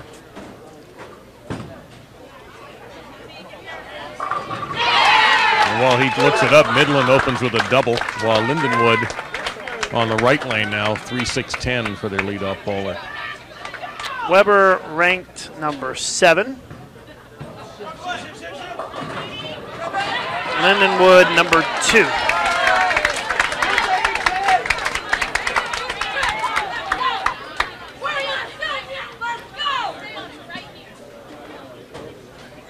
Interesting. So for Weber, it was actually a little bit of a down year. Yeah, from last year. A little bit. But they were very young. Yeah, they have had a young some turnover. team. Andro was injured this year.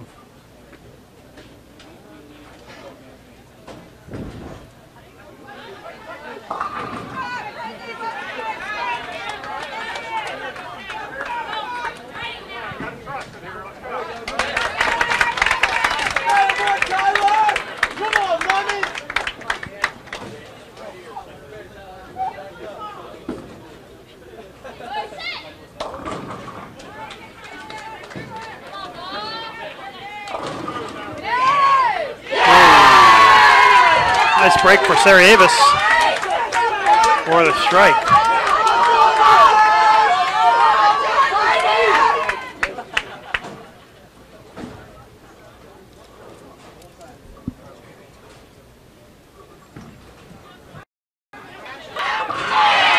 Fair. She's clocked her. We may have had our first high-five injury of the afternoon.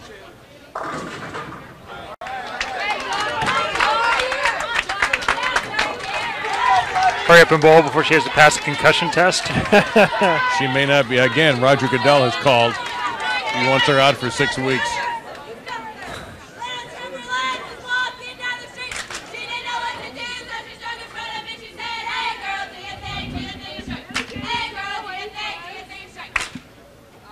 Chris, I think you should start cheering like that I at wish PBA you events. would. Oh, my God. I've often thought about it. Shortly Do you know before how trying badly to- I want to see that? Yeah. That could be funny. Oh, my God. Second only to actually losing a bet to Mika. So Maybe that should be your next bet with Mika. Yes, The that loser has to should sing. Or at least have some kind of chant. His can be in Finnish, Yeah. and yours can be in whatever it is you speak. you know the irony of the singing thing is that Mika's aunt is actually one of the judges on The Voice in Finland. Really? That's cool. Yeah, she's a famous. She's like the Barbara Streisand of Finland.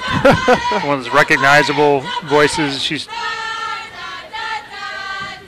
in her mid-60s or so, and she's doing recordings with young artists now, kind of mentoring. Just doing dual. Oh, okay. Duets and stuff. Yeah, Like a duets and stuff. Tony Bennett type of thing. Yeah. Midland ahead by 9 pins here against Lindenwood men or women, I should say. However, that singing thing passed by Mika. Yeah, I bet. It skipped a generation in the. It certainly didn't hit his side of the family. Yeah. Yeah. It was a lead change right there for Lindenwood. They take the lead by 1. Perfect. That was pretty good by Cruz Webster. They have another chance to take the lead if they can strike and get a double. It's interesting that Lindenwood has one player. I don't think she's thrown a shot today, and she may be the most tired of anybody by the end of the day because she seems to be the one who organizes the chants. Solid 9 for Aaron.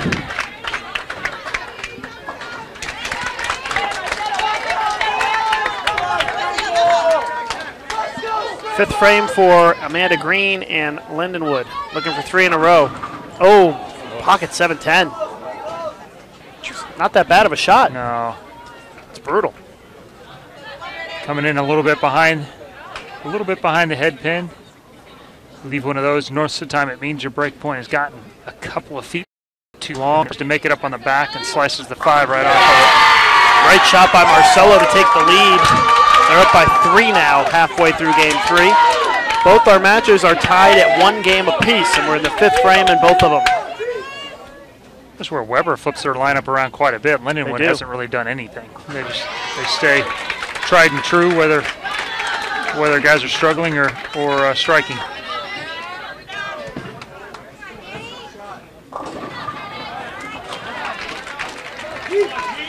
see, the finals will be tomorrow, early afternoon. They will be shown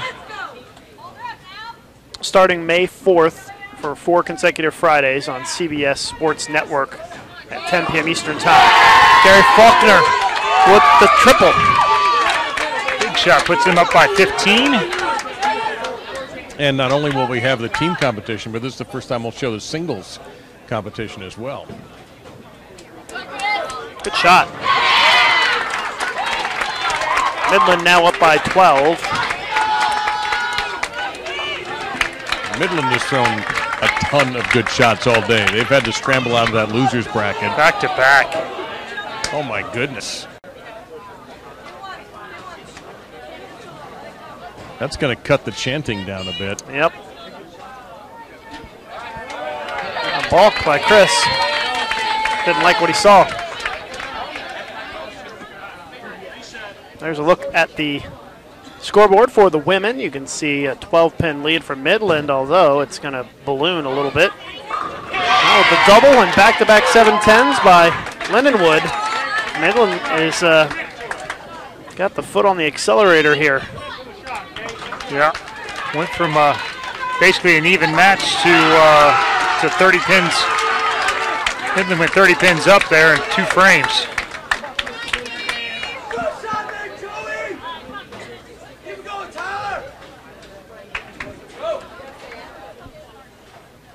Chance for Weber to go up by 25. Oh, pocket. 4-9 split. You see by his reaction, he knew he got it in a little bit, but that's not a very good break there.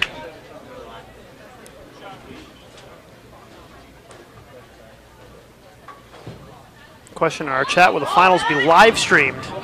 They will not. TV has the rights to the finals. We will try to tweet some of the results during the course of the day tomorrow, though, so you can keep up with it. Follow USBC on Twitter, twitter.com/USBC, and, of course, a full recap on bowl.com at the end of the day tomorrow. Ball change coming up here, Chris, on the Weber side.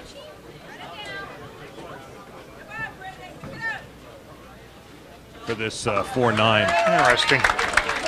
And I mean, they were scrambling, looking for that thing, too. Going to take the spare ball out, I guess.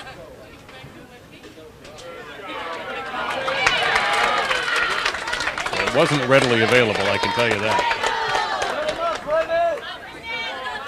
He's going to go for it here, I would guess. Okay.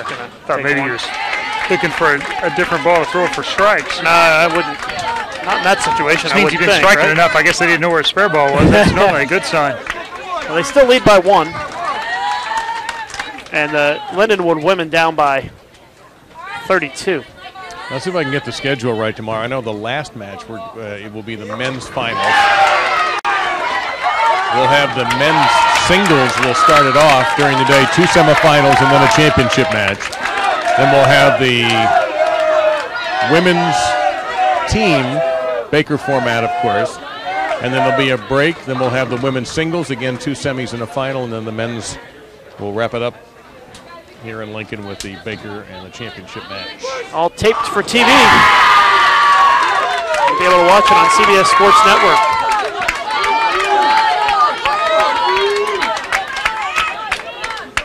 And all that noise was for a strike by Weber. Oh, the CDB tickler for the double. You can use that one if you want. You might have to explain what that means. Carolyn Doran Bauer I know tickler. CDB, She tickles the pins down, hits light, and carries them. Oh, okay. Yeah. I don't know if I haven't heard any feedback from her on that one yet. No. Or Dell. You're I think I heard back from Dell. He said something about he's the only one who can tickle her or something. I don't remember. Okay. Just because we're on the internet now. Crossover for Cruz there in the 9th. Women's match is academic at this point. Just finishing up. So that's 2-1 for Midland? Yes, it is. Boy, oh boy. Brad Miller, he put his hands in the air when he let that one go. They're going to shoot 225 if he fills it up. And that's going to be enough to win it, right? That was the winner. Yeah. Big shot. Yeah, because the best that Weber could shoot is only 216. Well, that's where the momentum really shifts. You were the undefeated team. You had a 7-game match. You lost a few games early. You still got the, we got them next time. We got them next time. Yep. And right about now is when you start to realize that you could lose this.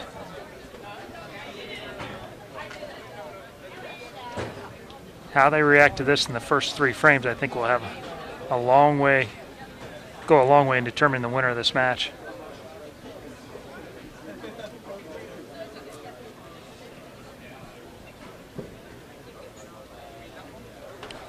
Weber needs to answer back right now.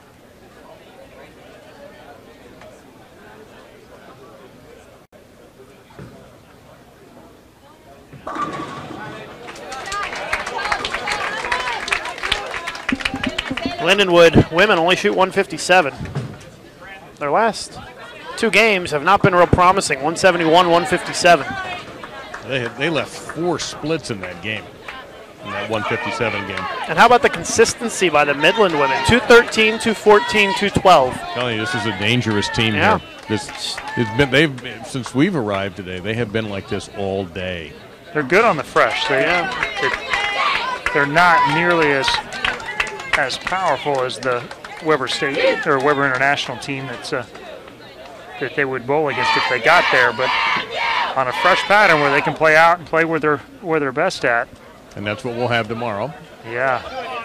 It'll be a nice match. It'd be a very interesting match. Yeah. Lindenwood's good out there too, I think, but they haven't showed us since his first game. A 240 opener. I thought they were they're going to go big and struggled since then.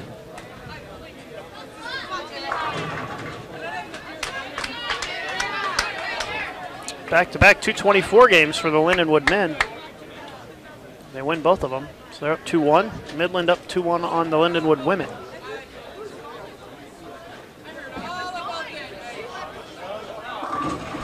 .220s don't lose too many Baker games. Yeah, especially on a sport pattern.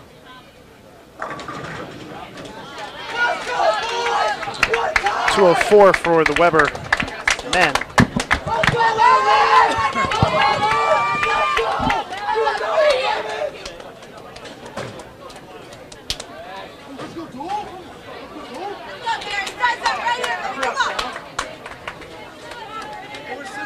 Let's go, Lindenwood!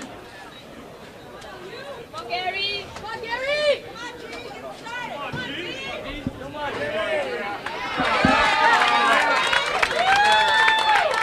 A great ascension to the top for Lindenwood over the last 10 years.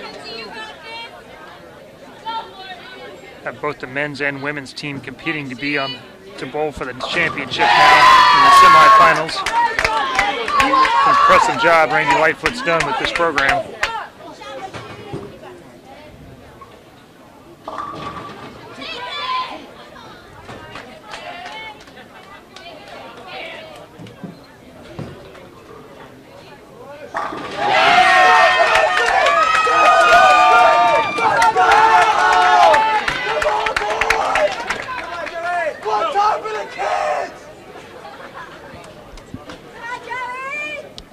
One strike each by Lindenwood and Weber.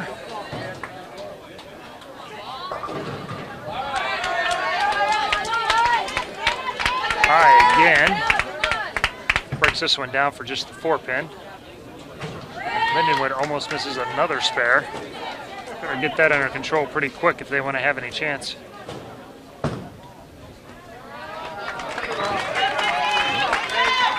Matching starts for Midland and Lindenwood, 9 spare, 9 spare, 9 spare, 9 spare. Excuse me, 9 miss for Lindenwood, pardon me, and then 9 spares, so an early advantage for Midland.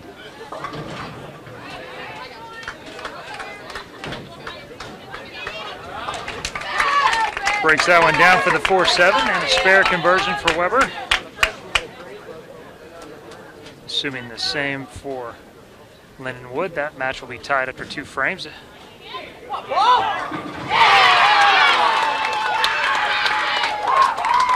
Protect yourself at all times. You know what I just can't imagine in your college days, you being that emotional when you bowled, when I see all this emotion. What were you? I mean, were you? We weren't. No? No, I mean, we high-fived and stuff, but there wasn't a lot of cheering, chanting.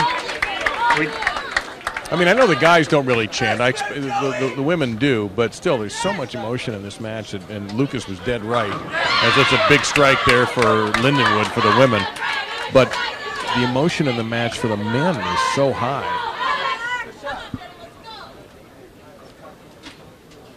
We were fired, but we played at a little lower key in general. The team, so.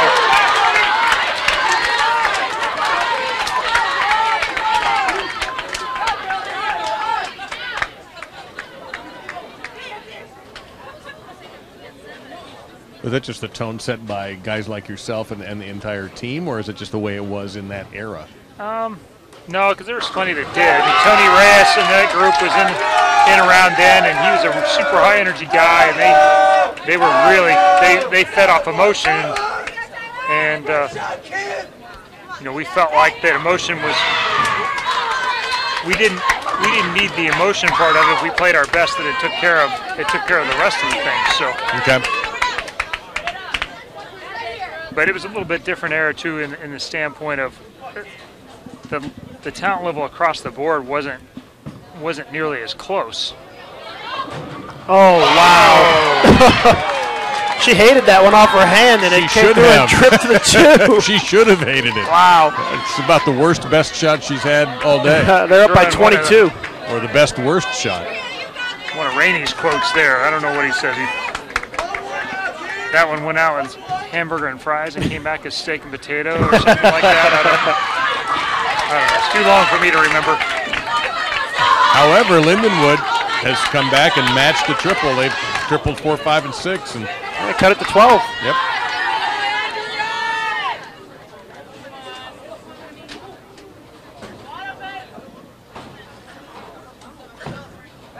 Just to recap where we're at. Lindenwood men lead Weber International 2-1, and Midland leads Lindenwood 2-1 on the women's side. The string comes to an end for the Midland women.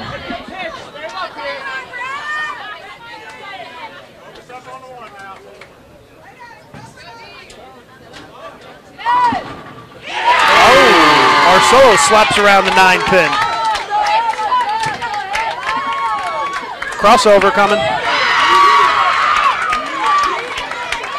Chris, don't you love when your opponent goes Brooklyn for a 4-bagger?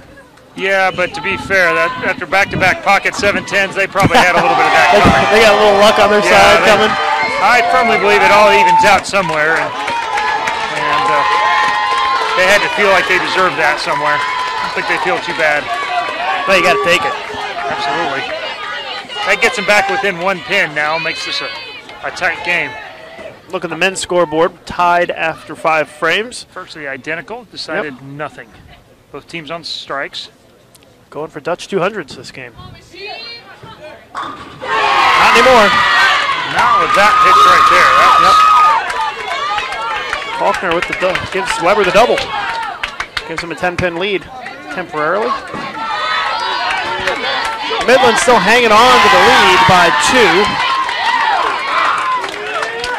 Huge shot there in the 7th for Midland.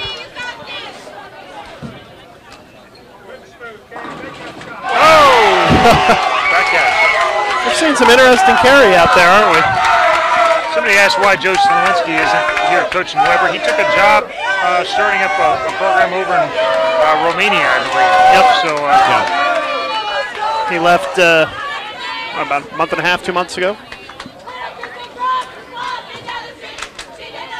Big shot here for Midland. They're up by 2, but if they strike here, they can go up by 12 going into the 9th and 10th frames. Weber's going to go first, though. Looking for 3 in a row. They got it. Quickly over back to the women. Another strike.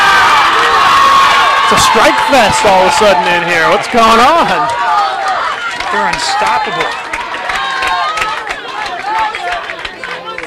You know what it is? It's been a long day. They want to get to dinner.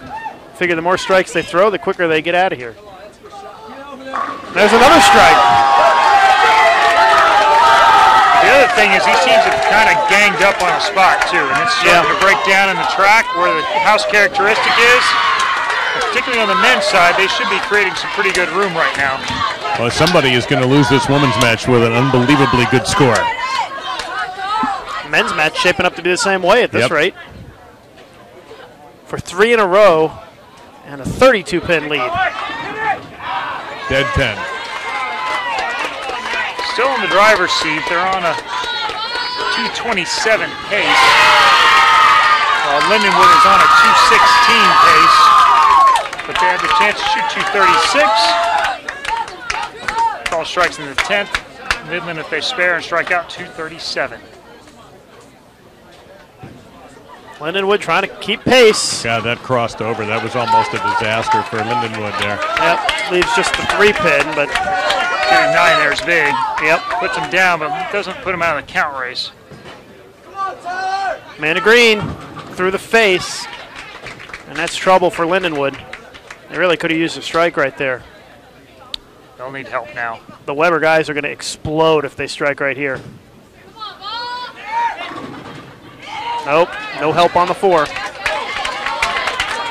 got away with it. Just a touch inside the target.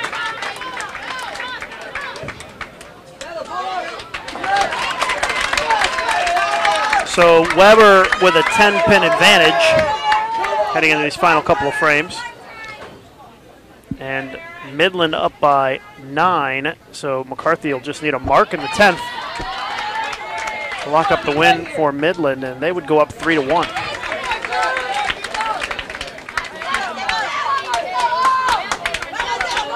Look at the scoreboard, you can see. Max score for Lindenwood, 216. Midland just needs a mark here in the 10th. I don't think there's anybody else you want in the building right now rolling this shot.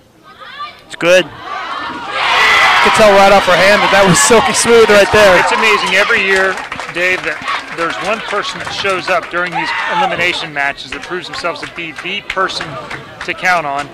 And that team, I think in the last 3 years that we've called this, has won.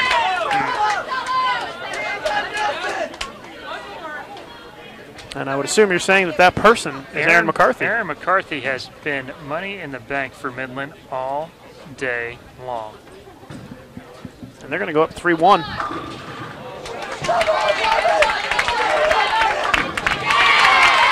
Strike for good measure, and the second one in the 10th, they're going to shoot 230. She'll get one more because this has been her pattern. When she puts away a game, it's not just one shot. She'll get two. She'll get one more strike. Situation in the men's match. Weber can max out at 228. Lindenwood can strike out for 228. In fact, they may actually let someone else bowl this one, I think. Yeah, they'll put in the sub. Yep. Give Aaron a break. She's earned it. I'd say. I'm not sure if you shoot 230 here, you're thinking about replacing. Yeah, it's I guess they're more just to give somebody a chance to say they bowled in the semifinals or get warmed up just in case. They can say that Lucas Wiseman called their shot. That's right, and it's a strike too. We didn't get to see it, but Brad Miller must strike on this shot or Weber wins this game. Here we go. Nice pitch. Yep. I like it. It's calm, not getting too excited this time. No, he needs another one. It's 180 degrees from last match where he struggled with ball reaction throughout. They didn't flip the lineup around, left him down there, and he had a hard time. His ball was going, one shot would go long, the next one would pick up early, and he was crossed up and had difficulty in a lot of 10th frames of games. But his team bowled very well and took it off of him. This time it's coming down to him repeatedly, and he's making great shots. Has to have it.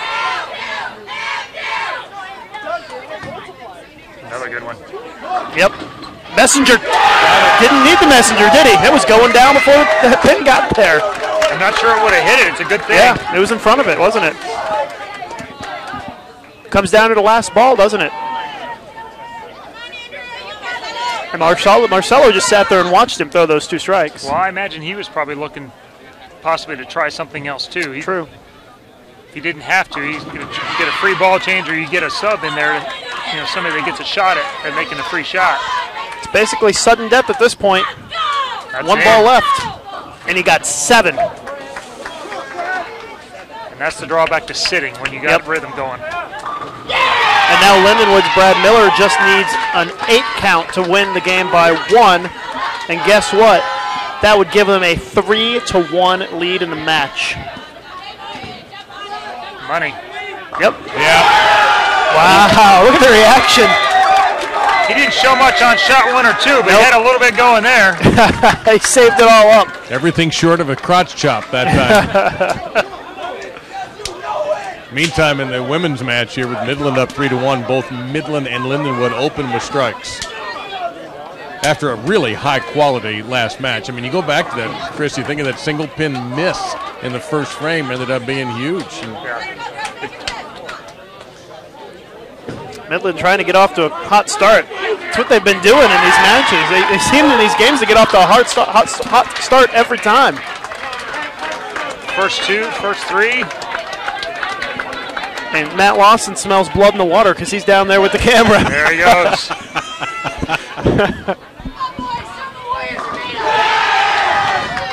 Maybe instead of the human victory cigar, we call him the Shark. Yeah, exactly. It's a better nickname, catchier. Now this is a brutal position for Weber. You have all the momentum going against you right now. Yep. The team with the higher rev rate overall is striking. So you really have to dig deep. Your 1 and 2 bowlers really have to get you started here, or this can spiral out of control.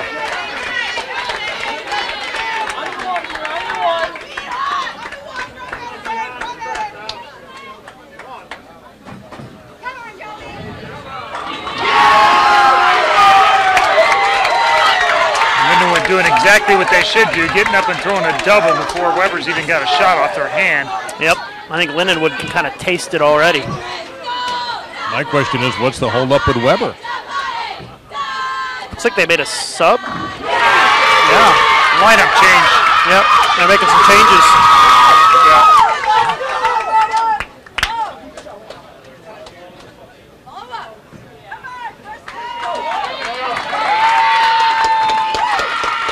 Match Midland up with an early double. They're up by 9 through 3 frames. Midland with a strike up. Broke up about 3 different splits with that ball and kept Lindenwood from really falling into a huge hole early.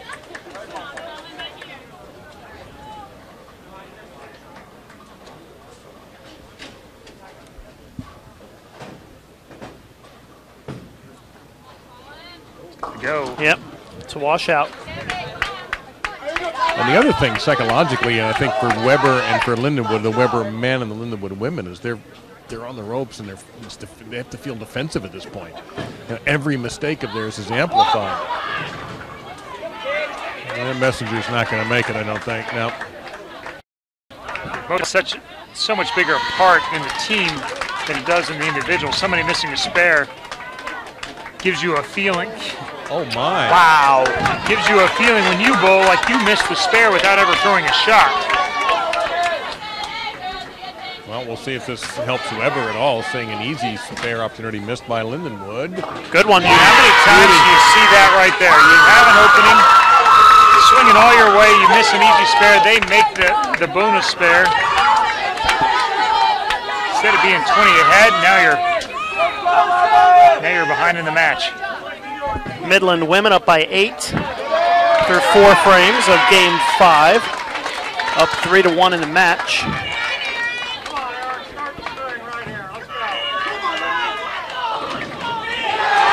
Well, messenger action there for Lindenwood. Amanda Green unable to get a strike for the Lions. See some frustration in her body language there. Some late joiners. Yes, Wichita and Robert Morris did meet. Wichita won that match 4-2. And so Wichita State men are in the final. The Weber International women won 4-0. And they are on the show. 2 more spots left on our shows. Both matches here 3-1. Lindenwood up men up 3-1, and the Midland women up 3-1.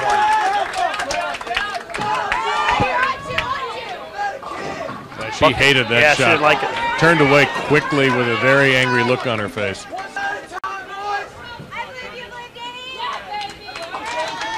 Still ahead by 5. So they lose a little bit of count there. Yeah, this is no bargain, though. No. Chris, do you approach this like you would if just that 2-5 was a pocket? Yes, basically. It's depending on what you like to do. For myself, I move up on the approach about 18 inches, which creates about a 4 to 5 board move, and throw a strike ball. The other way is to move 4 to 5 boards right with your feet and hook at it, or you can use a plastic ball and throw it straight. My method is to close my eyes and just throw the ball. Is that the first or second shot? Both. She makes it. She followed Chris's way as opposed to yours, Lucas. Exactly. But there's merit in your method. Right to your strengths, you know, that's all you can do. That's right. Know your game. Well, ringing 10 for Lindenwood, so the Lindenwood still up by 7 or 8 here in the men's match as Faulkner steps up in the 4th. A lot of lineup changes for Weber. He's got ball reaction now. He's back to where he was earlier in the day. I think when everybody moved in deep in that last match, it took away some of that hold he had through the front of the lane.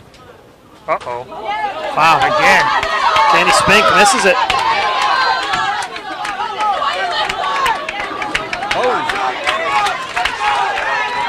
Lindenwood shooting themselves in the foot. This is a match they should be up in by over 20 now, and now they're behind.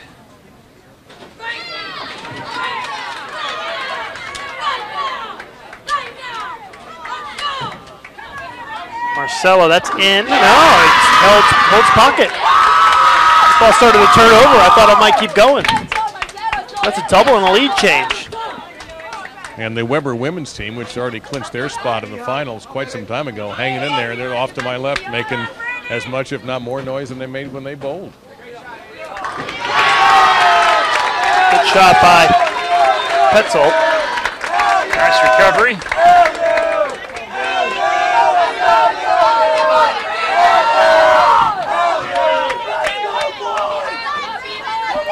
Our women's match, 4 frames to go, and it's Midland by 5. Lindenwood just can't find a way to strike. Yeah, they're all around it, but they're not dialed in at the moment. Look at the scoreboard. See, it's a 5-pin advantage for Midland. Only one double between the two teams. It's by Midland. Pretty good shot. Oh no. That didn't look that bad, Chris. Maybe a little slow, but I don't know if it deserved a 7-9 split. It's certainly not enough angle to be living a 7-9. Yeah. Almost a 4. It was almost a 4-7-9, but the 4 went kind of late.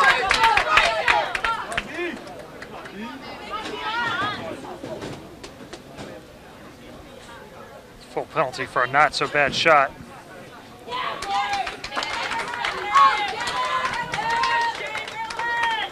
Where did the Midland women come in ranked in the seasonal rankings? Well, let's take a look. They were a 4 seed in this tournament, but that's just reflective of what they did in qualifying. Number 7. Number 7 overall. And Lindenwood?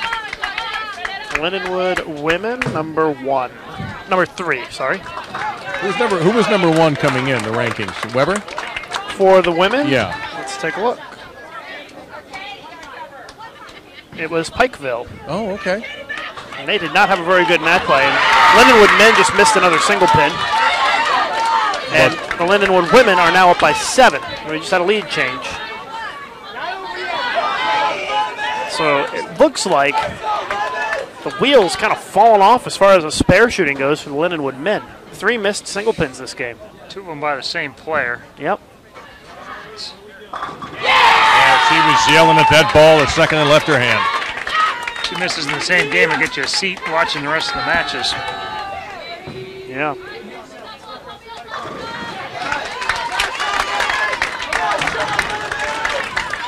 I think if if the Midland women make the show, it's going to be hard to find a seat on the set because they're not too far from here. They're based in Fremont, Nebraska, which is like a 45, 50-minute drive, I think. Hey, doors open 9 o'clock. Get here early. That's right. Be happy to have as many as we can accommodate.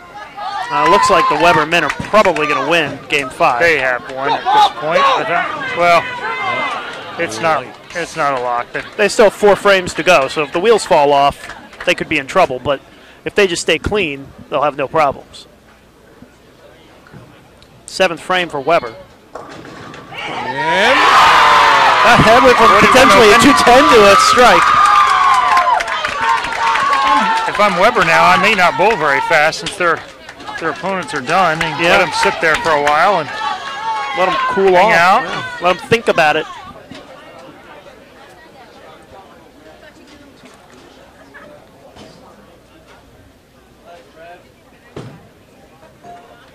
Okay. All right. So we'll go into 10th frame with Lindenwood women's team leading by 7. And I promise you the Midland women would love to close this thing out here and not go another game. Amanda Green on the approach for Lindenwood. 2 great players, but like we've seen earlier, when Jazrael Tan and her matched up, one of them had much better ball reaction than the other. Yep. And that's been the case so far, is that Aaron has been able to strike repeatedly, and Amanda's been just a little bit away from being able to. Must-strike situation here for McCarthy. She has to double and hope that Green does not get the second one. Tripped it out. Oh. Saw it setting up. Well, she was light on her first ball in the 5th frame, and it wound up giving her a bucket. That time she was almost too heavy. That means Green will need another one for the shutout as we take a look at the scoreboard. A 7-pin lead for Lindenwood. They're on the bottom line. Amanda's first shot is as good as it gets. That was pure and high flush. She needs another one for the shutout. Looks good. Wow. No. Not a bad shot. A little light, maybe? Yeah, that comes right down to ball reaction there. So McCarthy has a strike to put them in the finals right here. Really pure, but her ball's going through the back too flat, and so anything that's not just perfectly high flush is got a very small pocket right now compared to McCarthy. McCarthy needs to go strike 8. It's interesting that they kind of looked at each other like, are you going to go? No. Are you going to go? And so McCarthy's going to be the one to go. Look at the Midland team. They know it. She needs strike 8 for the shutout. Amanda Green can't even look. She's looking the other way. Here's the shot. And yep, she yanked it through the face. So we're going to have a Game 6. Well, it was bound to happen sometime. Yep. Well, that wasn't her best game. I mean, she was off in her ball in the 5th. She threw one way right, and then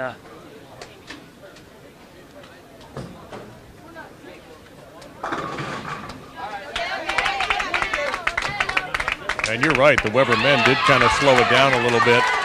They're finally getting to the 10th frame. So 2 teams had chances to move on. Didn't happen. Well, much like Lindenwood's coach, who's Randy Lightfoot, Dale Warren is bowled on tour as well. Weber International's coach, and understands some strategies and momentum, etc. So, it's final frame of Game 5 here for Weber as they're closing out a win. They're going to cut their deficit to 3-2 in the match. Really, if you look back at that game for the Lindenwood men, if they make those 3 single pins, it's a winner. They win. Changes the dynamic a little bit. Absolutely, yeah.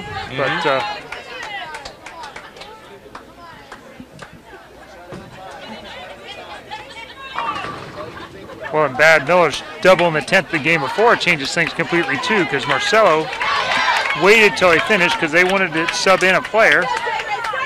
He doubles, makes Marcelo throw it. Then Marcelo throws a bad shot. They lose the game. They don't get the sub in who washed out later on his first shot trying to guess.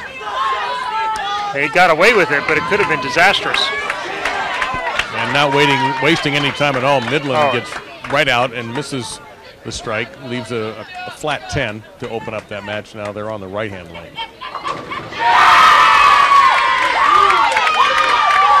Strike to kick things off for the Warriors.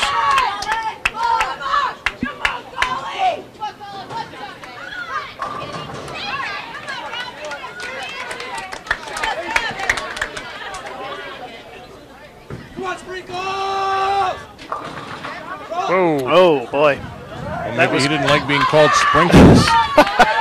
Someone yelled, come on, Sprinkles. That didn't help him. No, apparently not. It was going to be a variation of the 2-8-10 anyways, and the 2-pin tripped out. So now a double for Weber. Sprinkles is better than Sprinkler. I don't know. I got a 10-pin shooting contest for the ladies' side in the opening frame. Midland hits theirs.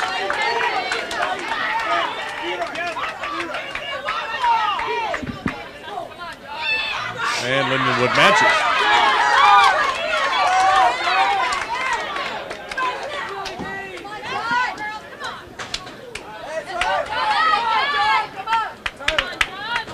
Almost looked like he was trying to make that 8-10. I mean, you got to go for the count, I would think, even in the first frame. That's a bad strategy. Yeah, take the pin. And as many pins as we've seen bounce out here, just send the 10-pin back into the corner and hope it comes out. Well, is that something a coach would say, or is that the player's decision in that situation? Well, it should be a no-brainer, to be honest. But sometimes the coaches have a hard time getting up to the front in that situation. At this stage in the season, this team's been ranked #1 throughout the year. They know, they should know what to do in that. Can't make it if you don't hit the one closest to you. It's true. Front three for Weber. Big Mo starting to shift a little bit around here. And Midland very fortunate to have just the 4-7. That could have easily been the big 4.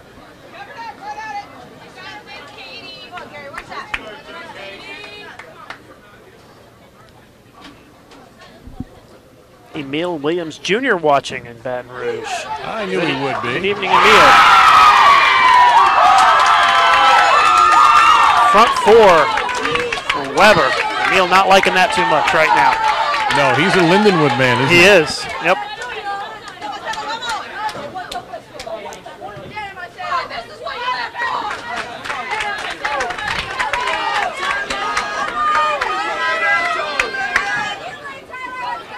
This is trouble. Oh, boy. She yanked it left and open frame for Midland in third as they fall behind here in game 6. We'll chat with the coach after that miss.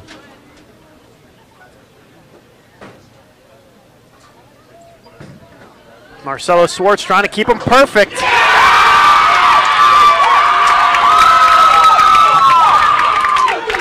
Boy, if we have this kind of intensity and striking on the show tomorrow, you guys are going to have a great show. This is what it's all about. Look at the messenger dance across.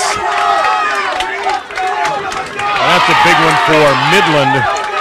Sort of reset things in the right direction after a bad miss in the third.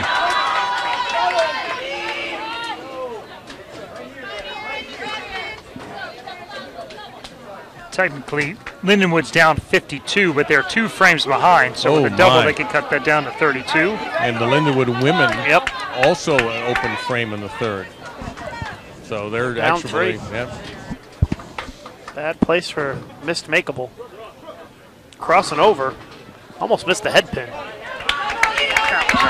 good. I have a feeling we're going to see a game 7 on the guys' side.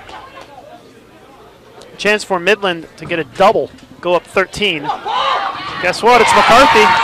And maybe she's just better on that lane, too. Could be, yeah. She looks a little more comfortable on that lane. Front 6. All right. Well, I said at least I thought they both might go 7. Looks like one of them will.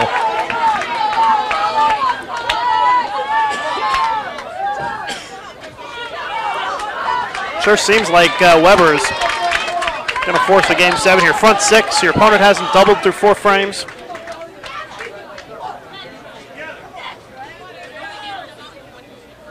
And it looks like Weber's going to go first here. Colin Champion looking for the front 7 for the Warriors. Pretty good there. Yep. 3 in a row for Midland. Off camera, they are in the driver's seat here as Lindenwood with a split in the 4th. So the Midland women starting to pull away here in game 6. If they win this game, they win the match and are into the title match. And Lindenwood had to go for it, Lucas, and came up with just the 1. So they're only 53 through 4, while Midland is sitting on that triple. Yep. It's a 35-pin lead for Midland. And Midland starting to pull away here. They're already up. We got lots going on here at the same time. Midland going to go first. Needs to hook. Got out of trouble with it. Weber now, front 7. John Trzynski does not stay perfect. But the good news for Weber is they're ahead by about 1 million. Give or take. Give or take a few pins. Yeah. Now, here's the question. How does Lindenwood, the men, get their momentum back? How do they get the good feeling they had a half an hour ago? Well, they got a couple people that are a little bit lost right now. And, I mean, if I'm there at this washout, I gotta not try and make the spare, basically try and get lined up to throw a strike the next time around. Well, they're having a big meeting before as Weber covers the spare. Randy Lightfoot's giving it to him. Midland with the spare in the 7th.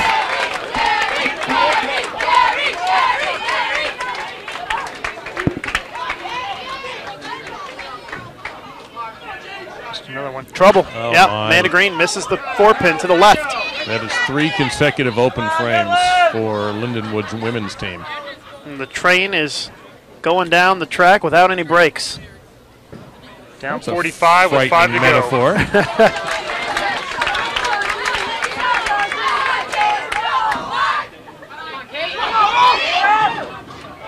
7 count. At this point, Midland just needs to stay clean, it looks like. That should be enough. 212 is the max score, and they're on 204 already, so. Yeah.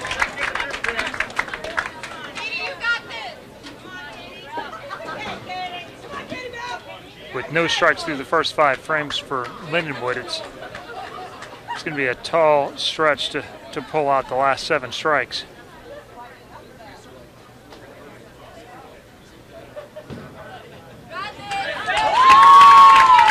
On the other side, Lindenwood with a max score of 228. It's already shut out. Yep. The whole 6 frames are already lost. It's kind of tough.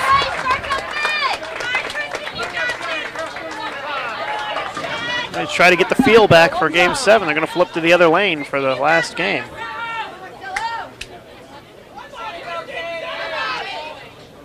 Well, the Shark is back in place to capture the reaction of Midland. They bowled well on this particular lane, too. Hanging in there, but if I read this right, a 214 and a 237 on this right lane for Midland. For Midland, they bowled 237 and 214 on that lane. That's correct. Yeah. It's going left. Got lucky. It's okay. They just need marks. Some 9s are just better than others. Yeah, that's a good 9.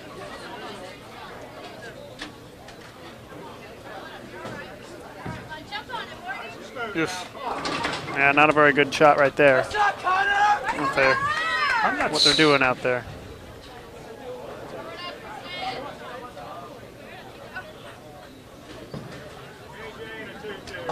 Well, Weber's going to shoot in the 250s. Pretty clutch game when you need it in Game 6. I wonder they're out of this game. That shot was pretty far left to target with a ball that hooked a lot. Yeah. They don't have to bowl any more games on that lane. They're trying to. Weber does. Yep. Well, that's pretty far right. Strike. Yeah. All right. Thought a little gamesmanship might be going on there. Got to do what you got to do to win, I guess. Spare from Midland is keeping it clean. Who wins? What's that? So they only count who wins. That's right.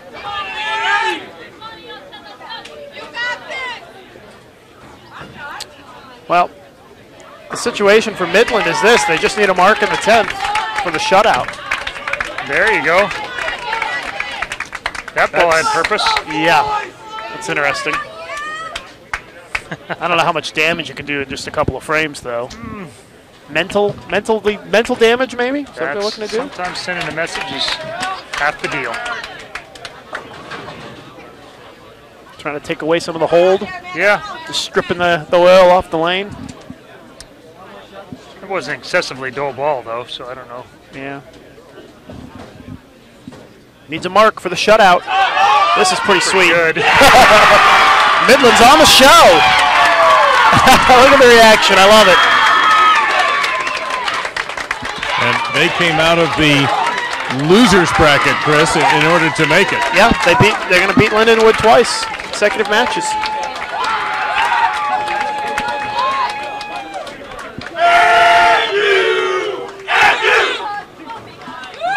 And that means tomorrow's telecast will be featuring the giant head cutouts of the coaching staff. Yeah, those things are awesome. Have to be seen to believe, and now you'll get a chance to see them. Double for McCarthy. If she's not on the all-tournament team, I'd be shocked. I don't know when that gets decided, but she's certainly been the MVP of the elimination rounds. Yep, for sure. And they're already chanting MVP in the crowd. That's funny. One of the Midland girls who doesn't get in the lineup too much turned around and said, "Who, me?" As Weber starts off. Can you feel it coming? Can you feel it? Are you talking about for Aaron or for Weber? Boy, for Weber, the train. Because Aaron did her job again. She struck out the 10th. Spink starts with a strike for Lindenwood men. The celebration ensues for the Midland women. 213 final score. They bowled a great match. Yeah, that's low game was really 190. Solid. Pretty good lineup change there too. He came in blind, threw a washout, and has done nothing but strike since then. They're very fired up, aren't they? Look out. Trouble. He might Got get some something help here. though. Yeah. Nope. It almost feels like Lindenwood's squeezing a little bit. The guys? They're desperate for momentum. Yeah. And one team has it, and you know they have it, and it's a tough thing to change. And then you start trying too hard to get it back.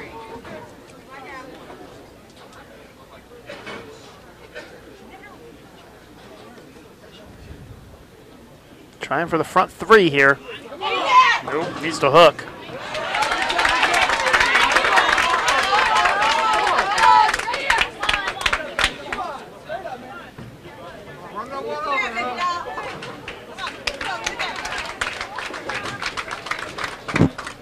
I got to say, we've got a fantastic women's match for tomorrow.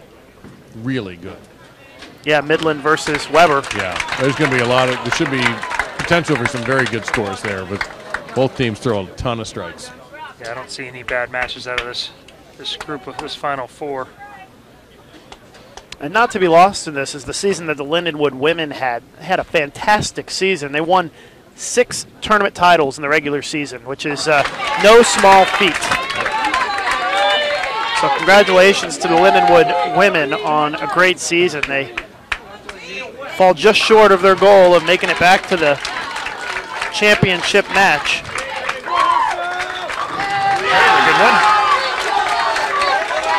And maybe better yet is he doesn't shoot a single pin spare now. That's right.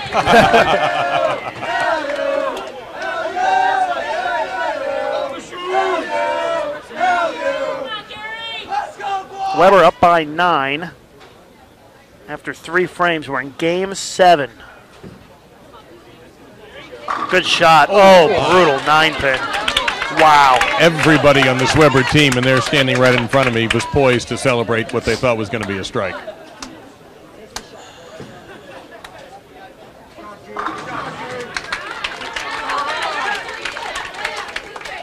Glass half full thing, at least it wasn't on a strike. It didn't cost him a double.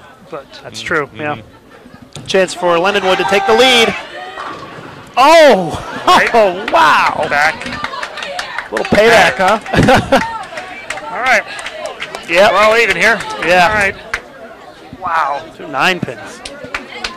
That is just brutal. With everything on the line to make the national championship title match. Those are 2 fantastic shots.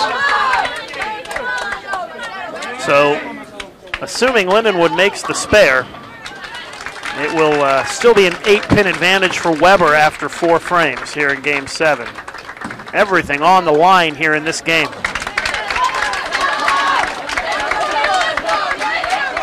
Look at the scoreboard. 68 for Weber in the third, 60 for Lindenwood in the third. Both teams working on a spare.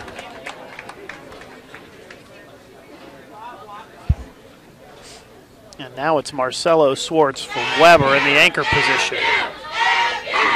Oh, what is going on? Oh, my. That 8-pin looks like it was glued down. That is brutal. Chris, how do you recover mentally after you've thrown what you think is a perfect ball and it doesn't work? And Brad Miller goes through the face. Like that. They recovered for him, but decisive Game 7. Everything on the line. The winner will advance. Stone 8, Stone 9 for a left-hander, right-hander, back-to-back.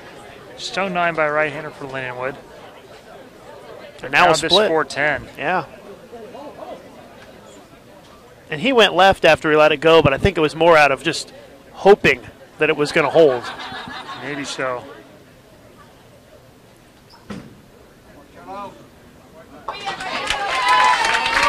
Weber up by 9 right now, but it's going to swell if he doesn't make it.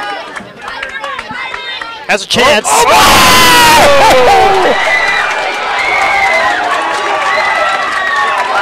What a split conversion by Brad Miller in the 5th.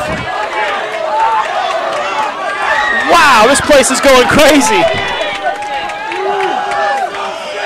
And that keeps Lindenwood right in this. And maybe more importantly than that, it gets the emotion back in their favor. You needed a momentum boost? That might do it. Back half of the game. 5 frames to decide who bowls for the national title.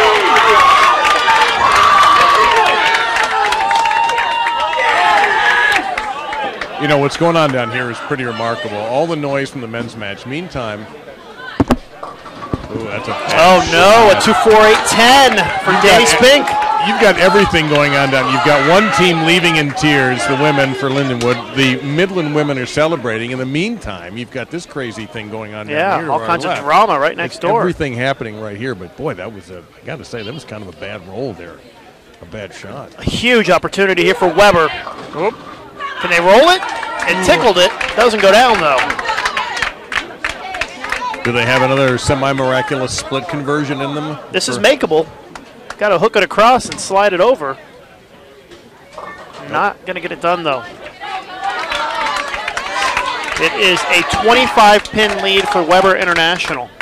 Boy, look at how Lindenwood's scores have dropped off. They had that run of scores in the 220s, and then they haven't even come close to 200 in the last 2 games. Look at the scoreboard. You can see the open by Lindenwood in the 6th. No problem on the 2-pin for Weber. Lindenwood's got to find a way to regroup here. If they can double here in the 7th and 8th, they can cut it down to 15, which is a manageable deficit with 2 frames to go. 7th frame. Good shot by Joey Petzold. That's a heater right there. Yep.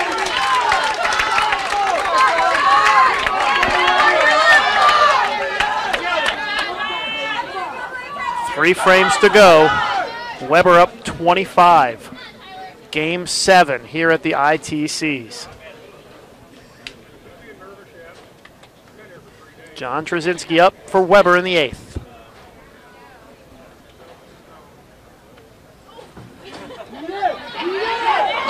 Nice shot. They are pumped up down there.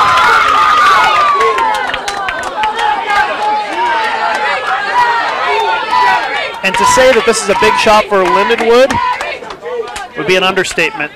Vox a chance to double and cut the deficit to 15 with 2 frames left. Gotta go.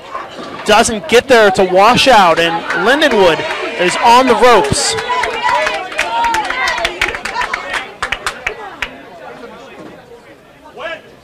A strike in the 9th will probably knock them through the ropes. Yeah, Gary Faulkner looking for the knockout punch right here in the 9th. For a double. That's pretty good. Oh my, look at the head kick dance across the deck. What a strike. And the open by Lindenwood, and it's over. Weber will be on the show, setting up a high-octane battle against Wichita State for the men's final. And Weber could double it tomorrow. The women are in the final. The That's men are right. in the final. It's been a dream tournament for the Weber International program. Take a look at the scoreboard. It's all but over now after the open frame by Lindenwood. Don't forget to join us on Sunday afternoon and Monday for our live broadcast of the USBC Queens right here on Bowl TV. Get underway about 2 p.m. Eastern Time on Sunday afternoon. We'll be giving away 4 Storm bowling balls during the broadcast, so be sure to watch for your chance to win at the Queens. Are you going to autograph them? No, these would be good, high-performance quality balls that they can throw in league. Yeah, Nice. We got some giveaways here at the broadcast. Outstanding. Well, if you'll let us, Chris and I will show up and talk to everybody again. Absolutely. Be happy to have you.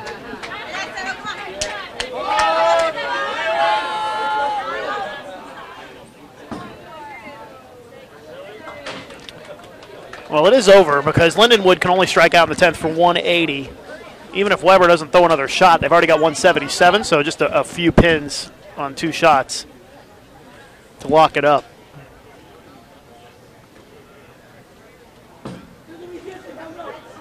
Good enough. Love the reaction. Weber International will bowl Wichita State for the title. What a great comeback. Down 3-1. Seemingly on the ropes. Nothing going their way, and they turned it around and pulled it out.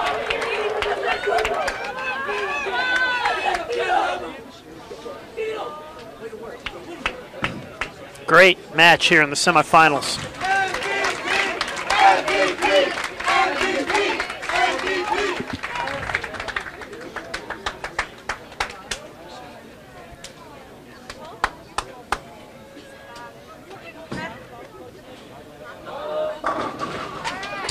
Just closing things out here. Again, our finals are set for tomorrow. Weber International versus Wichita State on the men's side, and on the women's side it'll be Midland versus Weber International. And the Weber women come out to celebrate with their teammates.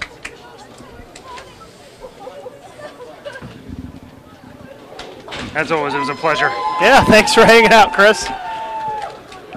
169 the final for Lindenwood, 226 for Weber.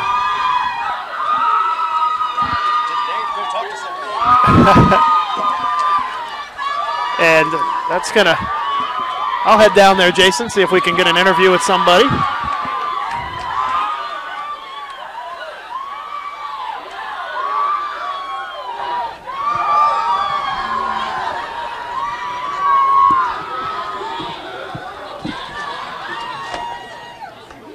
Multitasking roving reporter. Spectators, let's give the following teams a round of applause for their performance this week.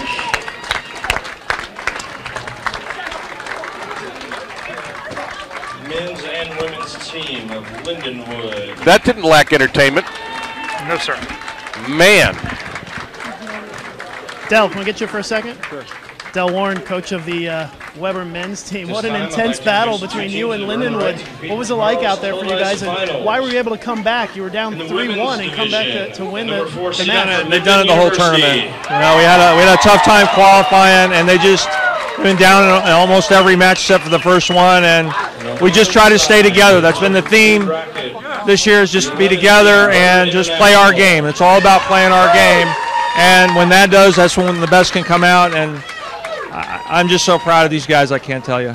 I know you've said a couple of times that the program on the men's side got off to a rough start this season. Why were you able to turn things around and reach the national championship match? In the last 8 weeks, we changed a lot of things on every player, a lot of setups, mindset. I call a lot of my friends in from the bowling industry to help the team, people that just love Kegel, love Weber, and we got some new balls from Ebonite. I mean, just a lot of people came together to help this team be its best. Finally, how sweet is it to have both programs bowl for the national title tomorrow? It's really what we've been working for. This is an incredible field. You got to get some breaks at the right time. You got to make good decisions. I'm just speechless. I don't know what to say. I'm just really happy. You know, I know all the people at Kegel, our company, and Weber, the little tiny town in Babson Park. The faculty there, I know they're all rooting for us, and it's just like one big family.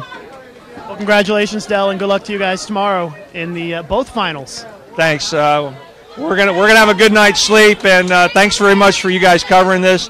It's great to see this. I mean, it just doesn't get any better than this, right? Great stuff, and congratulations again. Thanks, Del Warren, head coach of the Weber International men's team. And if he turns around, there's a big celebration about to happen behind him, too, so... I'll tell you what, we are in such good shape for Saturday, Chris. It's not even funny. There's no way you and I can screw this up, I promise. Is there? I hate to prove you wrong. No, this is incredible matchups, Lucas. I mean, I'll tell you what, I don't want to put you on the spot, but Chris doesn't, you know, we don't want him to make any predictions, but would you make a prediction on these team finals, who you like? It's so hard to say. I mean, I've watched just about every game they've bowled this week, and I really think that both of the matches will go 3 games, and it's going to come down to the 10th frame. That would be my guess, is that these are going to be very, very close matches and really hard to predict who's going to come out. They are 2 of the best men's teams and 2 of the best women's teams in the country. Yeah. And they have both come through to bowl for the title. Weber and Wichita State for the men, and Weber and Midland for the women. And what we saw is high quality out of all 4 of our teams. Really, the last couple of matches, save for a shot or 2, were really, really well played. You want the last word there, Lucas? Yeah, thanks, guys, for sitting in with us this afternoon. Dave Lamont and Chris Barnes. You'll be hearing them on the CBS Sports Network broadcast coming up starting May 4th, every Friday in May at 10 p.m. Eastern Time. So be sure to set your DVRs for that. But our next broadcast will be Sunday afternoon at the USBC Queens. Be sure to join us on Sunday afternoon and all day Monday. Once again, we'll lead you back up to the TV show with Dave and Chris. That'll be Tuesday night on ESPN2 at 7 p.m. Eastern Time from the Queens. But I guess that's all for now, unless you guys have anything else you want to add. Not here. No, it's a great field. You guys kind of said it all. I will go on and predict. Okay. Predictably, I will take my Wichita State Shockers on the men's side, and I think the Weber International women. I think they have to be the favorites. Although, by the way, both teams performed on both the men's and women's side, there are no heavy favorites going into this final. We've seen some of that in the past, where there's one team heavily favored, and it just has to be a huge upset for the other team to win. which has happened, but these four teams are very evenly matched. So it should be a very exciting final. It should be, and you'll be able to watch it on CBS Sports Network. But I guess I will wrap it up for now. Thanks, everybody, for watching, and we will see you on Sunday afternoon at the Queens. For Dave Lamont and Chris Barnes, I'm Lucas Wiseman. See you next time.